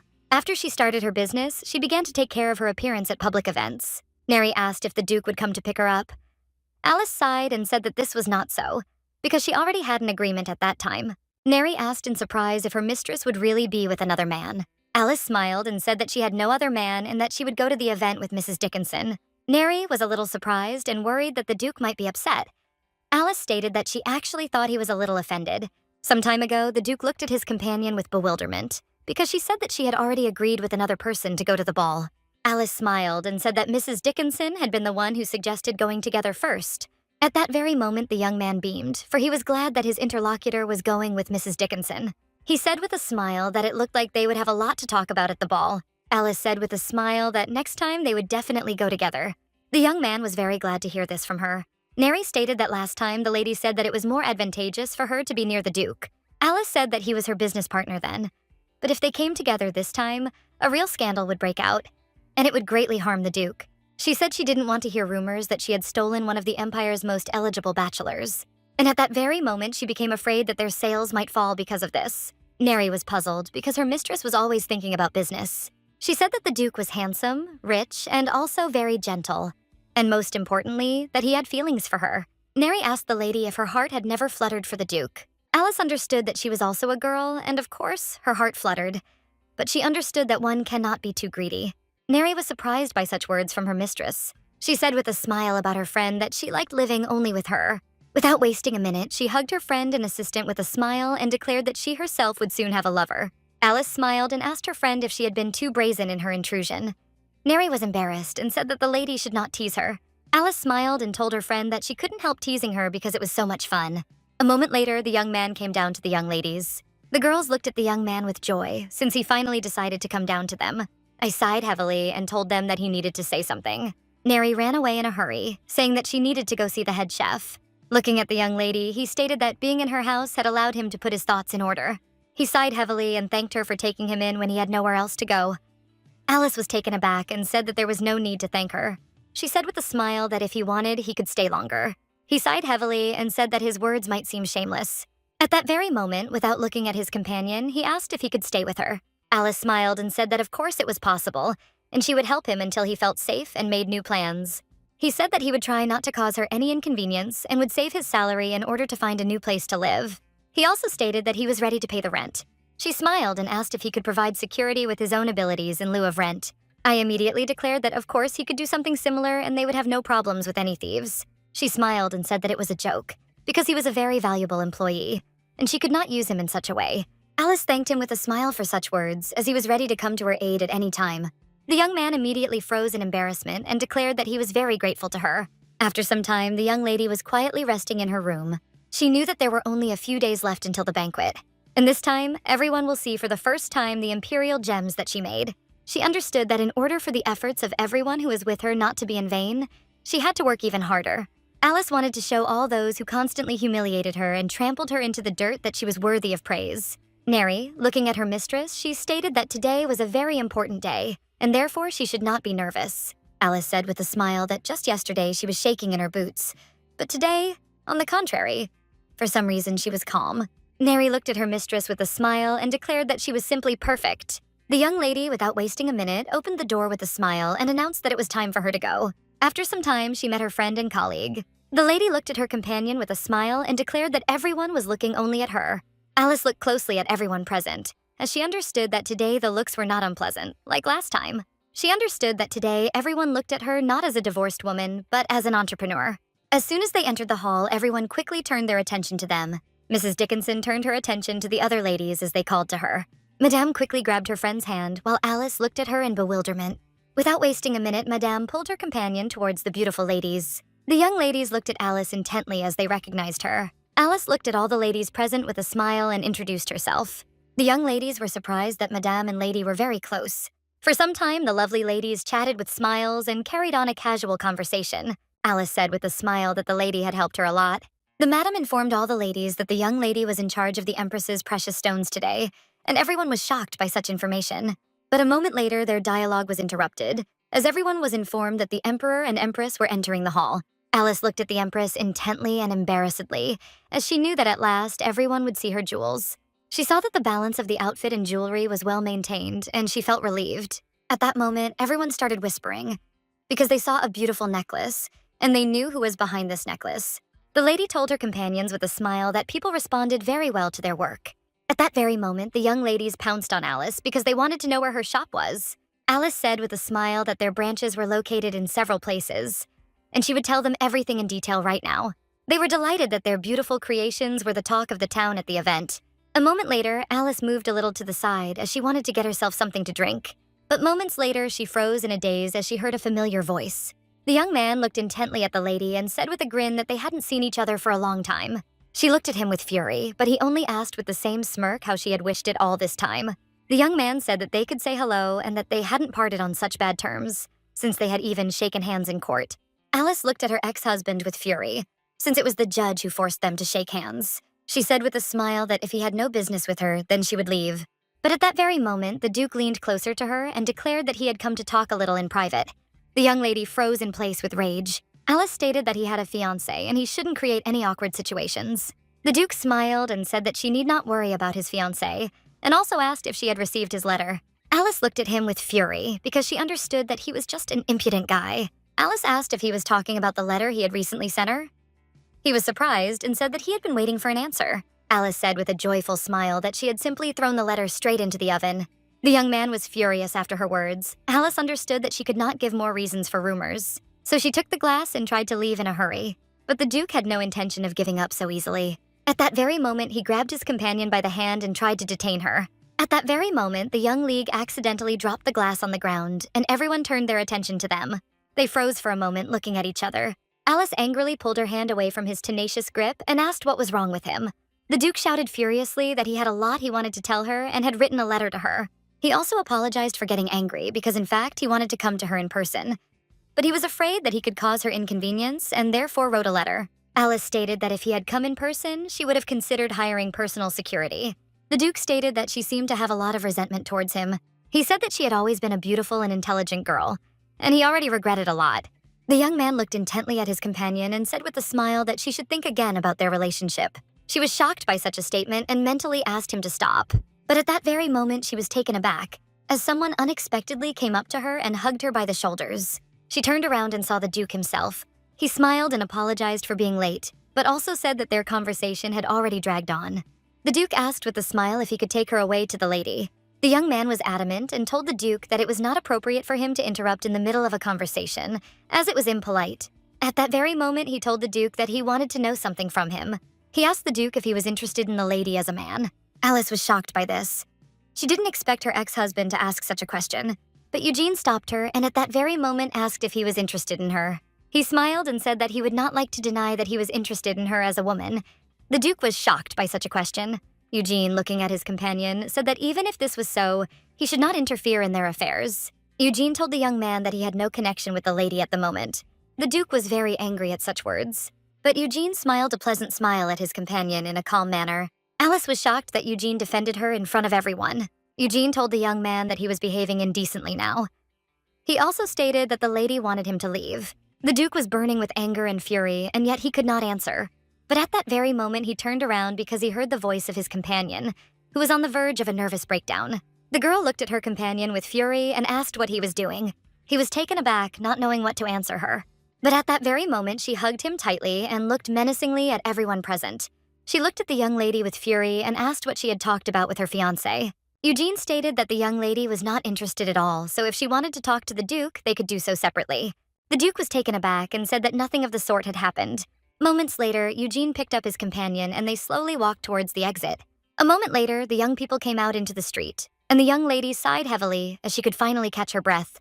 Eugene looked guiltily at his companion and apologized for being late, as he was talking to a friend. She looked at him with a smile and said that he had arrived just in time, and at the same time she thanked him. Alice was very upset because she did not show her best side in front of the Duke.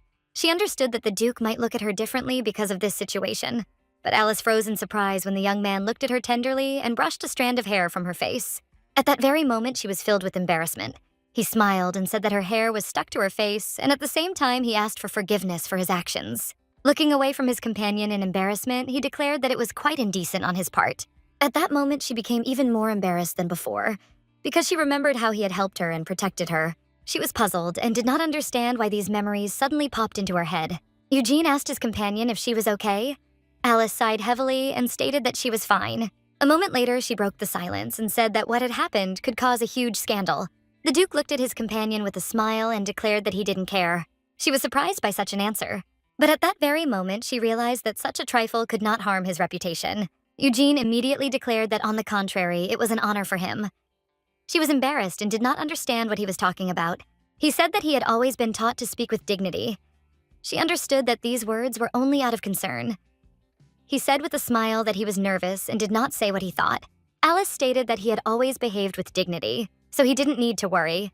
She also thanked him with a smile for saving her. He was taken aback and said that there was no need to thank him so much, since he simply saw that she was in an unpleasant situation. Alice sighed and stated that if he hadn't shown up, she would have had to continue listening to the insults. Eugene asked in surprise if the Duke had said anything indecent.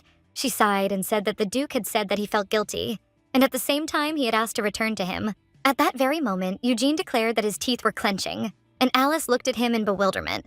At the same time, the young man was seething with anger and fury because he did not understand how the Duke dared to say something like that. He was furious and did not understand how someone so inhuman could be called a human being in general. Alice looked at her companion in surprise, but he immediately asked for forgiveness. He said he was so angry at what the Duke had done to her that he felt uneasy. She looked at him in surprise and asked why. Eugene was taken aback as he did not understand her question. At that very moment, Alice asked him point blank why he was so angry. Eugene looked away from his companion's response, not knowing how to choose the right words. But after a moment, he said that he took all her affairs as his own. He stated that he liked her very much. Alice froze in place at his words. At that very moment, she wondered if he had just confessed his love to her. He said that his feelings were not at all fleeting, and at the same time he knew that she was the reason for these very feelings. He said that she shines so brightly, it is simply impossible not to love her. Eugene said she was confident and did her job with pride. But at first, he thought he wasn't attracted to her as a woman. But to his surprise, over time, because of her qualities, he seemed to plunge headlong into the pool. Alice was very embarrassed. But at the same time, she didn't know that he thought so much about her. He took her hand tenderly and said with a smile that he had learned a lot from her. For this reason, he liked her very much and wanted to meet her as often as possible. Eugene said that he was curious to know more about her, and he also wanted to see all her emotions and hear the pain in her heart. The young lady was a little puzzled by his confession, as she did not know whether he would be able to love her when he knew about all her wounds. Eugene said that he wanted to be close to her, to get to know her, and he no longer intended to hide his feelings for her. She heard his confession, but she was too sad. Alice, in turn, looked intently at her companion as she did not know how to respond to his confession. A moment later, Alice sighed heavily and declared that she needed a little time. He confessed that he loved her for herself, and she did not want to refuse such a confession. But she understood that right now their relationship was too important for business, and she could not give in to emotions. She sighed and stated that she would not like to refuse him. After all, he is first and foremost her business partner. But Alice was afraid that emotions would ruin their relationship. He smiled and extended his hand to her and stated that he did not want to ask her to open her heart to him right now. The Duke said that he would wait, and she could come to him at her leisure. The young lady looked intently at her companion, and a moment later she tenderly thanked him for his understanding. He smiled and said that in that case, it would be a good idea for them to choose a time to get closer. The young lady walked for a moment in a way she had not expected. At that very moment, he looked away from her and declared that he wanted to ask her out on a formal date. Alice was taken aback and trembled when he told her about the date. She sheepishly stated that, of course, she agreed to go on a date with him. The Duke said with a smile that he would take her to the carriage, and she should not refuse him, of course, if she did not want to wound him in the very heart, who had just confessed his feelings. Alice said with a smile that he had become cunning very quickly. He stated that he would no longer hide his feelings, so she simply should not reject him. After some time, the young lady gathered all her colleagues and announced that, compared to the previous month, sales had increased at the main store and in the branches, but profits were lower than she expected, especially at the main store. The young man stated that it was all because they had a rapid growth rate in the last quarter, and besides, the current result was quite good. She understood that before the investment was fully recouped, the income would only increase. Neri, looking at her mistress, stated that she had studied the product line and would like to express her opinion. She stated that all products made from precious stones are aimed at a female audience. Looking at the lady, she said that it seemed to her that sales were being suppressed because men were not coming to them. The young man, looking at everyone present, said that he also wanted to add something. He reported that some time ago, having visited several branches in the province, he heard the same comments. The capital store had quite a lot of female customers, but the further it went, the higher the proportion of male customers became. And due to the lack of products aimed at men, many customers leave without making a purchase. Alice praised the young man with a smile, because he personally visited the provincial branches. He stated that men would be interested in cufflinks for ties or sleeves, as well as watches. She announced with a smile that for the next line they would create jewelry designs for men. At the same moment, the young lady said that she also had a few words to say. She asked the lady what she thought about launching a more affordable collection. After all, for people who are not very rich, buying their goods may be somewhat problematic. Neri said this could help popularize gemstones. Alice thanked everyone for their excellent opinions and said that she would think about everything they said. She stated that they need to organize all the information on new products and that it will be better to promote them in the same way. She knew that newspaper advertising was already boring, and she needed to come up with a more effective way to promote her product. Neri asked how about putting pictures of their new products in the newspaper. Alice said that it was really a new way. Neri suggested that her mistress show the new collection to clients in advance. The young lady thought for a moment about how she could organize such an exhibition, but a moment later, the perfect thought came to her mind. She looked at her friend with a smile and declared that they would do a fashion show. She understood that if the bejeweled models walked down the catwalk in beautiful clothes, it would be much more effective than advertising in the newspaper. She said with a smile that the clothes could be discussed with Miss Dixon. Neri smiled and told her mistress that she hadn't thought of something. She asked the lady if she had chosen the clothes she would wear for dinner at the Imperial Palace tomorrow. Alice was taken aback, as she had completely forgotten about everything. Neri told her mistress that the meeting was already over, so she needed to go quickly and decide on an outfit. The next day, the young lady visited the Imperial Palace. She was already trembling just from the fact that the imperial couple was in front of her. But when she looked at the princess, she looked away, because she looked like a snow queen. But the most comfortable of all those present was the prince. She didn't know if she would be able to swallow even a bite at this meal today. The emperor looked at the lady with a smile and declared that they were seeing each other face to face for the first time today. She smiled and said that it was a great honor for her, because she had worked tirelessly for such a moment. The emperor told his guest with a smile that he had heard a lot from his son about her business. He stated that he was amazed by her ability to create beautiful jewelry. And at the ball, he saw how they suited his wife. The empress said with a smile that she was touched by such things. And thanks to her efforts, she received more praise than on any of her birthdays. Alice was amazed because she did not expect to hear anything like this. She said to the empress something about exaggerating, because the empress had always been beautiful. The empress thanked her young companion with a smile for her wonderful words. At that very moment, the prince asked Togo if he would like to create decorations for the princess's birthday as well. But in turn, the princess was not very happy with this idea. The empress smiled and remarked that this was a good idea and asked her daughter what she would say about it. The princess sighed heavily and said that she would certainly think about it. Alice looked at the princess with a smile, but at the same time, she was sure that she was uncomfortable with her. The prince quietly whispered to his companion that she should still eat, since it seemed to him that she had not yet swallowed a single bite.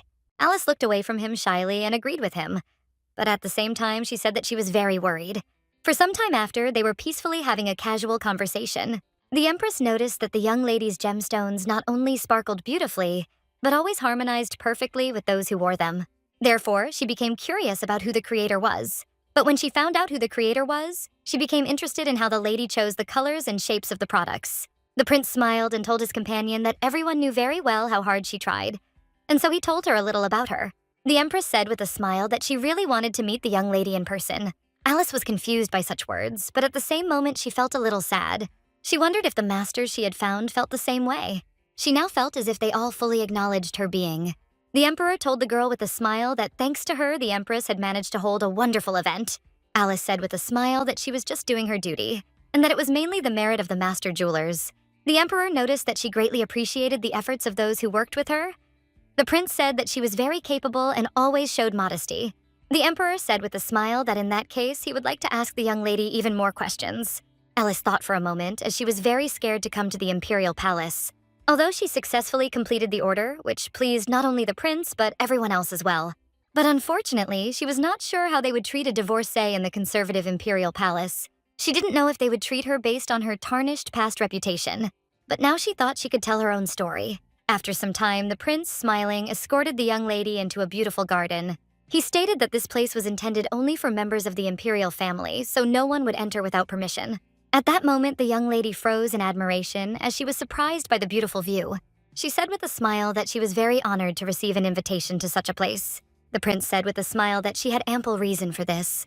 Alice looked at the prince in bewilderment and wondered if she was as close to him as his friends. Mikhail Popov stated that he always goes into the garden when he has doubts in his soul. He didn't know if it was the silence, but it seemed to him that in a place like this, his feelings were calmed down. Alice said with a smile that she understood his feelings. She stated that her house also had a garden. Not as beautiful as this one, but it was also always peaceful. The prince sighed heavily and looked intently at his companion without answering her. A moment later, he broke the silence and asked if anything had been bothering her lately. Alice thought for a moment, not knowing what to answer. But at that very moment, the image of the Duke, who had recently confessed his love to her, appeared before her.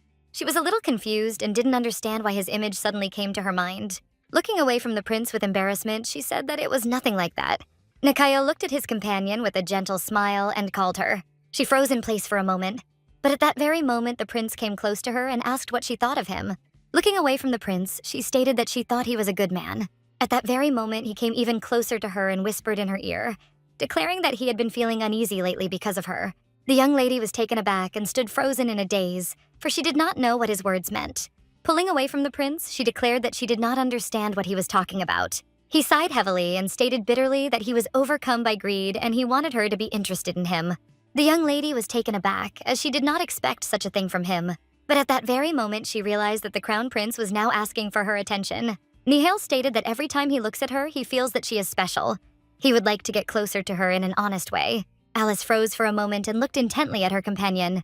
She was a little puzzled and wondered if she would really have to say such words herself. She sighed and, without looking at her companion, declared that nothing could work out between them from the very beginning. He was shocked and did not understand why she suddenly said such a thing. Alice asked if he really didn't understand it himself. She said with sadness in her voice that there would be no state on this continent that would allow a divorced woman to enter the imperial family.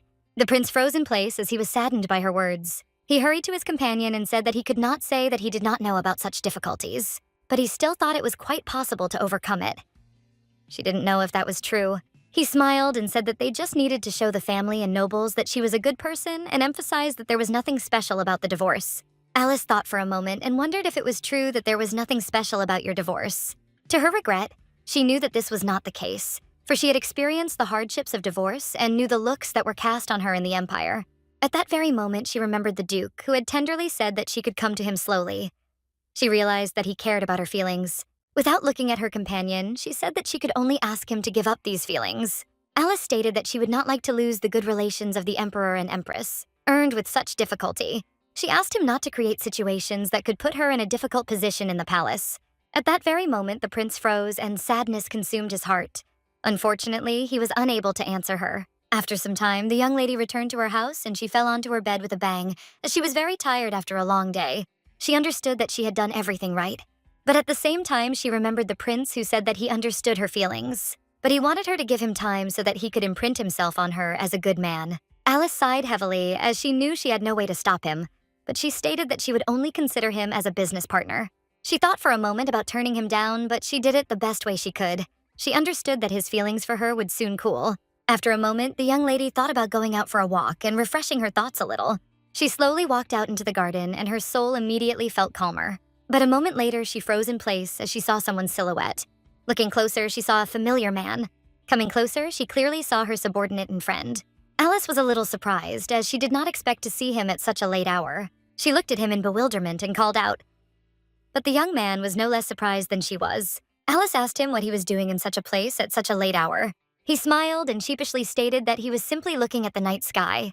She was surprised by this, but at that very moment, she raised her eyes to the sky. And at that very moment, the young lady froze, as she was struck by the beauty of the night starry sky. Alice wondered if there was a special atmosphere in him when he looked at them alone like that. I said with a timid smile that it was not that the stars were so beautiful. Looking at the sky, he remembered his older brother. She was surprised as she didn't know he had an older brother, but the young man said that they, unfortunately, had separated. Alice was taken aback for a moment, as this was the first time he had spoken about his family. She looked at him with a smile and said that if he didn't mind, he could tell her about the family in more detail. I looked at the young lady with tenderness, and a moment later he began his story. He stated that after the death of his parents, he and his brother were the closest people in the world. At the same time, he was the only one the young man could trust in the whole world. Alice looked at her companion with bewilderment and declared that she was very sorry that he could not now be with his brother, whom he cherished so much. I looked at the sky and wondered if they would be able to meet again. She saw that he was very upset. To encourage the young man, she said that if she could help him in any way in his search for his brother, she would do everything in her power. I thanked her with a smile for such words, but he wanted to give up his expectations. He knew that even if they never saw each other again, he wanted his brother to be okay. Alice asked how it happened that they separated. He stated that although they were connected by blood, there was someone who separated them through death. She understood that he shared the same pain as she did. He asked for forgiveness as it was too difficult a topic. She said with a smile that she also knew this feeling. Alice declared that they were now living happily, having escaped from the clutches of the people who had hurt them. She thanked him with a smile for trusting her and telling her such a profound story. She declared that from now on he could tell her whatever he wanted. The young man looked away from her with embarrassment and declared that he had already received excessive help from her. She said with a smile that everything was fine, because he was her special employee. A moment later, Alice noticed that their conversation had already dragged on, so she suggested that he return to the house. He was taken aback for a moment and began to mumble something, looking into the distance. Alice looked at the young man in bewilderment as she did not understand what he was saying. A moment later, he looked at her and declared that she was special to him. Alice froze and looked at her companion in surprise, as she did not expect such a thing. At that moment, she controlled her emotions and declared that she was special because she was a merciful director who provided both a workplace and food. He was surprised by such words, but still looked at her with tenderness and warmth. A moment later, the young man couldn't stand it any longer and burst out laughing.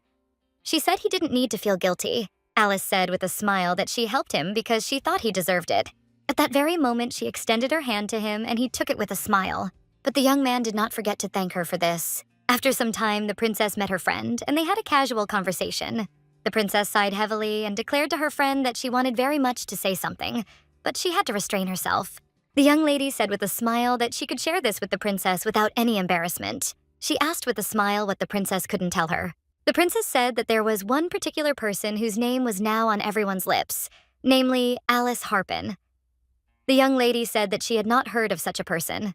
The princess stated that the girl was the duke's wife, although they had already divorced. The lady was shocked that her marriage was dissolved, since the duke was a representative of a noble family. At that very moment, the young princess could not stand it and declared that she thought her brother was extremely infatuated with the young lady. She was in shock and couldn't just hide her emotions, so she told everything. The young lady looked in surprise at the princess, who was rushing about and muttering something under her breath. At the same time, the princess walked from one corner of the room to another, as she was wrapped up in her emotions. She understood that her brother should not communicate with such a person. The young lady told the princess with a smile that she was worrying in vain. She also stated that she heard that the young lady was quite smart, capable, and resourceful. She said with a smile that if that was the case, she hoped the girl would receive the recognition she deserved. The princess stood frozen for a moment, not knowing what to answer. But at that very moment, she looked away and said something to her friend about the rights. She also noticed that she had jumped to conclusions a little. The princess said that she would like to get to know the young lady a little better. And at the same time, she asked Sarah if she would help her. Sometime later, the young lady received a letter. She was a little surprised, as she did not expect such a thing since it was Miss Dickinson who wrote to her. Madame wrote that she had given positive consideration to her proposal to organize Maud's ride. After all, as she said, dresses, jewelry, and theatrical performance are an original idea, and thus they can easily excite the audience in their attire. The ladies were surprised, but at the same time pleased with such an answer. Neri told her mistress with a smile that things would soon start to look up for them. Neri also stated that she could not even imagine that the princess would invite her to tea. Alice said that during their meal together, she noticed that the princess was uncomfortable around her. But she knew that to gain her favor and get the upcoming show widely publicized, she had to be fully prepared. Neri. The lady said with a smile that she should quickly begin preparing for the upcoming tea party. Alice looked at her friend with a smile and thanked her, and also asked if she had chosen an outfit for the date. The young lady was very embarrassed by such words from her mistress. She told her mistress in embarrassment that she had suddenly spoken of such a thing, and now she was embarrassed and did not know what to answer. Alice thought for a moment as she remembered that the meeting with the Duke and the tea party fell on the same day. Neri told her mistress that the Duke had been looking forward to meeting her and that no matter how important the matter was, he would probably be very upset. Alice knew it was so. She said that perhaps it was not respectful, but she was just a little offended with the princess. At that very moment, she was stunned as she realized what she had said. She looked at her friend with embarrassment, as she had heard everything. The young lady looked at her mistress with a smile, for she was in love. After some time, the young ladies gathered to begin the epithelium, and the princess, smiling, declared that she was very glad to see everyone. She also thanked everyone present for taking the time despite being very busy. The young ladies smiled and told the princess that her invitation was a great honor for everyone. The princess looked at everyone with a smile, as she was glad to hear such words. Alice glanced sideways at the princess and wondered if she had always been so charming. At that very moment, the princess announced with a smile that today they had specially invited one of the most famous ladies in their state. Alice smiled and thanked the princess for inviting her to the tea party, as it was a great honor for her. The princess stated that many people would like to talk to her, and she also noted that the lady has been too busy lately to take part in such events. She said she was very glad that the young lady had finally found the time to visit them. Alice saw that the princess had become interested in her, but not everyone shared the princess's hospitality. She said with a smile that they had received her very warmly, and now she didn't even know what to say. At that moment, the princess, with a smile, invited the young lady closer to her, as she wanted to know more about her. Alice bowed and said with a smile that she would be very happy to sit next to him. A moment later, she sat down next to the princess, but for some reason, a chill ran down her spine. She looked at the young lady sitting opposite her in bewilderment and wondered who she was. The princess asked the girl if she knew everyone who was present at this event. Alice stated that she knew everyone, as she had met them before in social circles. But no matter how hard she tried, she couldn't remember the young lady who sat opposite her. At that very moment, the princess told the young league with a smile that she was probably seeing her friend for the first time. Alice sighed heavily and said that everything was exactly like that. The princess introduced her friend Sarah, who was an outstanding sorceress, with a smile. The princess said that Sarah was the chief researcher and one of the best in the Order of the Empire's wizards. Alice was surprised, as she did not expect to hear such a thing. But at that moment, her friend, who was also a wizard, came to her mind.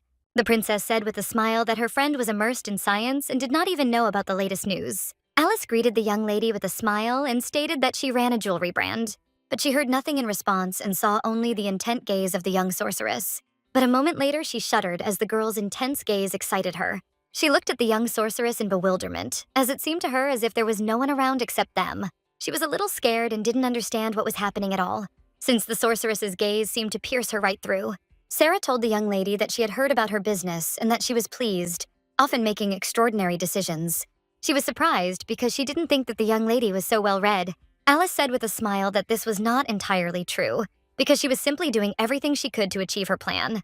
The princess said with a smile, "The young lady that this is an indicator of how smart she is?" Alice said with a smile about the princess that she overpraises her. At that moment, the young lady asked Alice with a smile if she could ask her a question. Alice smiled and said that they could ask whatever they wanted. At that very moment, the princess and her friend exchanged glances. The princess quietly asked her friend what she thought about the young lady. Sarah thought for a moment and said that perhaps Alice was a very ordinary person. The princess was surprised and asked if this was true. The princess was puzzled and did not understand what her friend's words meant. She wanted her to explain everything to her. The princess was a little upset because her friend said that she would find out everything, and so they had a tea party. Sarah asked the princess to have a little patience. At that very moment, Alice Iscosa glanced sideways at everyone present, as she realized that she needed to casually mention the fashion show. She smiled and entered into casual conversation with the other lady. But at that very moment, a brilliant idea came to her mind because she realized that now was the most opportune moment. She said with a smile that the next time they visited, they would give them additional gifts. She also stated that they will soon release a new product. The young lady looked at her in surprise as they did not expect to hear such a thing. The princess asked with a smile if this was the young lady's personal development. She stated that she would like to see something like this at the first opportunity. Alice said with a smile that they would be able to do this soon. In fact, she was currently preparing an event at the Opera House where their new products would be presented, combining the fluffy outfits from the studio with the new jewelry from their brand. She announced that they were going to present images and various elements to the audience. At the same moment, the young ladies asked with a smile whether they could also attend these events. Alice smiled and said that of course they could do that, and she would be grateful if they came. She also said that she had prepared some small gifts and asked if they could be brought now. The princess looked at the young lady with her smile and stated that of course she could do it. At that very moment, Alice gave a signal to the maid to bring in the gifts. A moment later, she showed them the beautiful perfume. She said with a smile that the craftsmen who collaborated with their enterprises put their souls into carving the bottles from crystals. She also said that she would definitely like to provide something to the princess. Alice said with a smile that she had given her a wonderful gift that was not for sale, and that they had made it especially for the princess. The princess looked at the small pendant in surprise, as she had never seen anything like it before. And she also noticed that the necklace had a very strange shape. Alice said with a smile that the princess was born under the sign of Pisces, so they shaped the pendant to match her sign, and she asked them to make it as beautiful as possible. The princess was surprised and flattered by this because she could not even think of such a gift. Alice said with a smile that it was a great honor for her to please the princess. At that very moment, the princess became very embarrassed and realized that she really liked the young lady. She was surprised, but at the same time flattered by such attention from the young girl. Sarah looked closely at the princess, as she realized that if things went this way, the young lady would steal the heart of not only the crown prince, but also the princess. After some time, the young lady met the duke, and he, with a joyful smile, declared that he thought she had smoked the princess. Alice sighed heavily and said that she didn't think so, because it was still difficult for her to understand the princess's train of thought.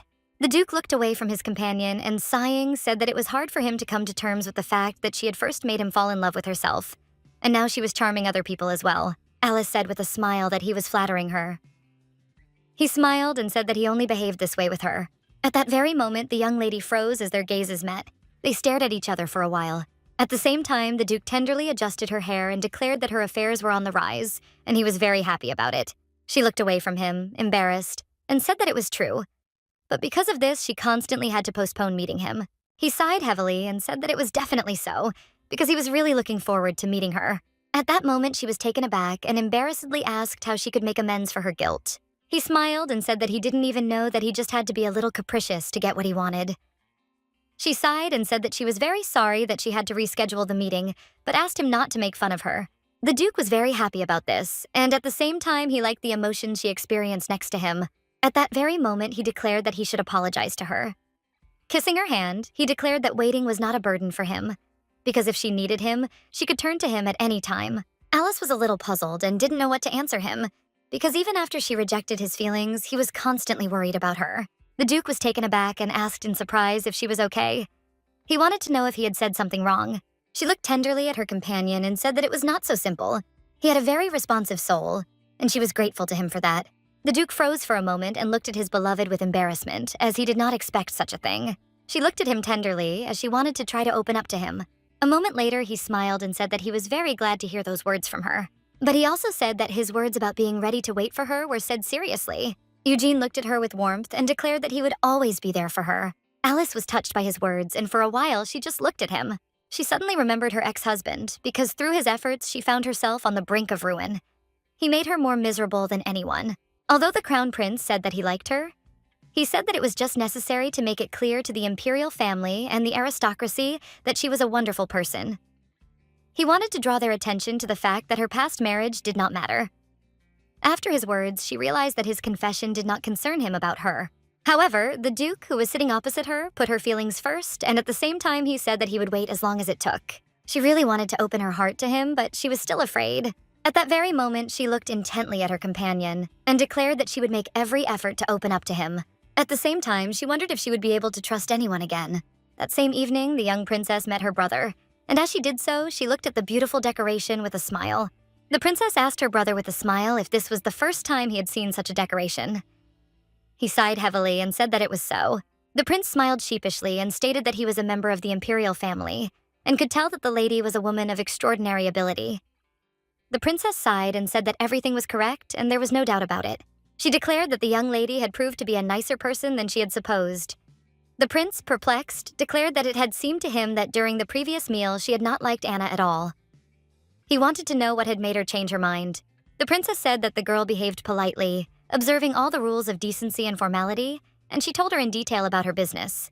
The princess also noticed that the young lady treated people with kindness. The prince was delighted by his sister's words and happily asked if she approved of her. The princess stopped her brother, as she did not know how to answer him.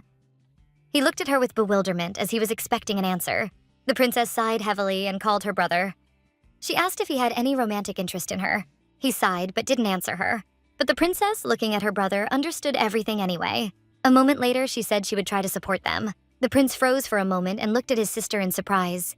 But after a moment, he changed his gaze and thanked her tenderly. The next day, Alice gathered everyone who was involved in her new project, and they also asked her if she was planning to split the program into several parts.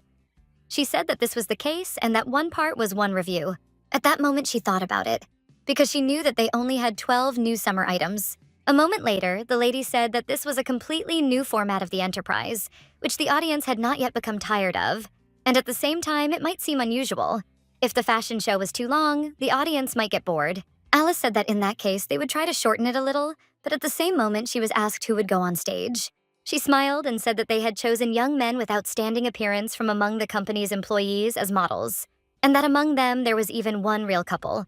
A moment later, the young lady presented the new jewelry they had prepared, and everyone enthusiastically accepted the jewelry, as they knew it would be a success. The lady was surprised and asked how the products could be so beautiful. She stated that she was also involved in design, but what was in front of her was simply amazing. Alice said with a smile that she was simply lucky to work with wonderful craftsmen. At that very moment, she looked at Madame and declared that she had heard that a wedding dress would be among the planned outfits. The lady said with a smile that everything was correct and that she had decided to offer a new style of wedding dress after a long time. Alice asked him with a smile, "How about sewing the groom's suit as well, since she wanted to put on a little show on the appropriate theme at the end?" Madame said that it was a good idea. The lady said with a smile that she had to create a one-of-a-kind wedding dress. Alice said with a smile that the girl who wears the dress she created will be the most beautiful bride in the whole world. Moments later, they all looked intently at the front of their work, as they understood that something new and exciting awaited them. The lady looked at Christy with a joyful smile, as she was very glad that they got along well. She spoke about this with a smile, as she had not expected anything like this before.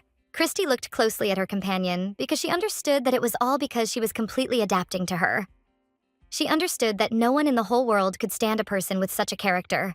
At that very moment, the young lady said about her companion that Alice had been present at the tea parties. Christy was taken aback and froze for a moment in shock. Christy looked at her companion with a smile and asked her to tell her more about how their tea party with the princess went.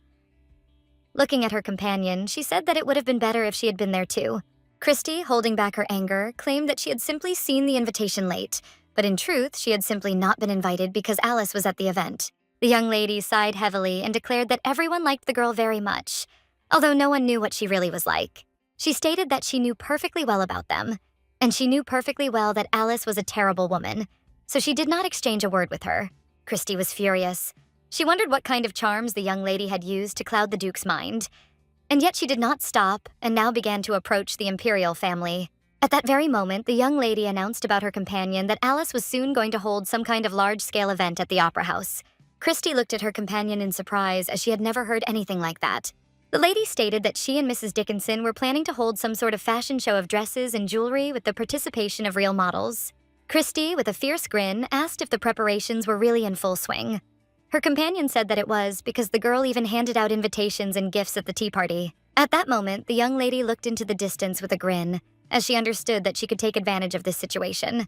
After the workday was over, everyone left and the young lady was left alone in the room. She looked around hastily because she heard some noise, but no one answered her call.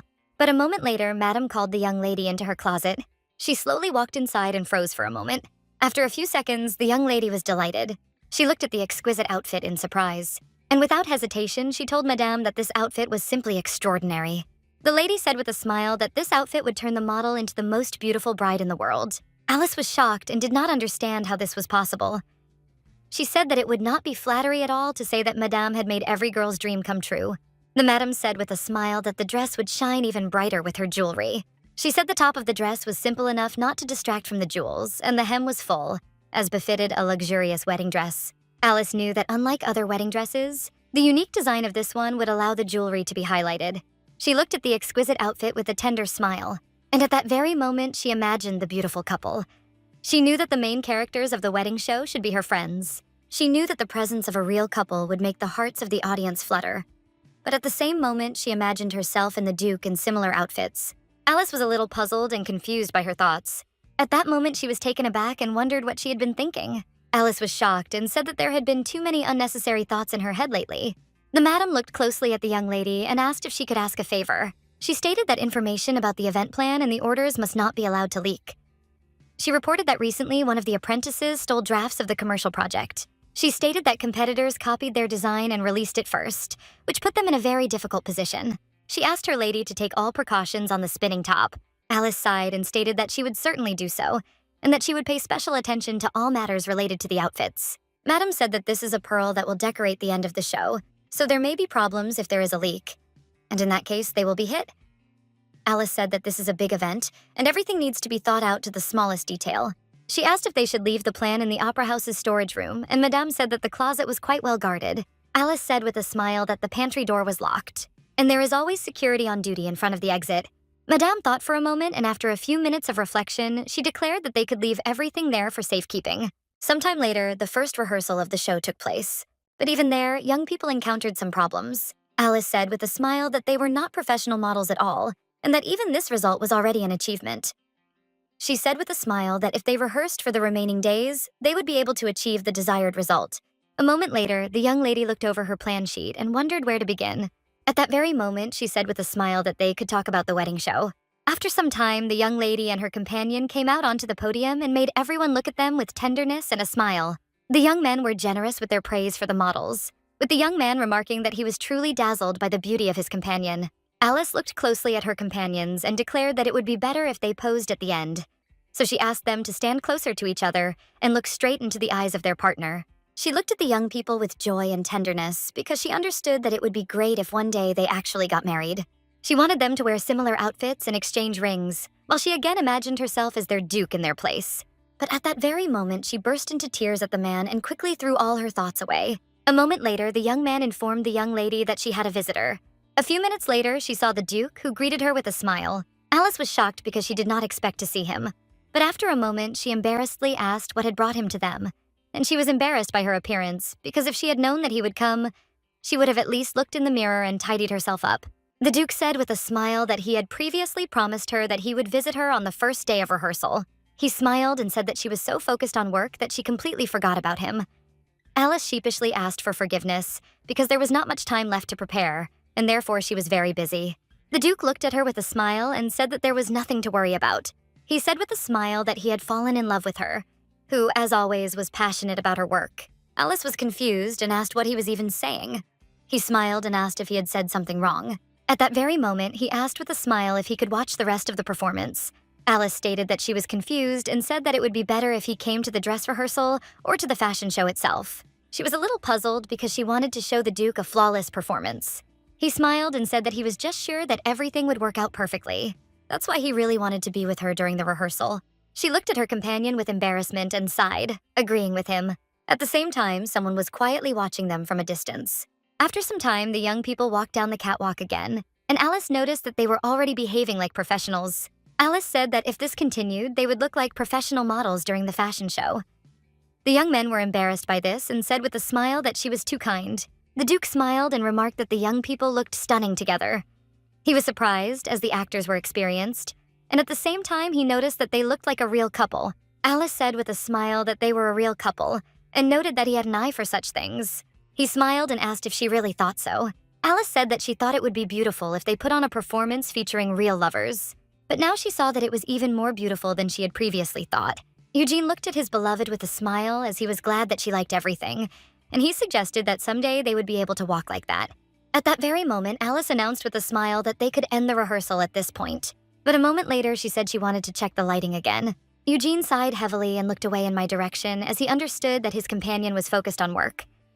He understood that he should not rush into something like this, but still he could not take his eyes off his beloved.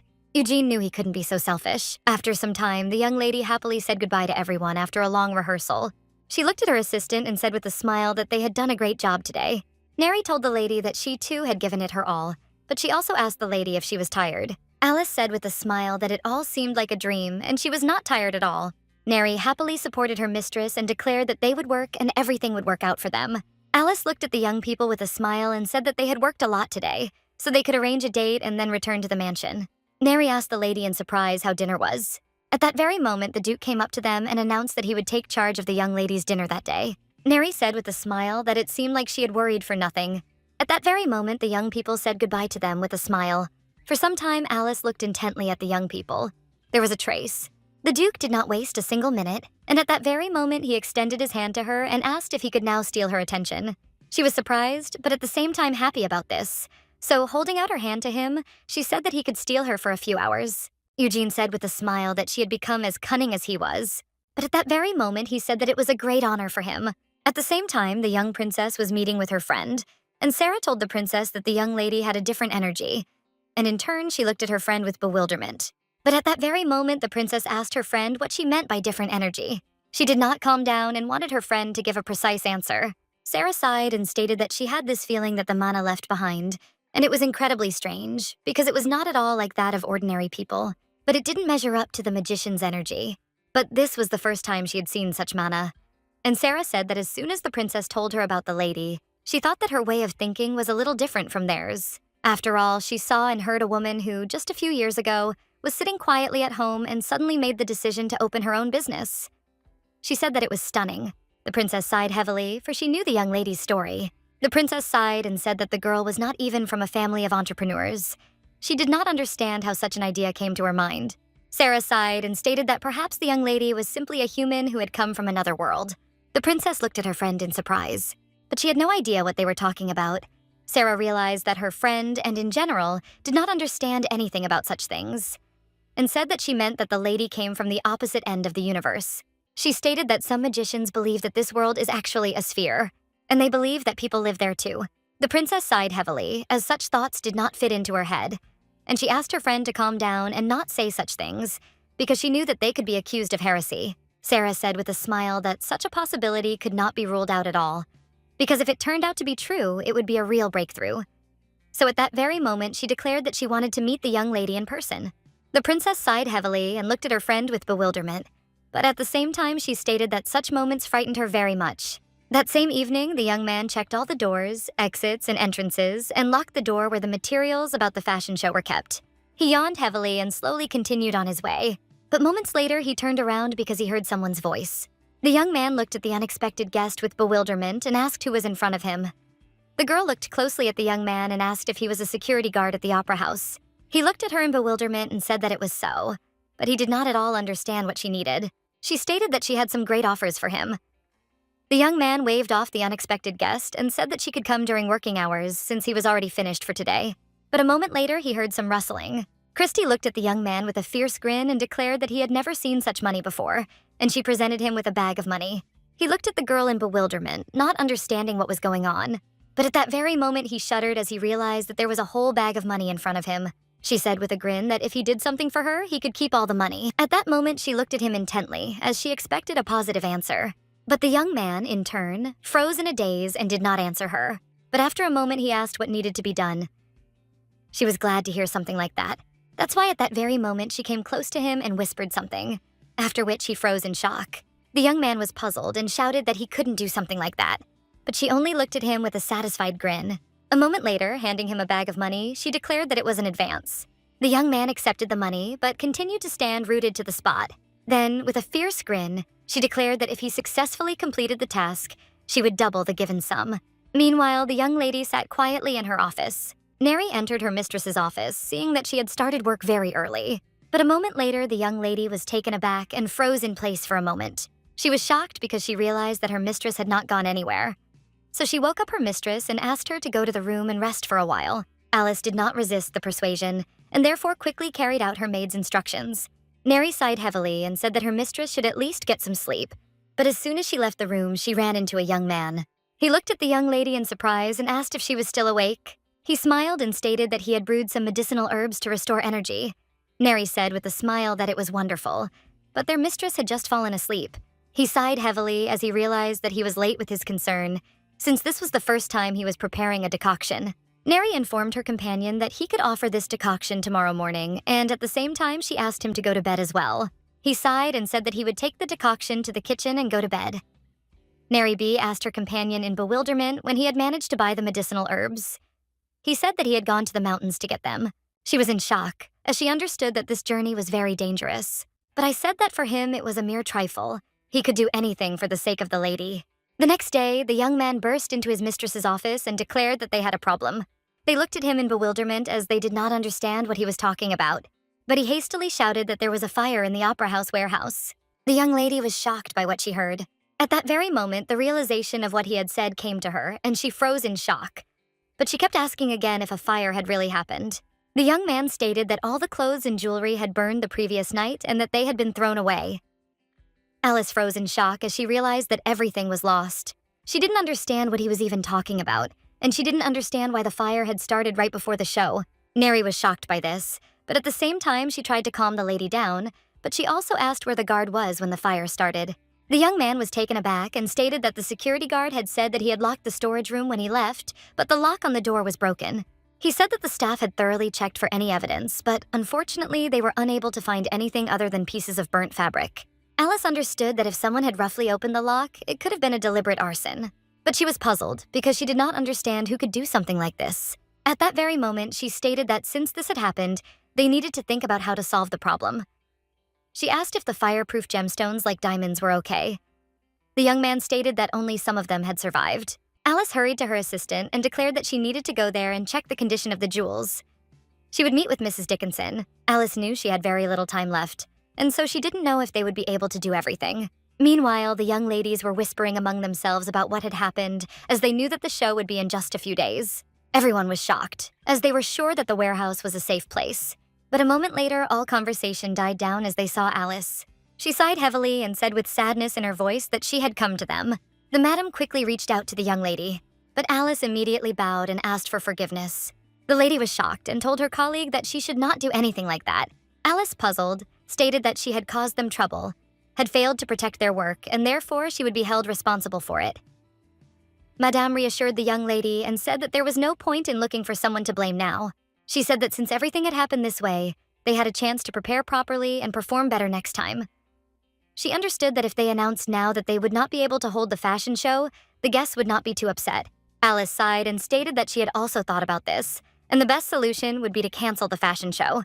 But she also understood that if they gave up now, then the efforts of all the people who worked on this event, along with them, would be in vain. She looked intently at the lady and asked her not to despair. Alice stated that they still had some time before the show started, and they knew they had extra pieces of jewelry, so Alice asked about the outfits. The lady stated that there were also dresses, but none of them fit the models in size and would need to be taken in, and the wedding dress was made in a single copy. Alice sighed heavily as she realized that the highlight of the program was missing. She asked Madame if it would be possible to restore it in the remaining days. Madame stated that it took 5 days to make the first outfit, but if they worked day and night, then the 3 of them could sew it in 3 days. The lady stated that she had said earlier that in order to prevent information about this outfit from leaking, she created it from a sketch in her head without patterns. Unfortunately, she couldn't sew exactly the same dress. Alice sighed as she remembered that all the sketches were in the warehouse. They left them there to avoid an information leak, and no one could have known that this decision would turn against them. Alice knew that the fashion show was only a few days away, but she also understood that its finale had to make a lasting impression. And the main idea of their show couldn't be realized with the help of ordinary designs that everyone was already pretty bored with. The lady stated that it took about a week just to think through the details, and therefore they would not be able to reproduce the previous dress exactly. Alice asked if there were any other wedding dresses that they hadn't managed to provide. Madame sighed and stated that there weren't any now, and it would be practically impossible to repeat something similar. Alice was furious because she knew they had to come up with something else quickly. She raised the issue that they needed to create a style that would attract attention like the previous dresses, and would also be able to convey the beauty of the bride and touch the viewer. She understood that since this was the climax, she could give free rein to her imagination. At that very moment, a perfect idea came into her head. She asked Madame if she could sew a simple, long silk dress without any decorative elements. Madame looked at her with bewilderment and declared that she could do something similar. She asked the lady if she had really decided to put an ordinary silk dress on the model. She understood that even though the original concept had failed, they couldn't do something like that, because it was impossible to imagine a dress without everything. Alice said that she had precious stones and they would decorate the dress with them. The madam looked at the young lady in surprise, as she had never heard before that a dress could be decorated with stones. She understood that this was undoubtedly something that would attract the public's attention. Alice sighed and said that they understood perfectly well that this might seem like a crazy idea, since such a design could shock viewers, since they were used to seeing classic wedding dresses. In her time, such things were no longer uncommon, as even famous lingerie brands showed sets decorated with precious stones on the catwalk, and famous fashion designers created dresses simply strewn with jewels. She stated that all this is possible, but one should be careful that the dresses do not turn out too heavy, and if you approach the matter wisely, the finished products will not seem bulky. Madame thought about this proposal for a moment, but she did not know whether the customers would like the experimental wedding dress embroidered with jewels. Alice stated that she had no intention of selling such dresses. They would only serve as a beautiful ending to the fashion show. Then she said with a smile that Madame could take care of sewing this outfit. She stated that in this case, Madame would prove that she was the best designer in the empire. Madame sighed and asked her companion to give her a little time to think. At that very moment, the young duke heard of the fire and angrily asked his subordinate if the young lady was all right. The young man sighed heavily and said that everything was fine, since the fire happened late at night and there were no casualties, but most of the shells that were in the warehouse burned. He was furious because he knew that his beloved, along with the rest of the team, had worked hard and prepared for the fashion show. He understood that they were most likely now in complete despair. At that very moment, he announced that he would leave for a short time for a meeting. He understood that he had to visit his beloved as soon as possible. Sometime later, the crown prince himself learned about the arson. He angrily asked his subordinate if there was a high probability that someone had deliberately ruined the upcoming event. The man stated that this was most likely the case since someone had broken into the lock. It was also reported that the cause of the fire could not be determined. The prince was furious, as he realized that there was a criminal involved in the matter. He looked menacingly at his subordinate and ordered him to catch the criminal and bring him to him, because this was a strict order. The man bowed and said that he would immediately begin an investigation. The prince was furious because he couldn't understand how anyone could harm his dear one. Burning with anger and fury, he said that he would make this person pay in full, whoever he was. Meanwhile, the young lady was slowly returning back to her home. But after a moment, she looked at the young man in bewilderment, as the one with the rupees ran up to her and continued to call her in a hurry. I looked at my mistress with concern and asked if she was okay. Alice looked at him with bewilderment and asked why he was here. He sighed heavily and stated that he had heard about the incident that night and was very worried about her. She said with a smile that she was perfectly fine, but unfortunately there were still a few issues that needed to be addressed urgently. I stated that she should not take such an incident so lightly. He wanted her to take care of her own safety. Alice looked at him with a smile and said that she already had a reliable bodyguard, and for this reason there was no fear at all. The young man was a little puzzled because, unfortunately, he could not do anything. He was very afraid that she could get hurt. Alice sighed and stated that she needed to pick up some documents from home and return to the office, so she offered to take him for a walk. For some time, the young man stared intently at his companion, but he understood that he had to protect her. Now he no longer cared what would happen to him, because her life was the most important thing. After some time, the young lady sat quietly in her office and read the documents. She was choosing what would be best to use among the available products. But a moment later, she was taken aback and distracted from the documents, as she heard a loud crash and noise. She looked in surprise at the Duke, who burst into her office in a hurry. Alice was surprised and asked what had brought him to her at such a time. But he didn't answer her anything, and only came closer to her. Eugene looked at his companion with bewilderment, but at the same time he felt relieved, as he saw that she was safe and sound. Alice looked at him in bewilderment and called out to him, as she did not understand why he was behaving this way. But at that very moment, Eugene could not stand it and only hugged his companion tightly. At that very moment, he shouted that she had scared him to death. Alice froze in place in surprise, but she could not move from the spot as he held her with a tenacious grip. She would have liked to move away from him, but he asked to give him a few minutes. She was shocked and confused because she knew that if things continued like this, he would hear her heart beating. After a moment, she finally decided to start the conversation and said that she was having difficulty breathing. At that moment, the Duke pulled away from her and, embarrassed, pressed his apology. But the young lady assured him that everything was fine and he did not need to worry. He looked away from her and declared that he had finally found the man he had been looking for all day. Alice asked, embarrassed, why he was looking for her. Eugene sighed and stated that when he heard the news, he didn't have time to come to his senses before he ran out into the street. But he didn't know where she could be, so he looked for her for a long time. Alice sighed and said that she had been at a meeting with the lady, but she was surprised because she didn't think he would be so worried. He said with a smile that nothing terrible had happened, because now that he saw her, all his worries had gone away in an instant. A moment later, Alice reached out to her companion. At that very moment, she carefully picked up a few strands of Voice's hair from his face. He sighed heavily and said with embarrassment that he had run towards her very fast and that he was not in very good shape. But Alice did not pay such attention, as she was pleased that he was worried about her. He smiled and said that he felt a little bad for her to see him like that, but she didn't listen to his words, as she now understood what it was like to have someone truly care about her. Eugene smiled and asked if he could help her, as he was willing to do anything. She smiled and stated that it was okay. He didn't need to worry, as the first thing she was going to do was sort out the wedding dress issue. She sighed and stated that she needed to wait for the mistress's decision, and also needed to increase the number of security guards in the warehouse, and therefore she was looking for information about security agencies. The Duke said with a smile that she could rely on him, as he knew of a reliable organization. She was glad and therefore thanked him with a smile, and he asked if he was a good business partner. Alice said that he was even too good.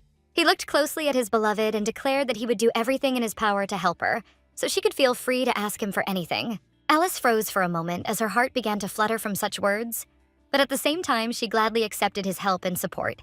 At the same time, I was performing the duties of a security guard.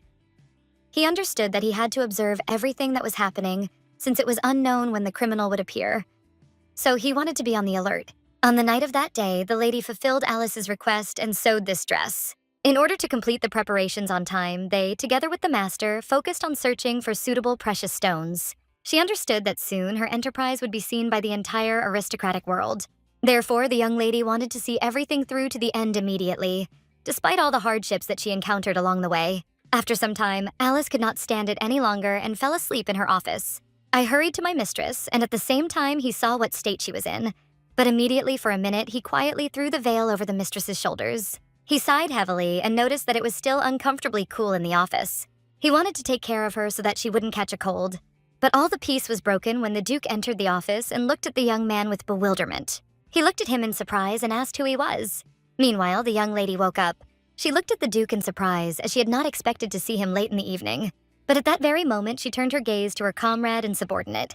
The Duke smiled and told his companion that he had brought her something for dinner. I said with a smile that I thought she was very late in the office. Alice asked for forgiveness since they had come a long way, and at the same time she noticed that it was extremely late. At that very moment, the young lady stood up and, not noticing the blanket, threw it off her shoulders and it fell to the ground. The young man noticed everything but did not show it. Alice asked the Duke if he knew Az, because he was her employee at the company. The young man looked at the Duke and greeted him. The Duke greeted him back. He also noticed that it was already very late and told the young man that he had done a great job. The Duke noted with a smile that besides him, there were also many people who were worried about the young lady.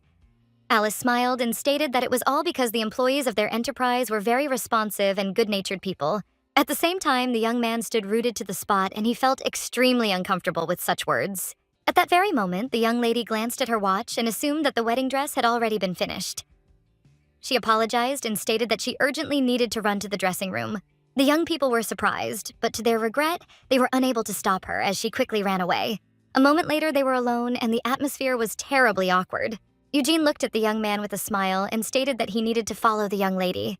Without wasting a minute, he told his new acquaintance that he could go free. I, in turn, was not going to give up so easily. And at that very moment, he declared that he would also go after the lady. After his words, there was a moment of dead silence. The Duke looked at the young man with a smile and agreed with him, but also asked if he would like to ride with him in the carriage. I stated that he would prefer to get there on his own. As he left, he said that in that case, they would meet in the dressing room. For some time, the Duke stared after the young man. At the same time, the bride's dress was being tried on in the wardrobe room. Alice ran into the room in a hurry and asked if the dress was ready. Everyone looked at her intently and said with a smile that she could come in and see the result, since they had just finished. Neri looked at her mistress with a smile and asked how she felt about the result. Alice froze in place in surprise as she saw that the dress looked simply superb. The lady stated that the dress itself was very spacious, and all for the sake of shifting attention to the jewelry. In addition, they tried to emphasize all the curves of the body. The man said they emphasized the silhouette of the dress and worked to highlight the beauty of the stones. She looked at her comrades with tears in her eyes because she saw that it was an amazing job. She thanked everyone with a smile. She understood that only the most important moment remained, namely that the event would go without any unnecessary problems. Neri told the lady that it was already night outside and there was only one day left before the show. She asked if they should start rehearsing. Alice stated that everything was correct, but she asked her friend if she could handle it. At that moment, the young lady said with a smile that, of course, she could handle it. A moment later, everyone present turned their gaze to the door as they heard a noise. Alice said with a smile that helpers had arrived just in time. She looked closely at the young people and asked if they would help them. At that very moment, the young people answered without hesitation that they would help her. But after a moment, they looked at each other menacingly. The Duke told the young man that he could handle it alone. I said that he would not stand by and watch. Alice looked at the young people with a smile and asked for forgiveness, saying that they could use some help. At that very moment, the young men came up to the lady and declared that they would help her, so they really wanted to know what exactly they needed to do. Alice, in turn, only laughed as she liked the zeal of the young people. After some time, Neri walked the catwalk. At the same time, Alice watched her closely. She asked her friend if it was too hard for her. She wanted to know if her shoulders hurt from such a load.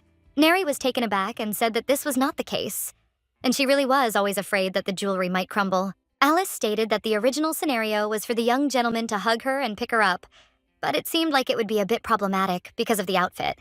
Neri asked if it would be better if they just held hands. At that moment, the young lady thought for a moment and wondered if it would be better if the gentleman kissed her on the forehead while they were looking at each other. Neri felt embarrassed by this.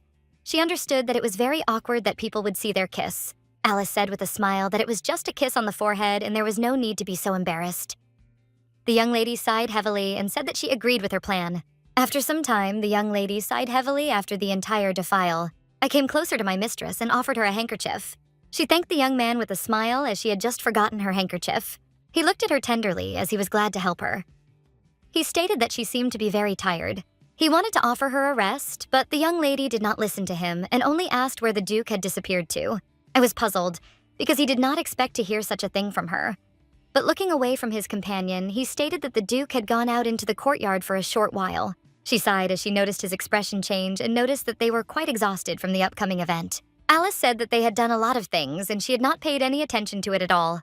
So with a smile, she asked them to take care of themselves and the Duke as well. He looked tenderly at his companion but said nothing. A moment later, Alice noticed some noise in the distance. But at that very moment, she saw the Duke, who was carrying a bag with treats. The Duke said with a smile that he had brought some food. She said with a smile that he should not have done such a thing. Eugene said with a smile that it didn't matter what was happening, as long as they ate well to replenish their energy. He said that he tried to take more so that the others could have a snack too, so that they could enjoy their meal. Alice thanked him with a smile for his help, but she also noticed that he was completely exhausted too. I came closer to the young people and said that the Duke could give him a bag of treats, and he would distribute them to the others. Alice thanked the young man with a smile. As he left, he smiled at her and said that she too could do with relaxing a little. The young people stared at him for a while. At this, the Duke was a little irritated, as he remembered how his companion had looked at the young man. But he saw how he had looked at her with tenderness and warmth. At that very moment, Alice turned her attention to the Duke and noticed that he looked very tired. She sighed, realizing it wasn't surprising, since they had been up all night rehearsing. But she saw how her comrades looked at each other with joy. And at the same time, she understood that it was very touching that so many people had worked hard for the sake of tomorrow's show. At that very moment, Alice came closer to her friends and called them. She bowed low and said that she would like to thank them again. And at the same time, she apologized to them for everything that had happened. Neri came closer to her mistress and said that she did not need to be so sad. She asked with a smile when she would again have such a chance to wear such a beautiful dress with many precious stones. She said that she could not even dream of such a thing. At that very moment, Madame said with a smile that she too felt a little sorry at first about what had happened, but she was glad to have such an opportunity to work on such a project. And this was only possible thanks to Alice. Sir said with a smile that he also agreed with Madame's words. Alice looked at her friends in surprise for a moment. Then she burst into tears and thanked everyone for their efforts. She stated that she would do her best not to disappoint them and the audience. The time passed very quickly and the day of the fashion show arrived. Alice knew she had to know she had done everything she could. She knew that the most important celebration would soon begin. But a moment later, the young lady was taken aback and looked at the guards in bewilderment. She was puzzled because she had not asked for so many guards. She looked at the Duke in surprise, as she did not expect this.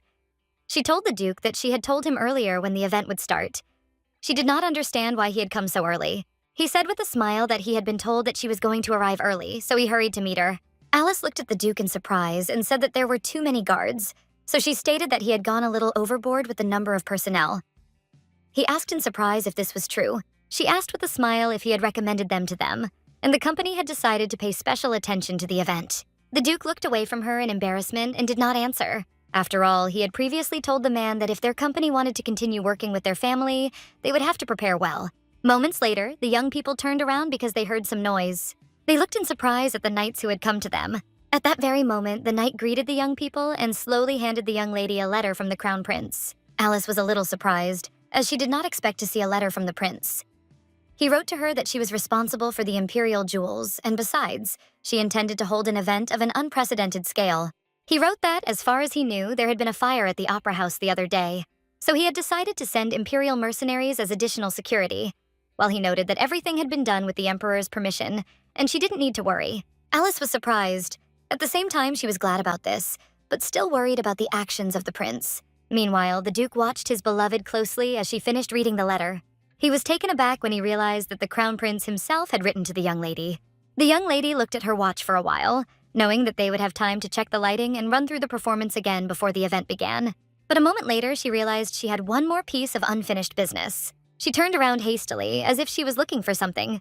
The Duke slowly approached his companion and said with a smile that he was there. She looked at the Duke in surprise and wondered with embarrassment how he had guessed that she was looking for him. Alice announced with a smile that a celebratory party for the company's designers and employees was planned after the show.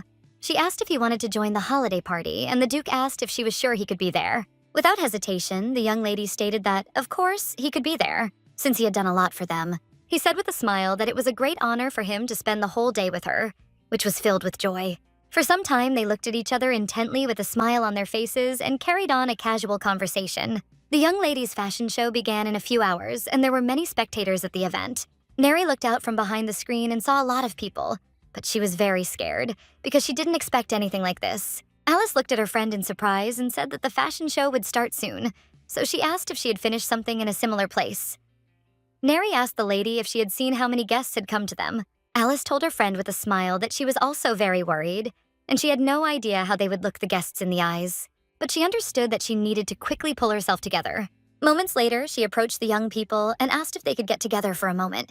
Alice looked at the young people with a gentle smile and asked them to relax a little, because everything was fine, and they should just do as they had rehearsed earlier. She said with a smile that they were all great guys for having managed to get this far.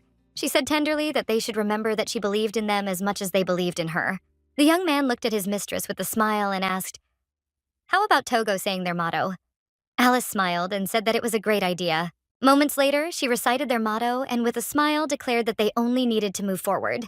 Meanwhile, the young lady watched her charges with a smile, but at the same time, someone was watching her closely. Christy was furious because she expected things to go the other way. She was very angry and didn't understand how things could turn out like this every time. After all, no matter how much pressure she put on the girl, she still crawled out again and again like a weed. Christy was furious because she had done so much to finally bring the girl to rock bottom. But now Christy saw that the young lady had risen from the ashes like a phoenix. At that very moment, a young man approached Christy and asked who was standing there. She looked at him with a smile, but he asked if she was just him and a spectator. He stated that she should not be in such a place. Christy, smiling, stated that she was just looking for the restroom, and at the same time she asked for forgiveness. He looked at her intently and pointed in the direction of the restroom.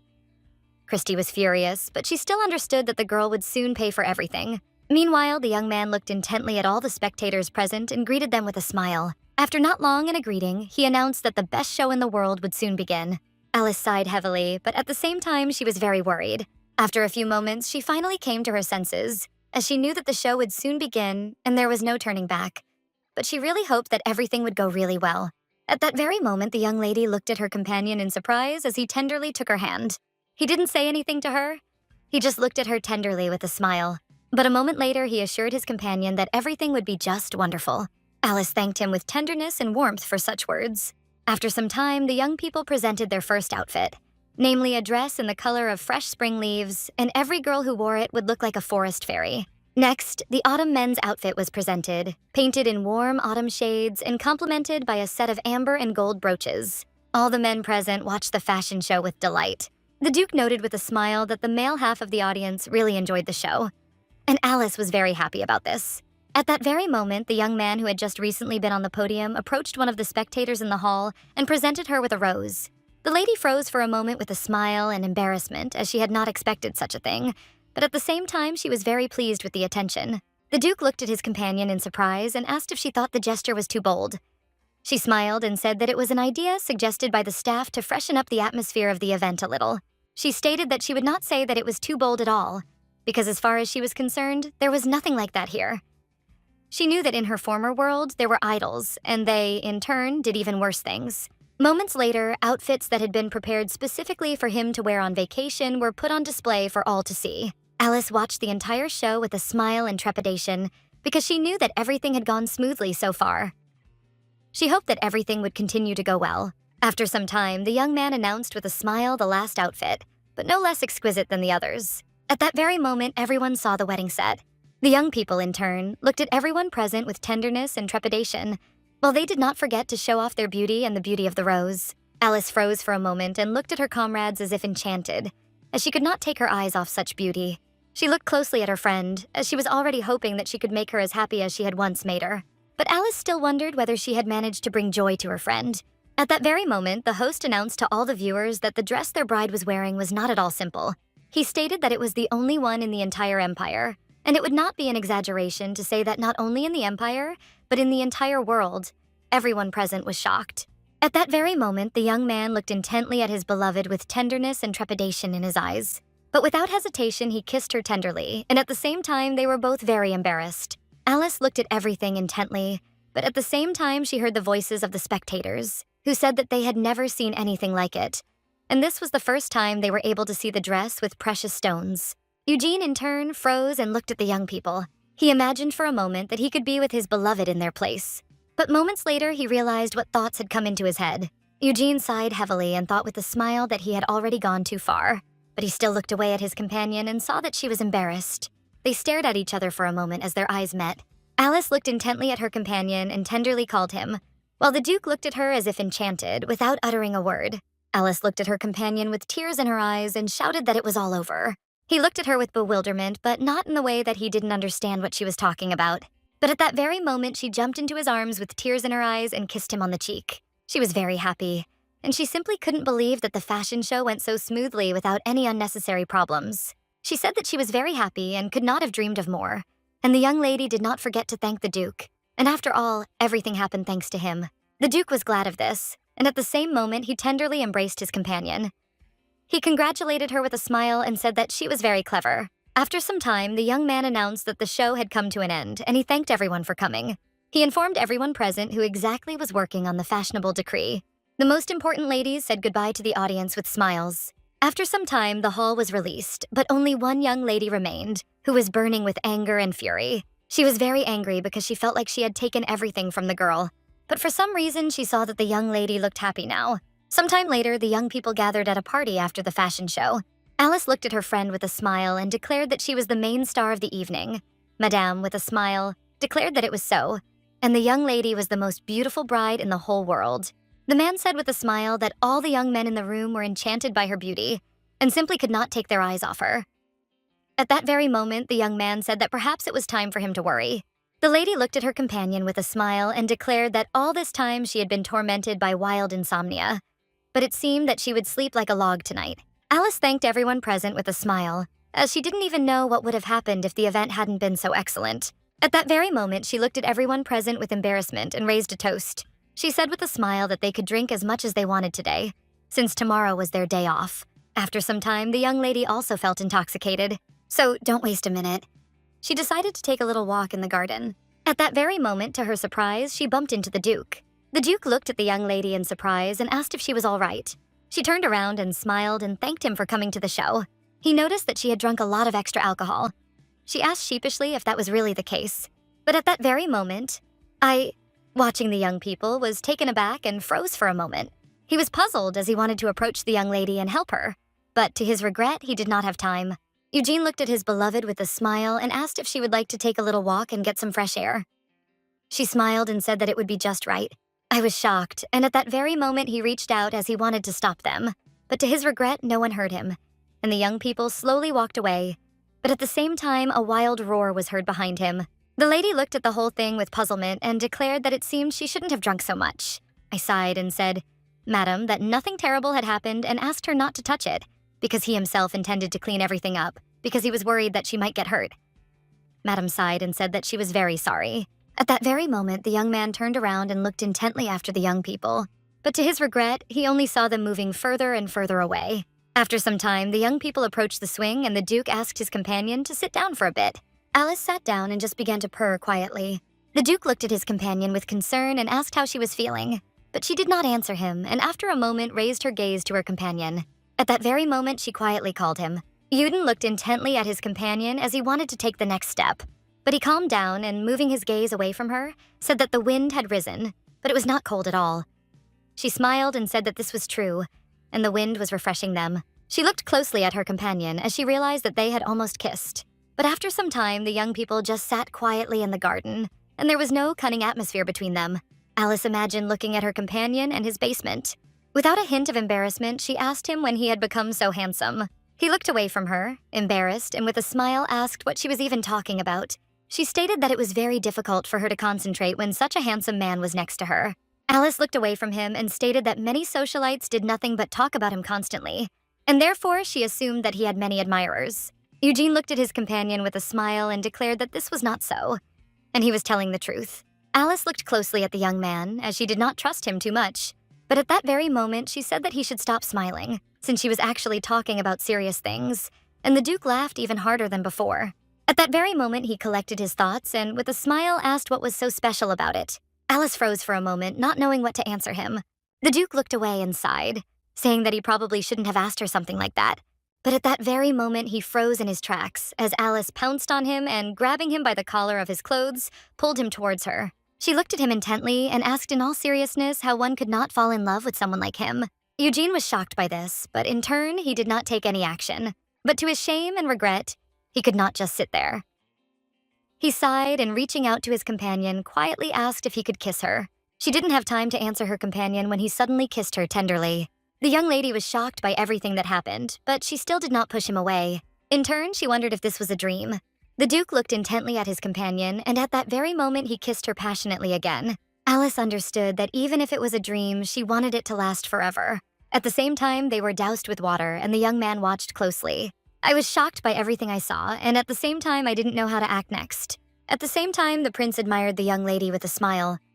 He understood that everything had gone great, despite everything she had to go through. She was able to reach such heights. The prince understood that she was not only smart, but also extremely strong. So he wondered how anyone could not love her. But a moment later, all his thoughts disappeared as he heard a knock on the door. The young man looked intently at the prince and asked if he had called him. The prince said that he had called him and therefore inquired about the progress of the investigation into the fire which he had asked him to handle. The young man stated that they are currently investigating one of the suspects. The prince asked who they were checking. The young man stated that they were currently suspecting the duke's fiancée. And they, of course, had circumstantial evidence, but they had not yet found any material evidence. The prince asked in surprise if the duke had broken up with her because he had cheated on her. The young man stated that everything was true, but she appeared briefly at the show and then disappeared again. But they cannot say that it was she who started the fire. The prince thought for a moment as the situation and his stubbornness looked suspicious. The young man stated that although they were trying to act cautiously, they had not been able to find anything else. The prince told his subordinate that they could be careless and begin an investigation as long as they found irrefutable evidence. The young man stated that in that case, rumors of the crown prince's involvement could spread.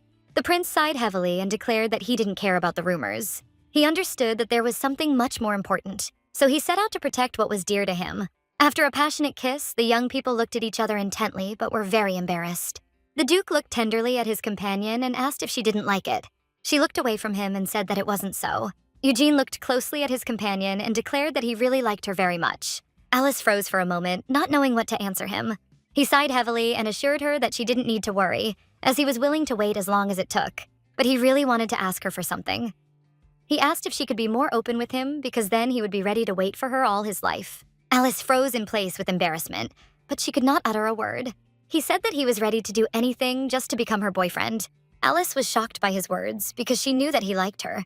But she didn't know that she liked him so much. She understood that all this time she had been trying hard to hide her feelings. Suffering from the bitterness of betrayal, she did not let anyone into her soul, afraid that they would hurt her again. But now she knew exactly what her heart desired, and so, overcome with emotion, she unexpectedly burst into tears. The duke was shocked as he realized that he had made a mistake, and in his haste he asked if everything was all right with her. But the young lady only said with a smile that he did not need to wait any longer. The duke shuddered as he had been told by her words, but she only looked at him with tenderness and a smile. At that very moment, with a joyful smile, she asked the duke if he would be her lover. She understood that it didn't matter at all how it all ended. The most important thing was that now she wanted to be next to their duke. Eugene was taken aback and asked his beloved if she was serious now. Wiping away her tears, she said with a smile that it was so. At that very moment, she declared that she liked him very much. The duke was very touched by her words, and at the same time, he beamed with happiness. Without wasting a minute, he hugged his companion tightly.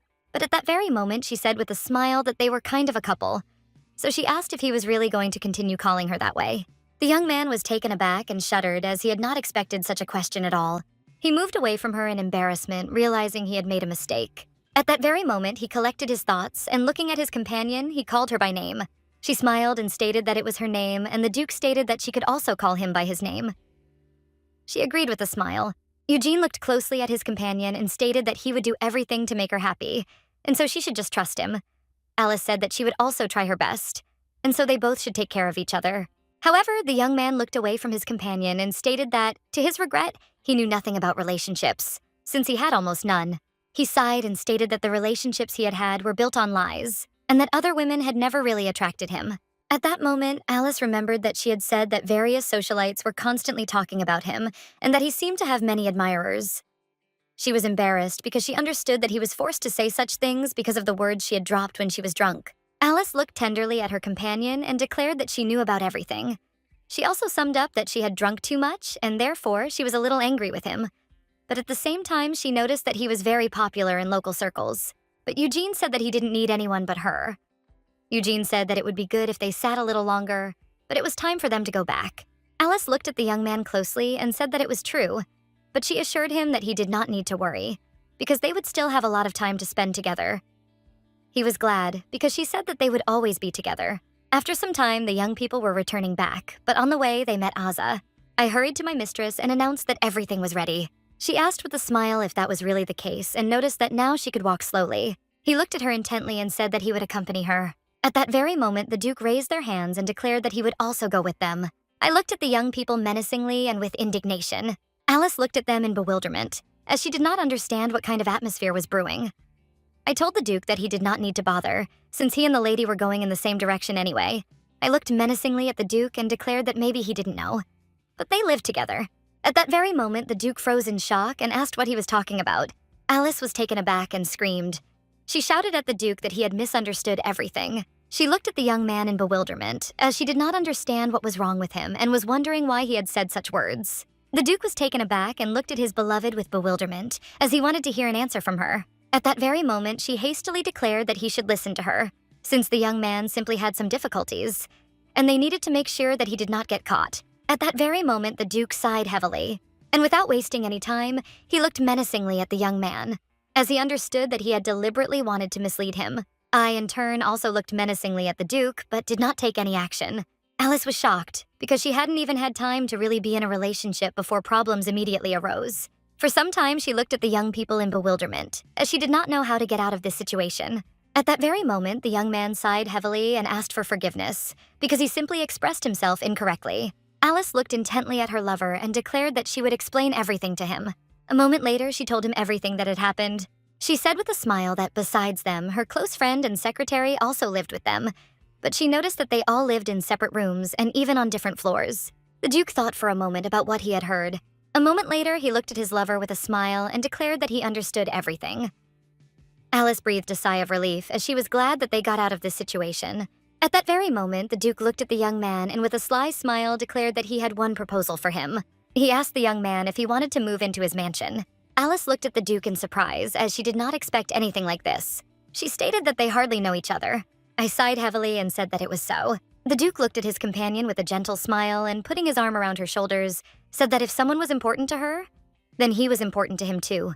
He also noted that it would be more comfortable if a young man lived in the same house with a man than surrounded by girls. The Duke looked closely at the young man and asked what he thought about it. I froze in place for a moment. He knew that if he continued to refuse, his mistress would be in trouble. He was aware of the fact that his greed would not lead to anything good.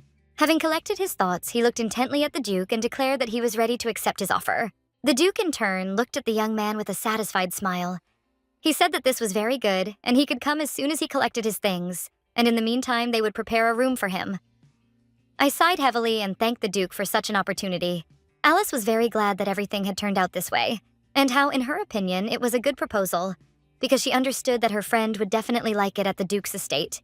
At that very moment, the Duke looked at his companion and said with a smile that it was time for them to go. As he was leaving, the Duke asked his beloved where her carriage was. Alice said with a smile that it was not far from the place where they were celebrating. I turned around and looked intently at the young lady, but he could not take his gaze off her, as he saw that she was very happy. He sighed heavily as he realized it was time for him to let her go and stop doing everything for her. The next day, there was an article in the newspapers about the fashion show, as young people simply could not take their eyes off the real beauty. They also showed in the newspaper the only dress in the world made of precious stones, but everyone was interested in how much money and time it took to make it. The show created a sensation thanks to the collaboration of young ladies. A couple of days after the event, all the newspapers were simply full of headlines about the festival that had just taken place. Even sitting in the office, she couldn't shake the feeling that he wouldn't stop talking for a minute. The young lady happily pounced on her mistress since you only wrote about them in the newspapers. She said that thanks to the show, they became the most famous jewelry company in the country. Neri looked at her mistress with a joyful smile and asked who she took after to make her so wonderful. Alice asked her friend to stop saying such things because she was embarrassing her. But Alice still knew that there were those who didn't really like the show. She was puzzled because it even came down to provocative articles about her personal life, and therefore she felt uncomfortable reading them. At that very moment, the young lady announced with a smile about her mistress that the apparatus was even growing every day. Alice, with a smile, announced that this fall, they would even be able to give all the employees a bonus. Neri said that they were receiving more letters with offers of cooperation, and even letters were arriving at home in batches. Alice sighed, as she knew that they continued to receive invitations from high society. She knew he had to strike while the iron was hot, and she knew she could tell him more about her business at the dinner party.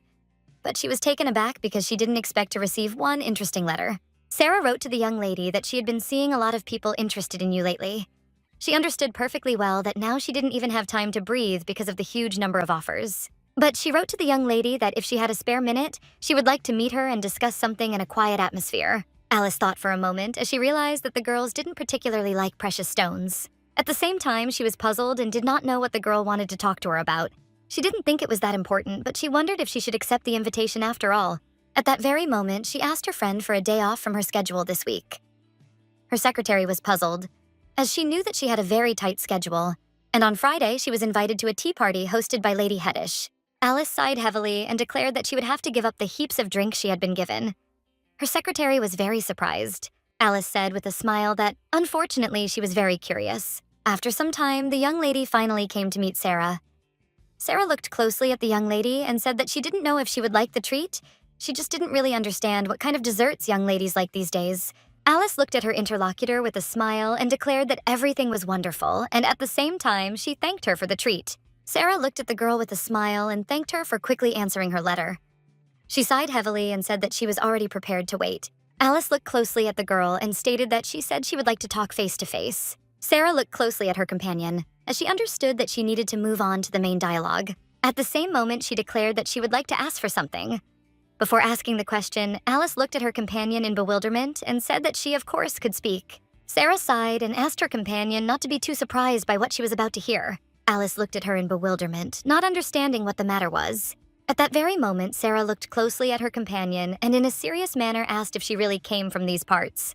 Alice froze in place as if rooted to the spot, as she was not prepared for such a question from the sorceress. And at the same time, she could not utter a word. Alice looked at the young lady in bewilderment and asked what she was even saying. She didn't understand what her companion was talking about and wanted to know what was going on. Sarah stated that when she looked at her, she had a strong feeling that she had come to them from another world. Alice was shocked because no one had ever told her anything like that before. She said with a smile that it was not so, because she was born and raised in this world. But Alice was puzzled and did not know how the girl guessed about something like that. After all, since she found herself in Alice's body, it was much easier for her to adapt to life in this world, thanks to the memories and knowledge that the girl passed on to her. However, despite all this, a person will appear who begins to suspect her of something. Sarah sighed heavily and stated that she still needed to clarify something. She claimed to be a sorceress and, by fortunate circumstances, was able to use high magic at a young age. Because of this, she is much more sensitive to the energy of magical powers than others. Sarah told the young lady that it was she who was emitting a completely different magical energy. The young lady, in turn, looked menacingly at her companion, not knowing what to answer her. But she, in turn, understood that she could no longer pretend to be a fool. But she did not understand why Sarah even mentioned such a thing. Alice understood that if the girl tried to accuse her of witchcraft, she would be in big trouble. Sarah was taken aback and asked the young lady to relax a little, as she could see that she was very tense. She told the girl that she should understand her correctly, and she did not say this in order to accuse her of anything or put her in a bad light. At that very moment, the young lady breathed a sigh of relief. And a moment later, she asked her companion what she really wanted from her. At the same time, the Duke of Sai greeted the young man with a smile. I slowly entered the room and greeted the Duke. The Duke, with a smile, told the young man where his room was, and he also said that he had tried to prepare everything he needed. But if he suddenly needed anything, he could only say so. I told the Duke that he had already done too much for him, since he had offered him blood in the first place, so that was enough for him. The Duke smiled and said that he was not going to bother him too much and that he could relax. Moments later, he escorted the young man to his new room and informed him that his uncle had previously lived in this room. Eugene said that he really liked various things from Eastern countries, so the entire interior was done in a similar style. The young man looked at the Duke in bewilderment, but still agreed. The Duke said with a smile that she didn't know if he would like the overall design of the room, but he could assure her that the bed was very soft and comfortable. At the same moment, he said that the chest of drawers was also very durable. The young man looked at the Duke in bewilderment as he did not understand his strong concern. At that very moment, he asked for forgiveness and called the Duke. He sighed heavily and told the Duke that he did not have to be so polite to him. So he wondered why he was being so polite to him. I sighed heavily, for I knew that the Duke was well aware that he was a common man. But at the same time, he sought to please him as if he were an aristocrat. Eugene asked with a smile if he couldn't be polite, since he was just trying to treat his guests well. The Duke also told the young man that if he had any questions, he could ask them without hesitation. I was surprised and asked the Duke what he meant. The Duke's expression quickly changed at that moment, and he asked the young man if he was really hiding something. But he paused briefly and then addressed the young man as if he were a prince. He froze in shock, as he was amazed by what he had heard. Meanwhile, the young lady was calling out to her companion and asking if she would become her colleague. Alice, in turn, froze at the registration point as she did not understand what was happening at all. She looked at her companion with bewilderment and asked if she really wanted her to become her colleague. Sarah told the young lady that she had come to them from another universe. Alice froze, not understanding what was happening or what her companion was talking about. Sarah said with a smile that she was just doing her research. She stated that she had been conducting research for several years, but the Ministry of Magic refused to accept the existence of another dimension. She stated that this phenomenon was even mentioned in ancient records. This was the very place where her true soul belonged. She stated that that world was completely different from their world, and they called it the world beyond the continent. Alice sighed heavily and looked intently at the young lady. She understood that she could still say exactly that about her homeland, but at the same time, she did not want to correct its inaccuracies. Sarah told the young lady that she could keep a secret and no one else would ever know about it. Looking at her companion, she said that she just wanted to talk to her about the world, which she had been studying for a long time. Alice sighed heavily as it was a bit unexpected, but she didn't even know how exactly she could help her. Sarah said with a smile that there was nothing wrong with that. She also said that she didn't know the young lady but was very glad to meet her. After all, thanks to her, she realized that her guesses were correct. Alice, in turn, looked at the young lady with bewilderment, not knowing what to answer her. At this, Sarah looked at the young lady with a gentle smile and, holding it out, asked her for help. She was puzzled because she realized that her secret had been discovered, and Sarah offered her cooperation, but she didn't know whether it was luck or a punishment. Alice understood that it would be nice to maintain just a friendly relationship with the girl. After all, she knew that she had achieved this only thanks to the help of her comrades. At that very moment, she accepted the young lady's offer with a smile and announced that they were now partners. Sarah was incredibly happy about this. At that very moment, she happily thanked the young lady for such an opportunity. Alice looked at the young lady with a smile and said that she relied on her very much, and she hoped that Sarah would become a good friend to her. At the same time, the Duke looked at the young man in surprise and asked with a smile why he was so surprised to hear such a thing. He asked if the young prince really thought that no one would know the truth. I was puzzled and didn't expect that someone would be able to expose him so easily. He understood that it was simply ridiculous. At that very moment, he asked the Duke if he had really used the guild's services. The Duke, smiling, said that he had caught him there. The Duke stated that he, of course, still had a few questions. He sighed heavily and said that he found it very suspicious that a simple man had such enormous power. He looked closely at the prince and stated that he found it strange that he was avoiding the magic tower. He told the prince with a smile that if he wanted to hide his true identity, he should have been careful. The prince sighed heavily and noted that the Duke was right. But at that very moment, he was taken aback and realized that soon others might figure it out too. Looking at the Duke, he said that he seemed to understand well the situation he was in. He sighed heavily and declared that he could only blame himself for not being able to keep the secret, but he still asked the Duke to keep his secret. At that very moment, the young prince bowed low before the Duke and began to beg him. The Duke was taken aback as he had not expected anything like this.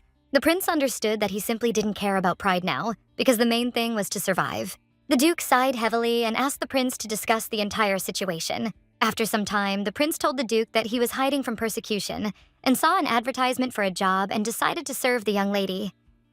The Duke said that he heard that the heir to the throne had an older brother. The prince sighed heavily and said that everything was correct. But unfortunately, he didn't know whether his brother was alive or not. The Duke looked closely at the young prince and asked if he was not striving to regain the throne. The prince smiled and stated that he would like to continue working for the company and live a calm and measured life. He understood that if this were possible, he would forget his past forever.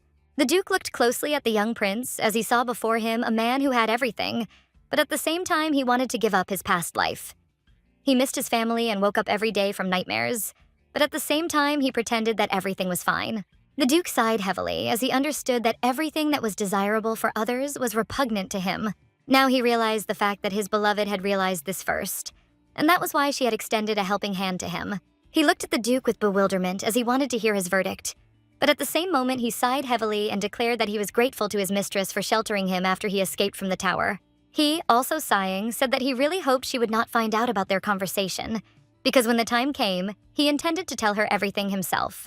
The Duke looked at the young prince with a smile and said that he agreed and he could do whatever he wanted. At that very moment, the Duke told the prince with a smile that while he was in his house, he would do everything to help him, and he did not need to worry, because for him it was no problem, just like for his beloved. The Duke looked at the prince with a smile and said that in return he had to promise him something. The prince looked at the Duke in bewilderment, as he had not expected anything like this. He looked at the Duke with a puzzled expression and asked if he should kiss his hand. The Duke was taken aback and immediately said that this was not what he had meant at all. He smiled and said that together they would help Alice. The prince looked at the Duke in surprise as he did not understand what he was talking about. But after a moment he said that he thought he understood everything. Shaking the Duke's hand, he declared that he would do everything to repay his lady for her kindness. At that very moment, the Duke declared that they needed to catch the one who started the fire as quickly as possible. The prince looked at the Duke in surprise and asked what he should do. The Duke thought for a moment, not knowing what to answer, but at the same moment he declared that they would have to work hard on this matter. After some time, the Duke entered the prince's room and invited him to have breakfast together. The prince looked at the Duke in bewilderment, but still agreed. At the same time, the prince was a little puzzled. since they had previously spoken about his brother, whose birthday it was today. He understood that he would very much like to return to their good old times when they were next to each other. Meanwhile, there was confusion in the duchy, as the young people wanted to come, but the knight drove them away. Philip was furious because the knight was driving away his master. He angrily asked if the knight knew who was in front of him. The prince realized that his comrade had been repeating the same thing for several hours in a row, and therefore he realized that they had no choice but to go back.